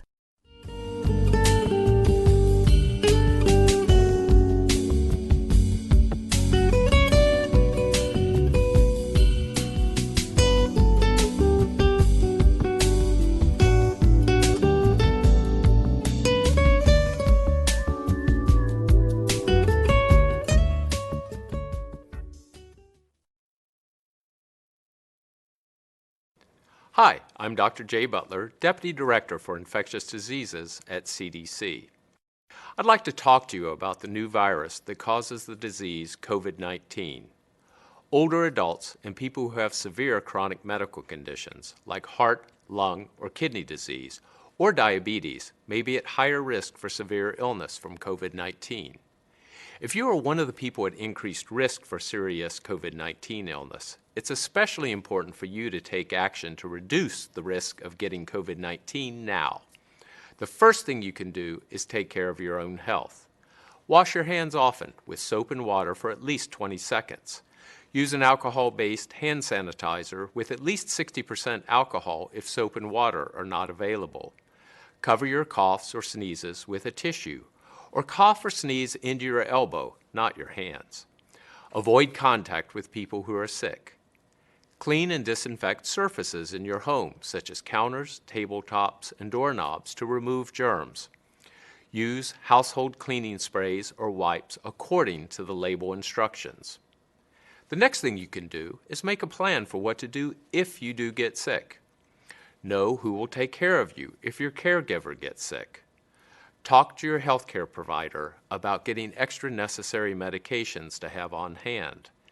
Get enough supplies too, including enough household items and groceries so you can stay home for a few weeks if you have to. The third thing you can do is pay attention to what's happening locally. If COVID-19 is spreading in your community, stay home as much as possible and avoid crowds. If you get sick with fever, cough, or shortness of breath, call your healthcare provider.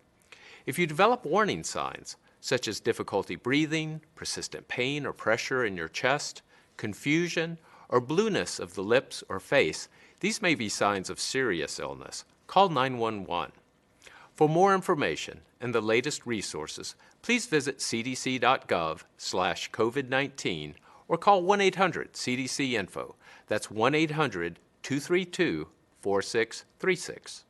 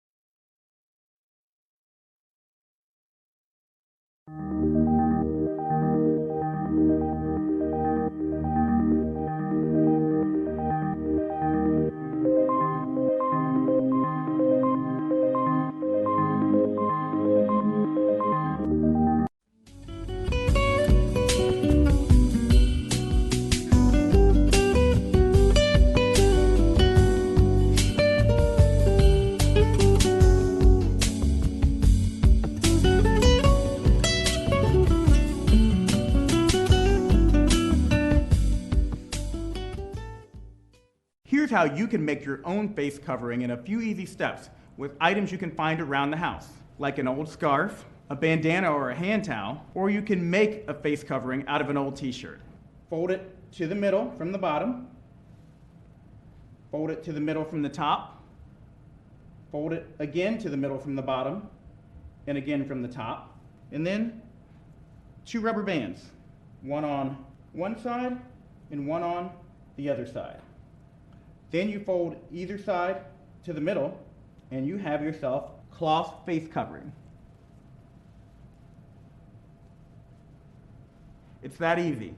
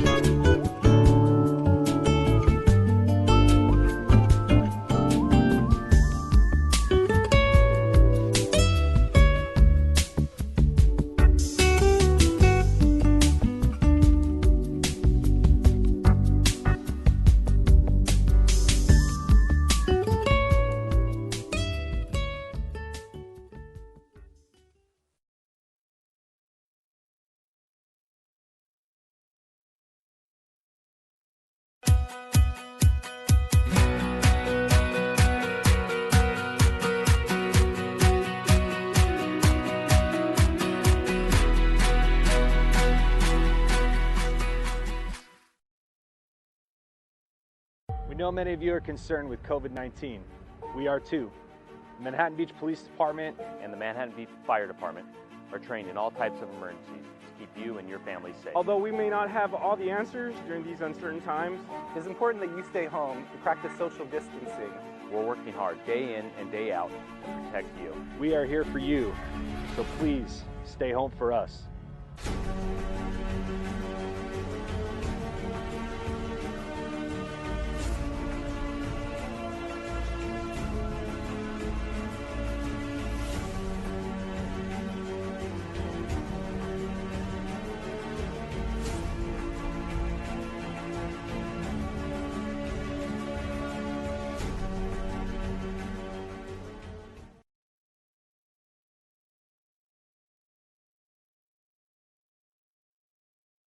Communities are starting to feel the financial impact of COVID-19, commonly called coronavirus. But we want you to know that there is help. We have disability insurance for workers who are ill or medically quarantined due to COVID-19. Paid family leave is available for those caring for an ill or medically quarantined family member, and unemployment insurance for reduced hours or lost work. We're all in this together. For information on how to stay healthy, visit covid19.ca.gov.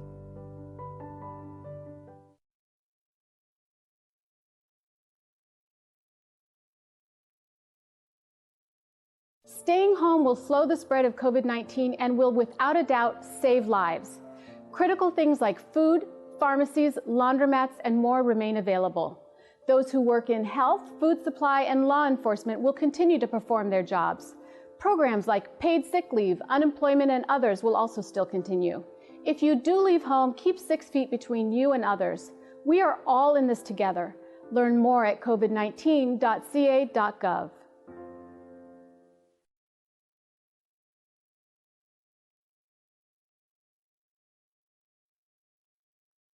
As a mother and a wife, I understand how challenging this moment is for our families and our communities. That is why our state is responding at every level of government to slow the spread of COVID-19 while ensuring our most vulnerable Californians have what they need. But we can each do our part, and it starts by staying home.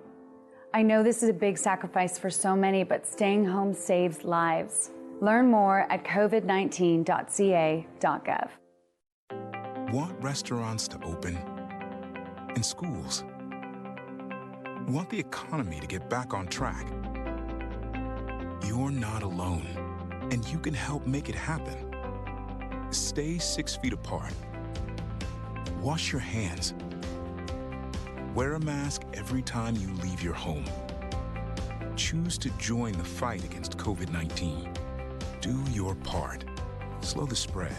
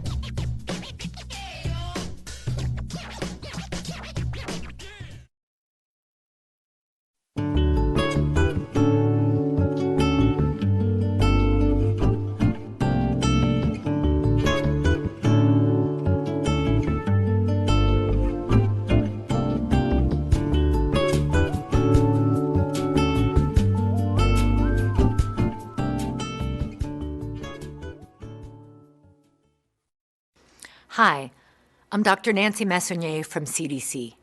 As of this morning, March 14th, CDC reported more than 2,000 cases of COVID-19 and 50 deaths from 49 states and District of Columbia. Today, I want to talk to you about what you should do if you have symptoms. Now, some of this depends on what's going on locally, so please pay attention to your local situation. The first thing to know, though, is most people are going to get exposed to COVID-19, and many people will get sick. But the majority of people will recover with only mild illness.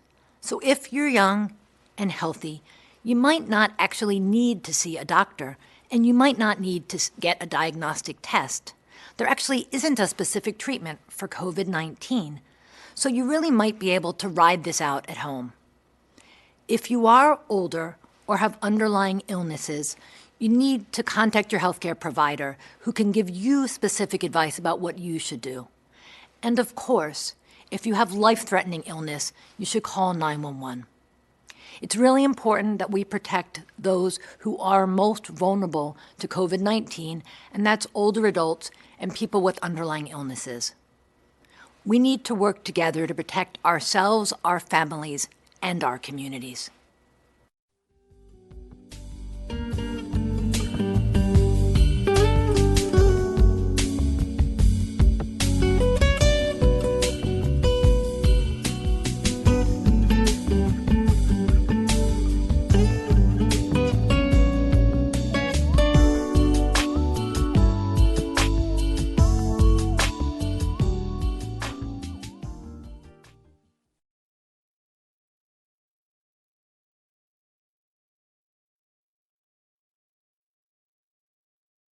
With coronavirus spreading, people at higher risk must take extra precautions. You're at higher risk if you're over 65 or if you have an underlying medical condition. Please visit coronavirus.gov for more information.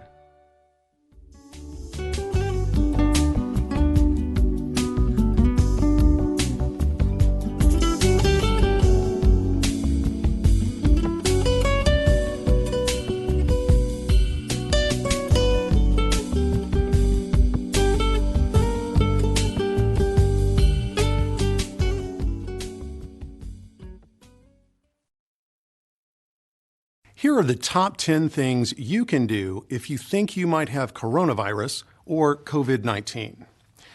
1. Stay home. 2. Monitor your symptoms carefully. If they worsen, call your healthcare provider. 3. Rest and stay hydrated. 4. If you have a medical appointment, call ahead and let them know you may have COVID-19. 5. If your symptoms are severe, call 911. 6. Cover your cough and sneezes. 7. Wash your hands often. 8. Stay away from others in your home. Use a separate bathroom. 9. Avoid sharing personal items. And 10. Clean all surfaces that are touched often. For more information on COVID-19, visit cdc.gov/COVID-19. Let's take care of ourselves and each other.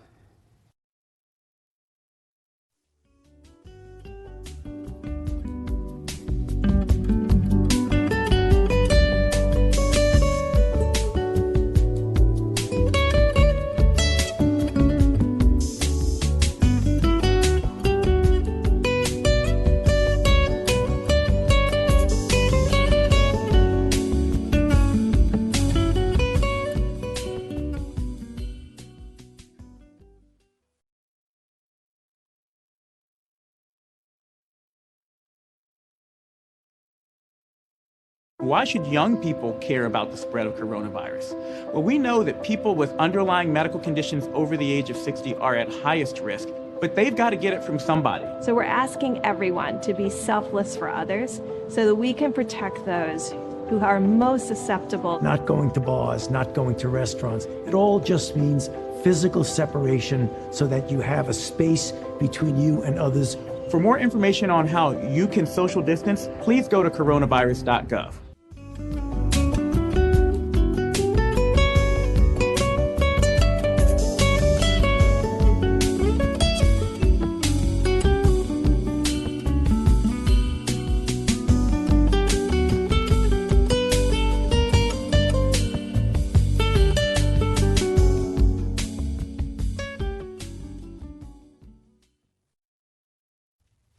The virus that causes coronavirus disease is spreading in some of our communities. This disease, also known as COVID-19, is thought to spread mainly from person to person through respiratory droplets produced when an infected person coughs or sneezes. These droplets can spread to the mouth, nose, or hands of people who are nearby or possibly be inhaled into the lungs. Take steps to lower your risk of getting sick. Here are some things you should do. Wash your hands often with soap and water for at least 20 seconds. You can also use hand sanitizer that contains at least 60% alcohol. Take extra measures to put distance between yourself and others. Avoid close contact with people who are sick. Stay home if you're sick, except to get medical care. If you have severe symptoms, please call 911. Cover coughs and sneezes with a tissue or the inside of your elbow. Only wear a face mask if you're sick and around other people, or if you need to take care of someone who is sick. Clean and disinfect frequently touched surfaces. Older adults and people who have severe chronic medical conditions like heart or lung disease or diabetes are at higher risk for more serious illness from COVID-19. This group should consult with their healthcare provider about additional steps to stay protected. For more information on COVID-19, please visit cdc.gov/COVID-19. Let's work together to protect ourselves, our families, and our communities.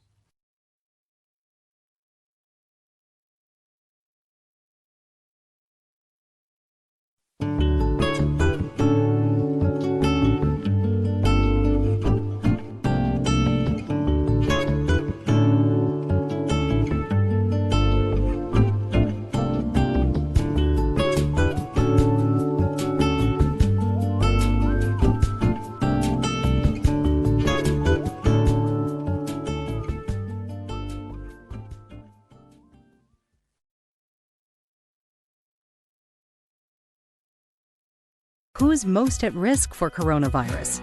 People over 65, people with underlying medical conditions like heart disease, chronic lung disease, asthma, diabetes, people undergoing cancer treatment, and people with weakened immune systems. What should you do if you or a loved one is at higher risk? Avoid close contact with people. Avoid crowds. Stay home if you can. Wash your hands frequently. Learn more ways to protect yourself and others at coronavirus.gov.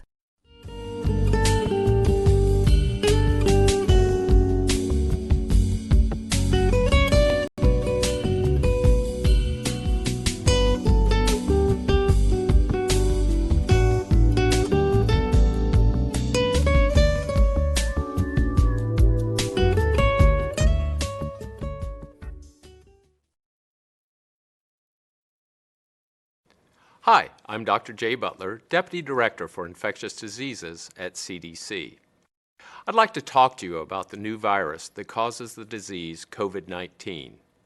Older adults and people who have severe chronic medical conditions like heart, lung, or kidney disease or diabetes may be at higher risk for severe illness from COVID-19. If you are one of the people at increased risk for serious COVID-19 illness, it's especially important for you to take action to reduce the risk of getting COVID-19 now. The first thing you can do is take care of your own health. Wash your hands often with soap and water for at least 20 seconds.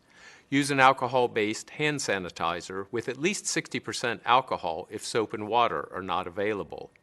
Cover your coughs or sneezes with a tissue, or cough or sneeze into your elbow, not your hands. Avoid contact with people who are sick.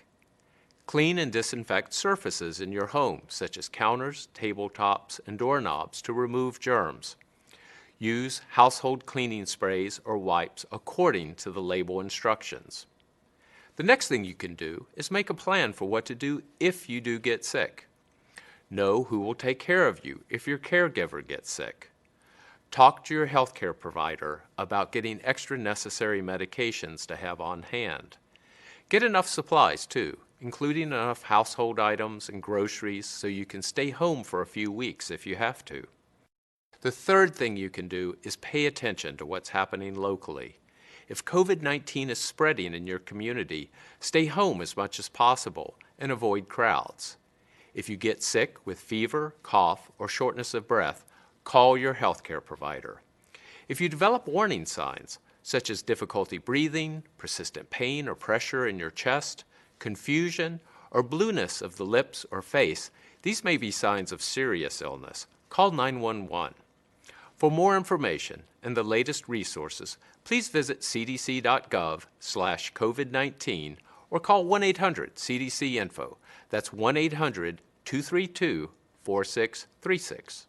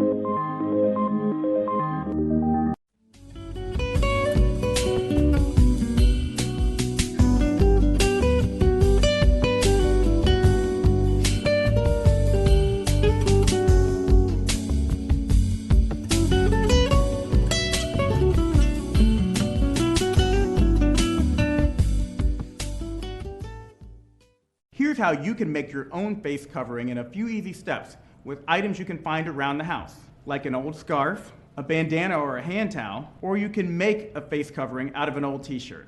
Fold it to the middle from the bottom, fold it to the middle from the top, fold it again to the middle from the bottom, and again from the top, and then 2 rubber bands, one on one side and one on the other side.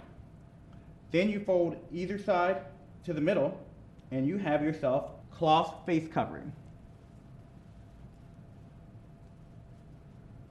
It's that easy.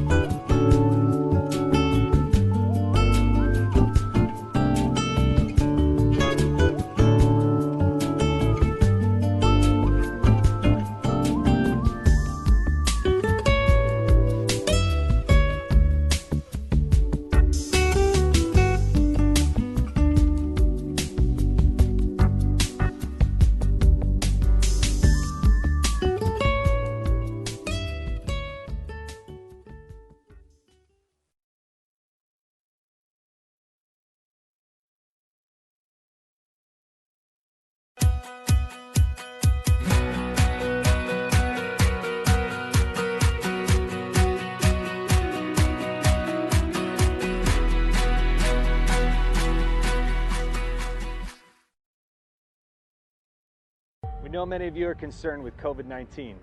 We are too. The Manhattan Beach Police Department and the Manhattan Beach Fire Department are trained in all types of emergencies to keep you and your family safe. Although we may not have all the answers during these uncertain times, it's important that you stay home and practice social distancing. We're working hard day in and day out to protect you. We are here for you, so please stay home for us.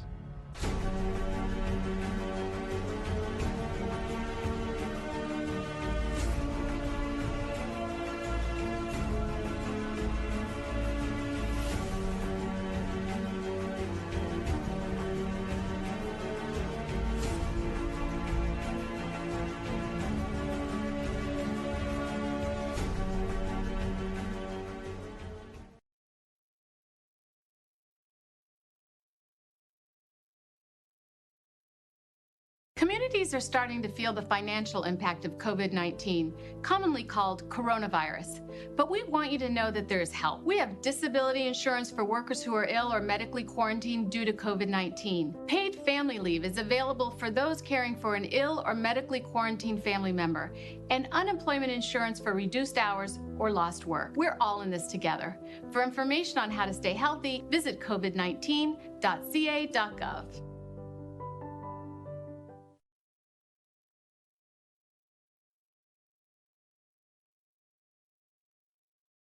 Staying home will slow the spread of COVID-19 and will, without a doubt, save lives. Critical things like food, pharmacies, laundromats, and more remain available. Those who work in health, food supply, and law enforcement will continue to perform their jobs. Programs like paid sick leave, unemployment, and others will also still continue. If you do leave home, keep 6 feet between you and others. We are all in this together. Learn more at covid19.ca.gov.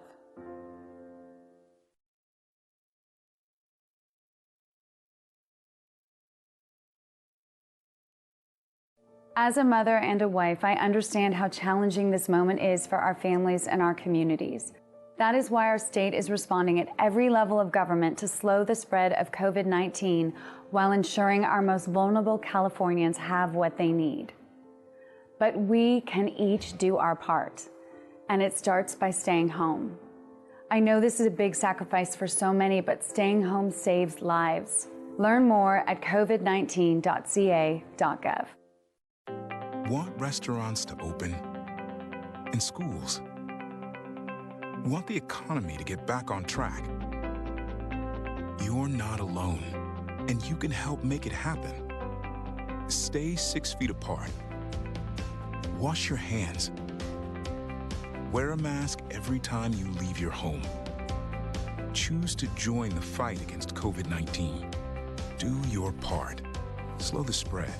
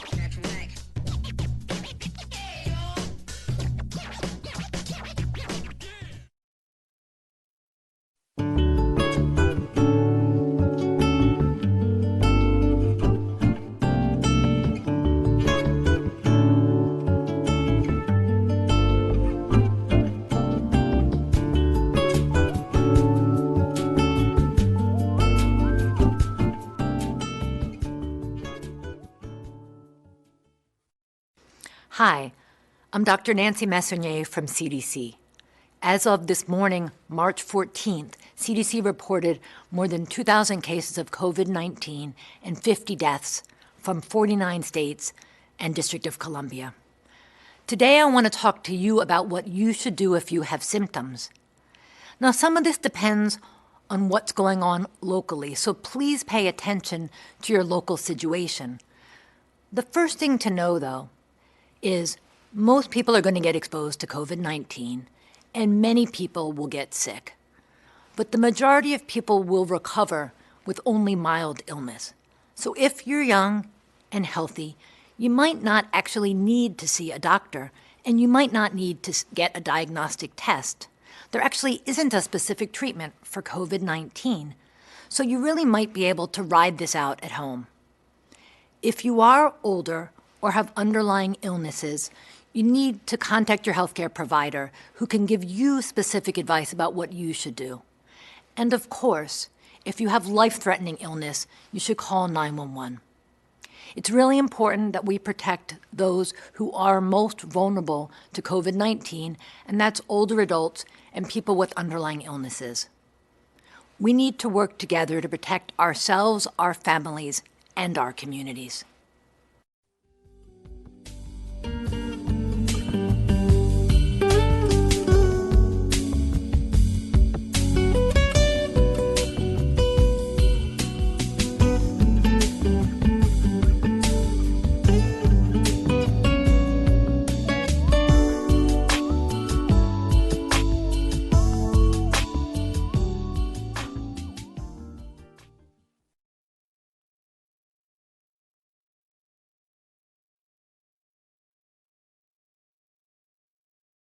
With coronavirus spreading, people at higher risk must take extra precautions. You're at higher risk if you're over 65 or if you have an underlying medical condition. Please visit coronavirus.gov for more information.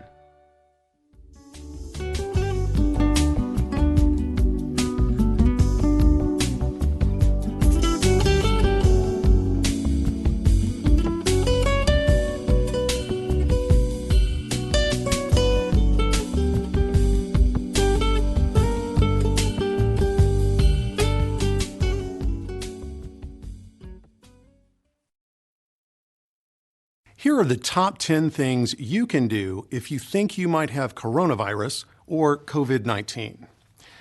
1. Stay home. 2. Monitor your symptoms carefully. If they worsen, call your healthcare provider. 3. Rest and stay hydrated. 4. If you have a medical appointment, call ahead and let them know you may have COVID-19.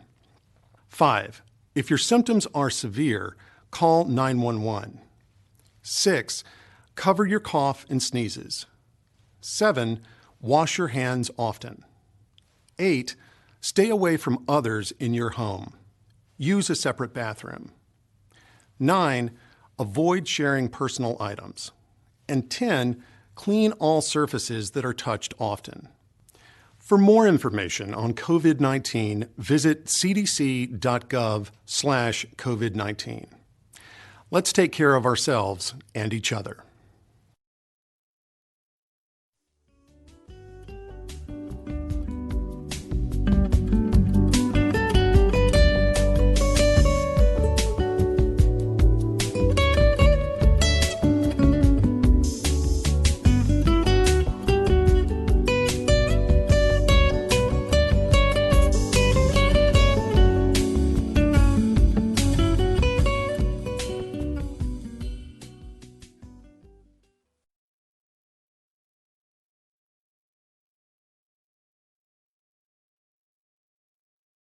Why should young people care about the spread of coronavirus? Well, we know that people with underlying medical conditions over the age of 60 are at highest risk, but they've got to get it from somebody. So we're asking everyone to be selfless for others so that we can protect those who are most susceptible. Not going to bars, not going to restaurants. It all just means physical separation so that you have a space between you and others. For more information on how you can social distance, please go to coronavirus.gov.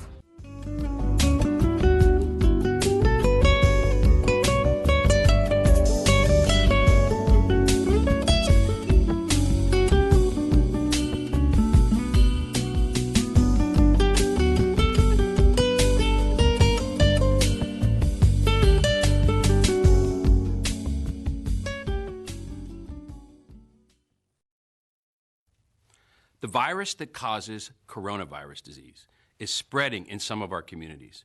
This disease, also known as COVID-19, is thought to spread mainly from person to person through respiratory droplets produced when an infected person coughs or sneezes. These droplets can spread to the mouth, nose, or hands of people who are nearby or possibly be inhaled into the lungs. Take steps to lower your risk of getting sick. Here are some things you should do. Wash your hands often with soap and water for at least 20 seconds. You can also use hand sanitizer that contains at least 60% alcohol. Take extra measures to put distance between yourself and others. Avoid close contact with people who are sick. Stay home if you're sick, except to get medical care. If you have severe symptoms, please call 911. Cover coughs and sneezes with a tissue or the inside of your elbow. Only wear a face mask if you're sick and around other people, or if you need to take care of someone who is sick. Clean and disinfect frequently touched surfaces. Older adults and people who have severe chronic medical conditions like heart or lung disease or diabetes are at higher risk for more serious illness from COVID-19. This group should consult with their healthcare provider about additional steps to stay protected. For more information on COVID-19, please visit cdc.gov/COVID-19. Let's work together to protect ourselves, our families, and our communities.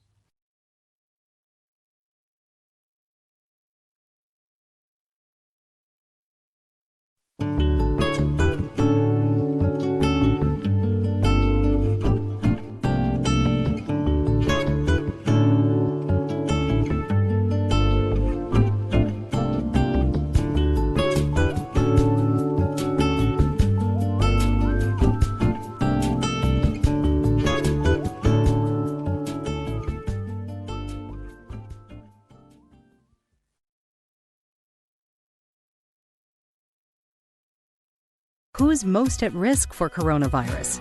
People over 65, people with underlying medical conditions like heart disease, chronic lung disease, asthma, diabetes, people undergoing cancer treatment, and people with weakened immune systems. What should you do if you or a loved one is at higher risk? Avoid close contact with people. Avoid crowds. Stay home if you can. Wash your hands frequently. Learn more ways to protect yourself and others at coronavirus.gov.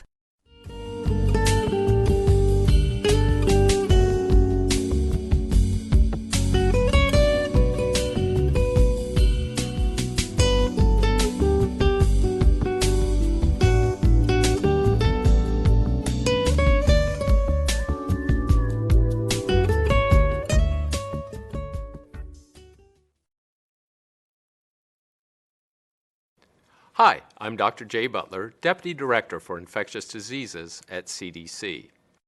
I'd like to talk to you about the new virus that causes the disease COVID-19. Older adults and people who have severe chronic medical conditions like heart, lung, or kidney disease or diabetes may be at higher risk for severe illness from COVID-19. If you are one of the people at increased risk for serious COVID-19 illness, it's especially important for you to take action to reduce the risk of getting COVID-19 now. The first thing you can do is take care of your own health. Wash your hands often with soap and water for at least 20 seconds. Use an alcohol-based hand sanitizer with at least 60% alcohol if soap and water are not available. Cover your coughs or sneezes with a tissue, or cough or sneeze into your elbow, not your hands. Avoid contact with people who are sick. Clean and disinfect surfaces in your home, such as counters, tabletops, and doorknobs to remove germs. Use household cleaning sprays or wipes according to the label instructions. The next thing you can do is make a plan for what to do if you do get sick. Know who will take care of you if your caregiver gets sick. Talk to your healthcare provider about getting extra necessary medications to have on hand. Get enough supplies, too, including enough household items and groceries so you can stay home for a few weeks if you have to. The third thing you can do is pay attention to what's happening locally. If COVID-19 is spreading in your community, stay home as much as possible and avoid crowds. If you get sick with fever, cough, or shortness of breath, call your healthcare provider. If you develop warning signs, such as difficulty breathing, persistent pain or pressure in your chest, confusion, or blueness of the lips or face, these may be signs of serious illness. Call 911. For more information and the latest resources, please visit cdc.gov/COVID-19 or call 1-800-CDC-INFO. That's 1-800-232-4636.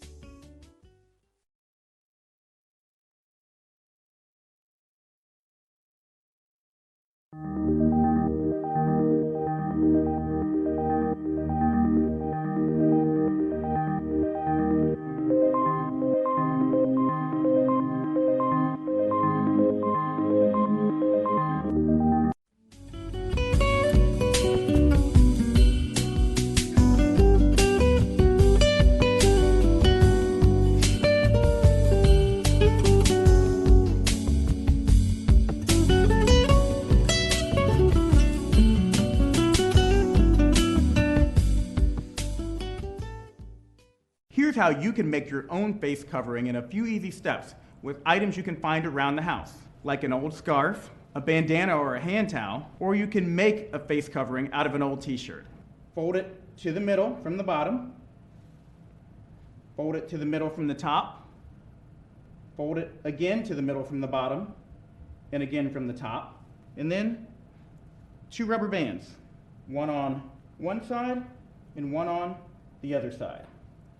Then you fold either side to the middle and you have yourself cloth face covering.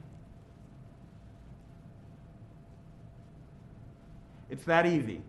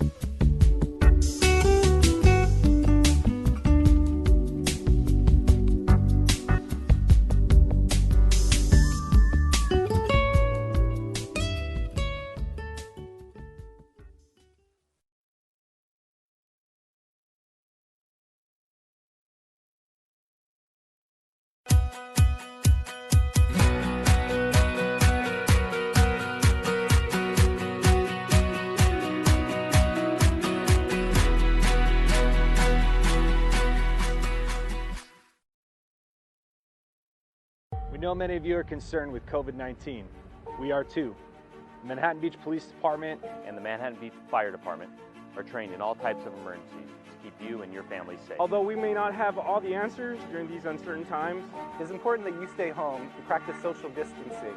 We're working hard day in and day out to protect you. We are here for you, so please stay home for us.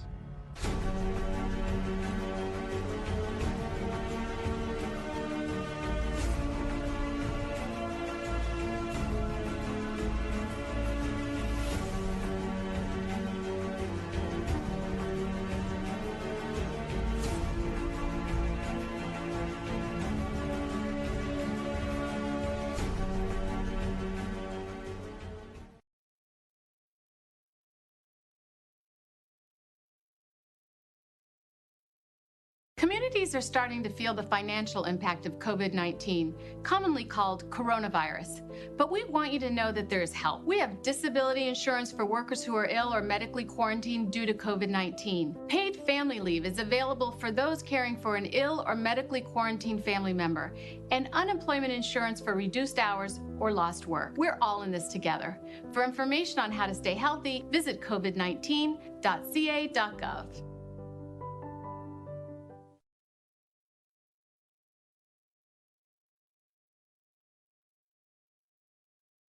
Staying home will slow the spread of COVID-19 and will without a doubt save lives.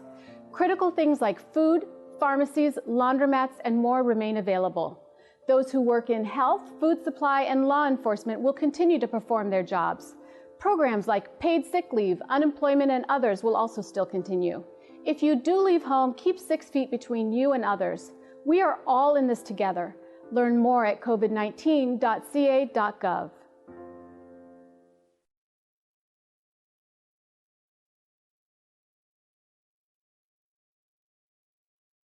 As a mother and a wife, I understand how challenging this moment is for our families and our communities.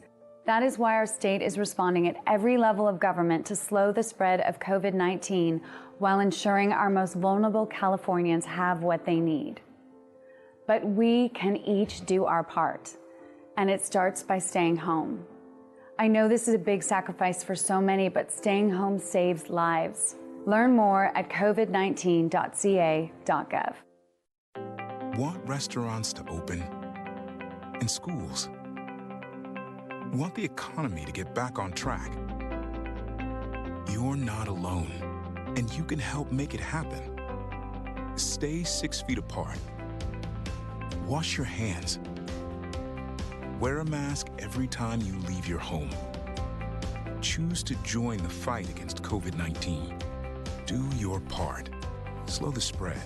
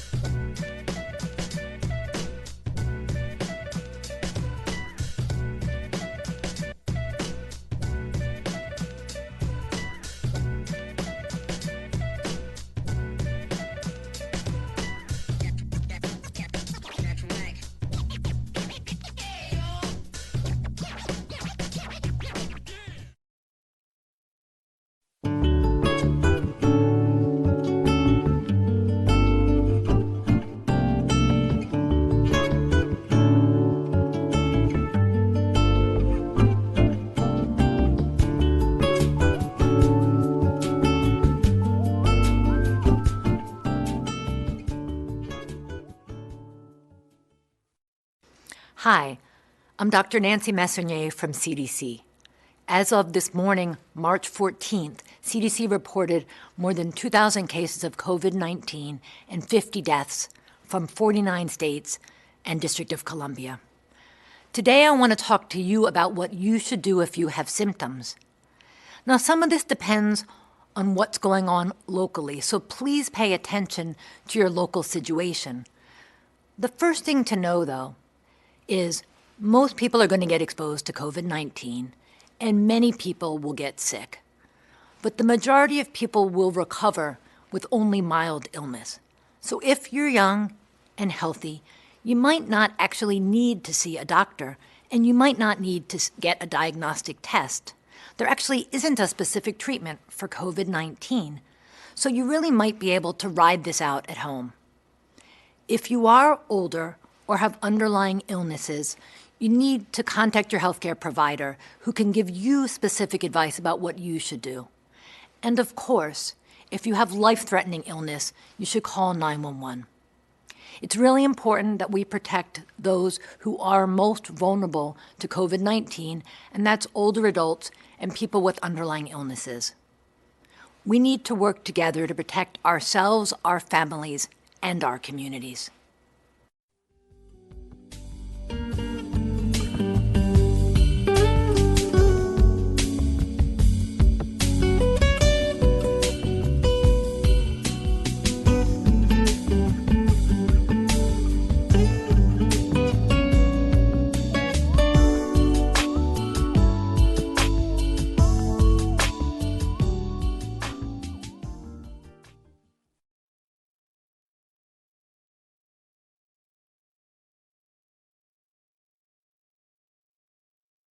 With coronavirus spreading, people at higher risk must take extra precautions.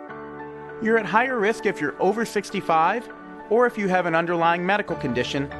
Please visit coronavirus.gov for more information.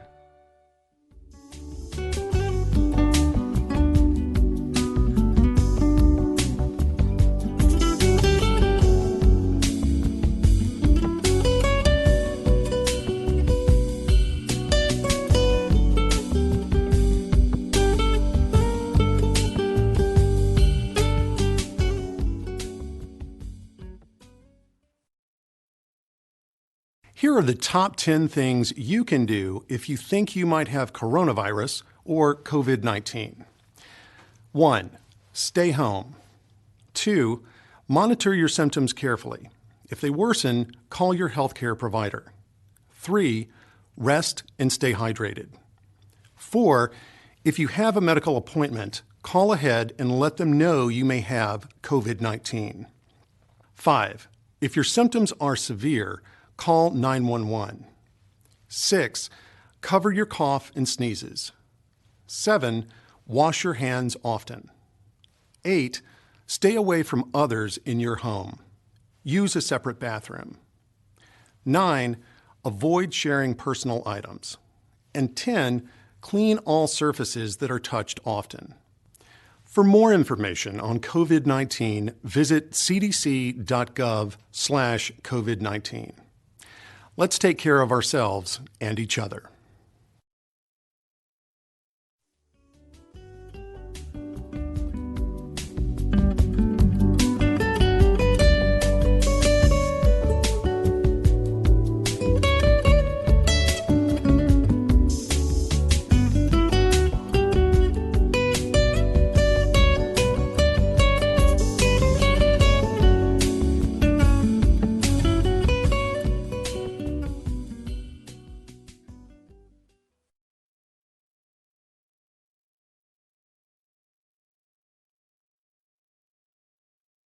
Why should young people care about the spread of coronavirus? Well, we know that people with underlying medical conditions over the age of 60 are at highest risk, but they've got to get it from somebody. So we're asking everyone to be selfless for others so that we can protect those who are most susceptible. Not going to bars, not going to restaurants. It all just means physical separation so that you have a space between you and others. For more information on how you can social distance, please go to coronavirus.gov.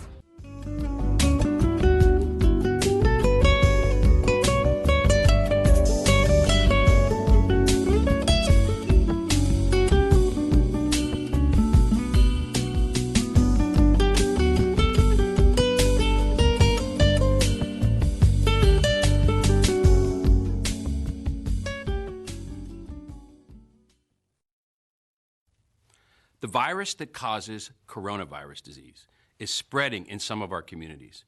This disease, also known as COVID-19, is thought to spread mainly from person to person through respiratory droplets produced when an infected person coughs or sneezes.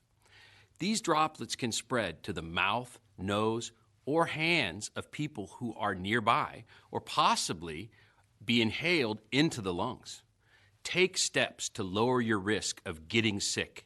Here are some things you should do. Wash your hands often with soap and water for at least 20 seconds. You can also use hand sanitizer that contains at least 60% alcohol. Take extra measures to put distance between yourself and others. Avoid close contact with people who are sick. Stay home if you're sick, except to get medical care. If you have severe symptoms, please call 911. Cover coughs and sneezes with a tissue or the inside of your elbow. Only wear a face mask if you're sick and around other people, or if you need to take care of someone who is sick. Clean and disinfect frequently touched surfaces. Older adults and people who have severe chronic medical conditions like heart or lung disease or diabetes are at higher risk for more serious illness from COVID-19. This group should consult with their healthcare provider about additional steps to stay protected. For more information on COVID-19, please visit cdc.gov/COVID-19. Let's work together to protect ourselves, our families, and our communities.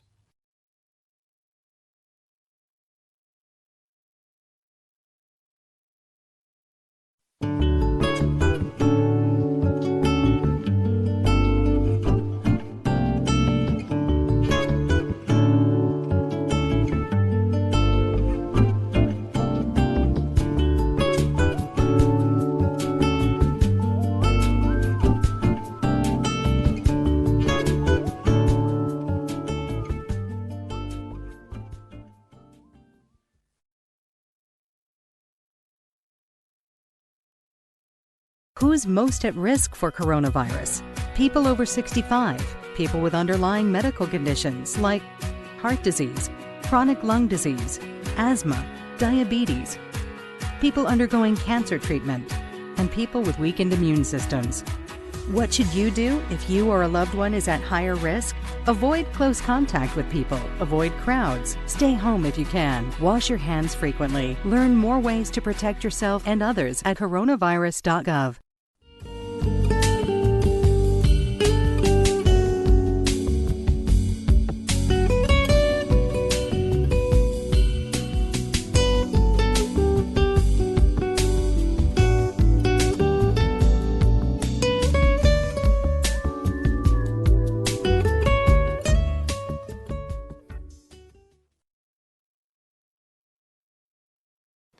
Hi, I'm Dr. Jay Butler, Deputy Director for Infectious Diseases at CDC. I'd like to talk to you about the new virus that causes the disease COVID-19. Older adults and people who have severe chronic medical conditions like heart, lung, or kidney disease or diabetes may be at higher risk for severe illness from COVID-19. If you are one of the people at increased risk for serious COVID-19 illness, it's especially important for you to take action to reduce the risk of getting COVID-19 now. The first thing you can do is take care of your own health. Wash your hands often with soap and water for at least 20 seconds. Use an alcohol-based hand sanitizer with at least 60% alcohol if soap and water are not available. Cover your coughs or sneezes with a tissue, or cough or sneeze into your elbow, not your hands. Avoid contact with people who are sick. Clean and disinfect surfaces in your home, such as counters, tabletops, and doorknobs to remove germs. Use household cleaning sprays or wipes according to the label instructions. The next thing you can do is make a plan for what to do if you do get sick. Know who will take care of you if your caregiver gets sick. Talk to your healthcare provider about getting extra necessary medications to have on hand.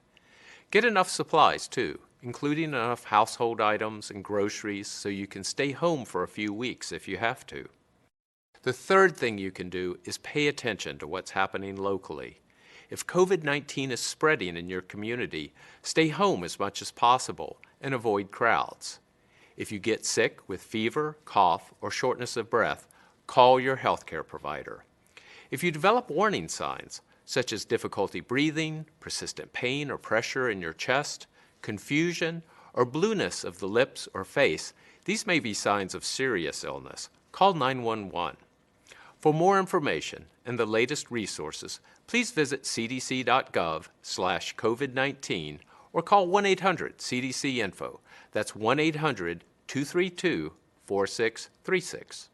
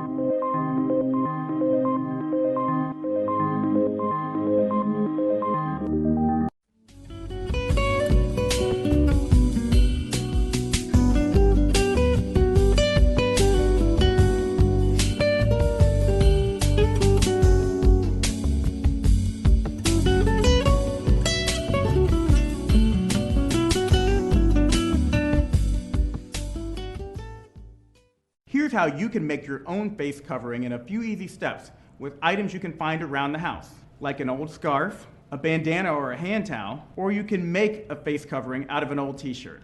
Fold it to the middle from the bottom, fold it to the middle from the top, fold it again to the middle from the bottom, and again from the top, and then 2 rubber bands, one on one side and one on the other side.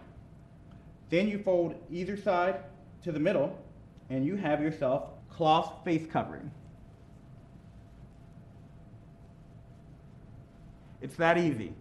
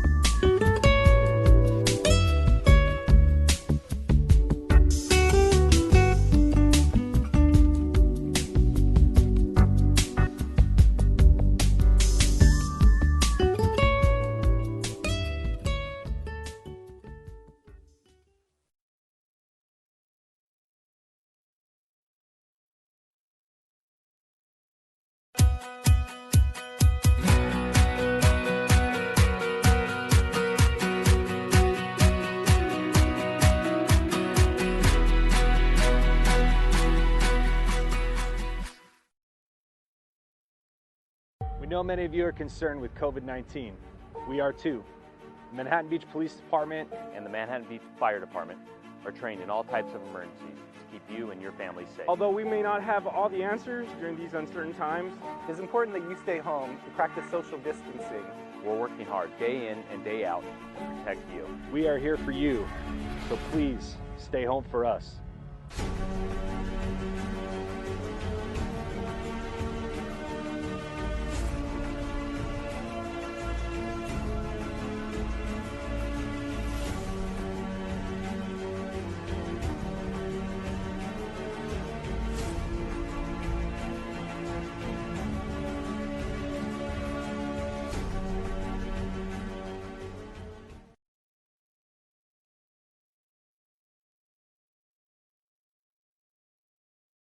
Communities are starting to feel the financial impact of COVID-19, commonly called coronavirus.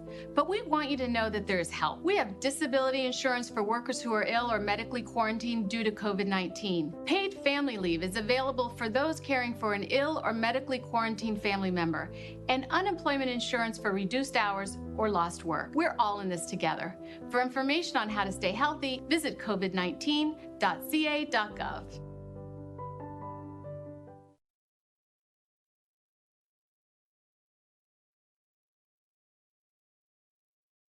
Staying home will slow the spread of COVID-19 and will without a doubt save lives. Critical things like food, pharmacies, laundromats, and more remain available. Those who work in health, food supply, and law enforcement will continue to perform their jobs. Programs like paid sick leave, unemployment, and others will also still continue. If you do leave home, keep 6 feet between you and others. We are all in this together. Learn more at covid19.ca.gov.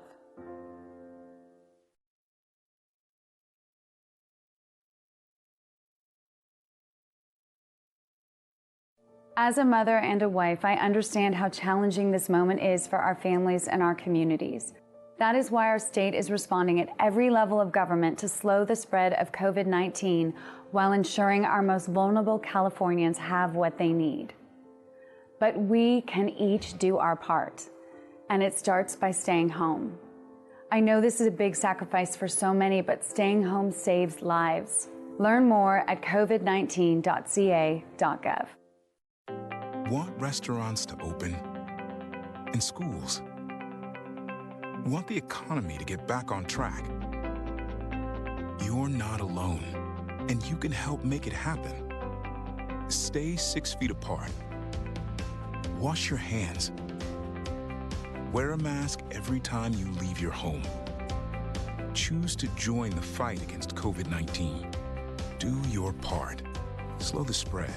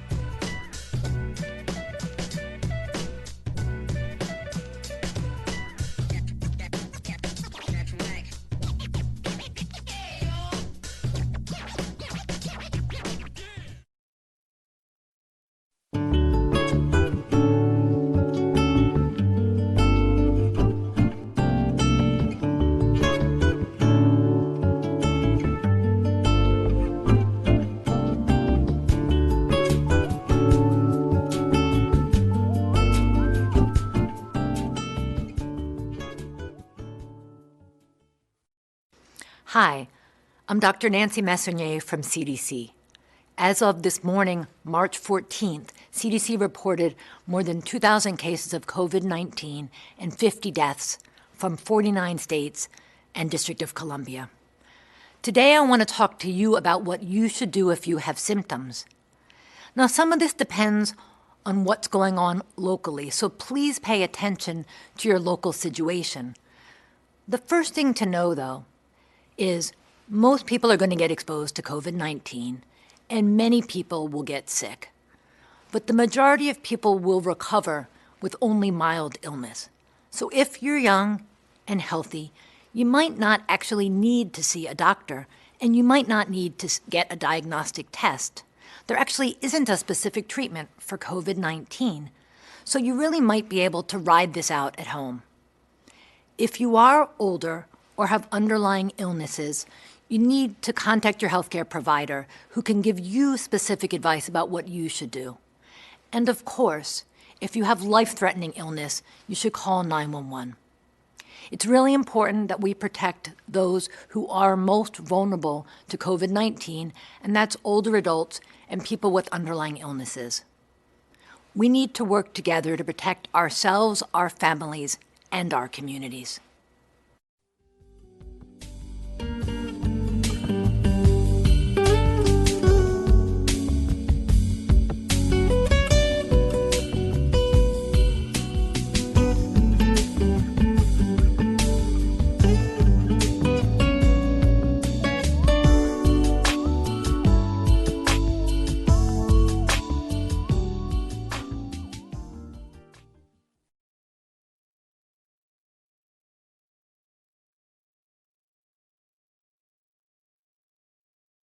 With coronavirus spreading, people at higher risk must take extra precautions. You're at higher risk if you're over 65 or if you have an underlying medical condition. Please visit coronavirus.gov for more information.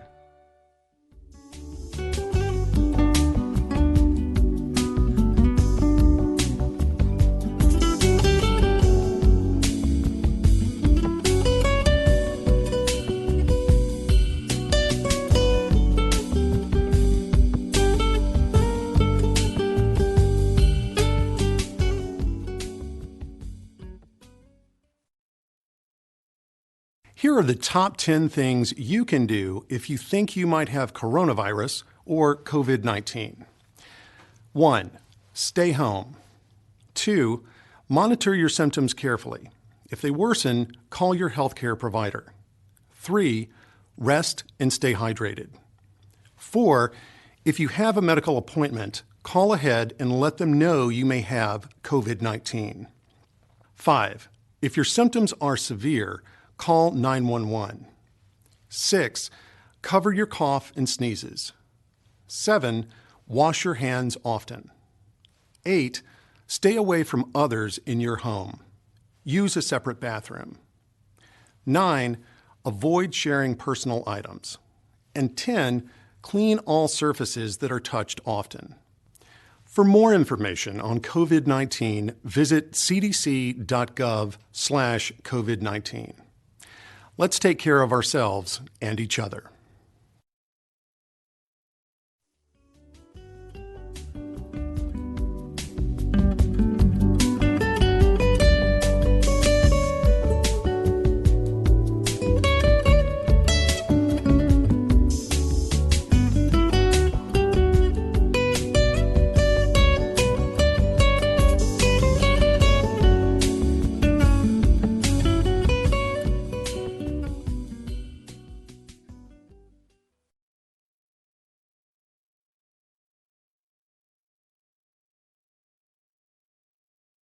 Why should young people care about the spread of coronavirus? Well, we know that people with underlying medical conditions over the age of 60 are at highest risk, but they've got to get it from somebody. So we're asking everyone to be selfless for others.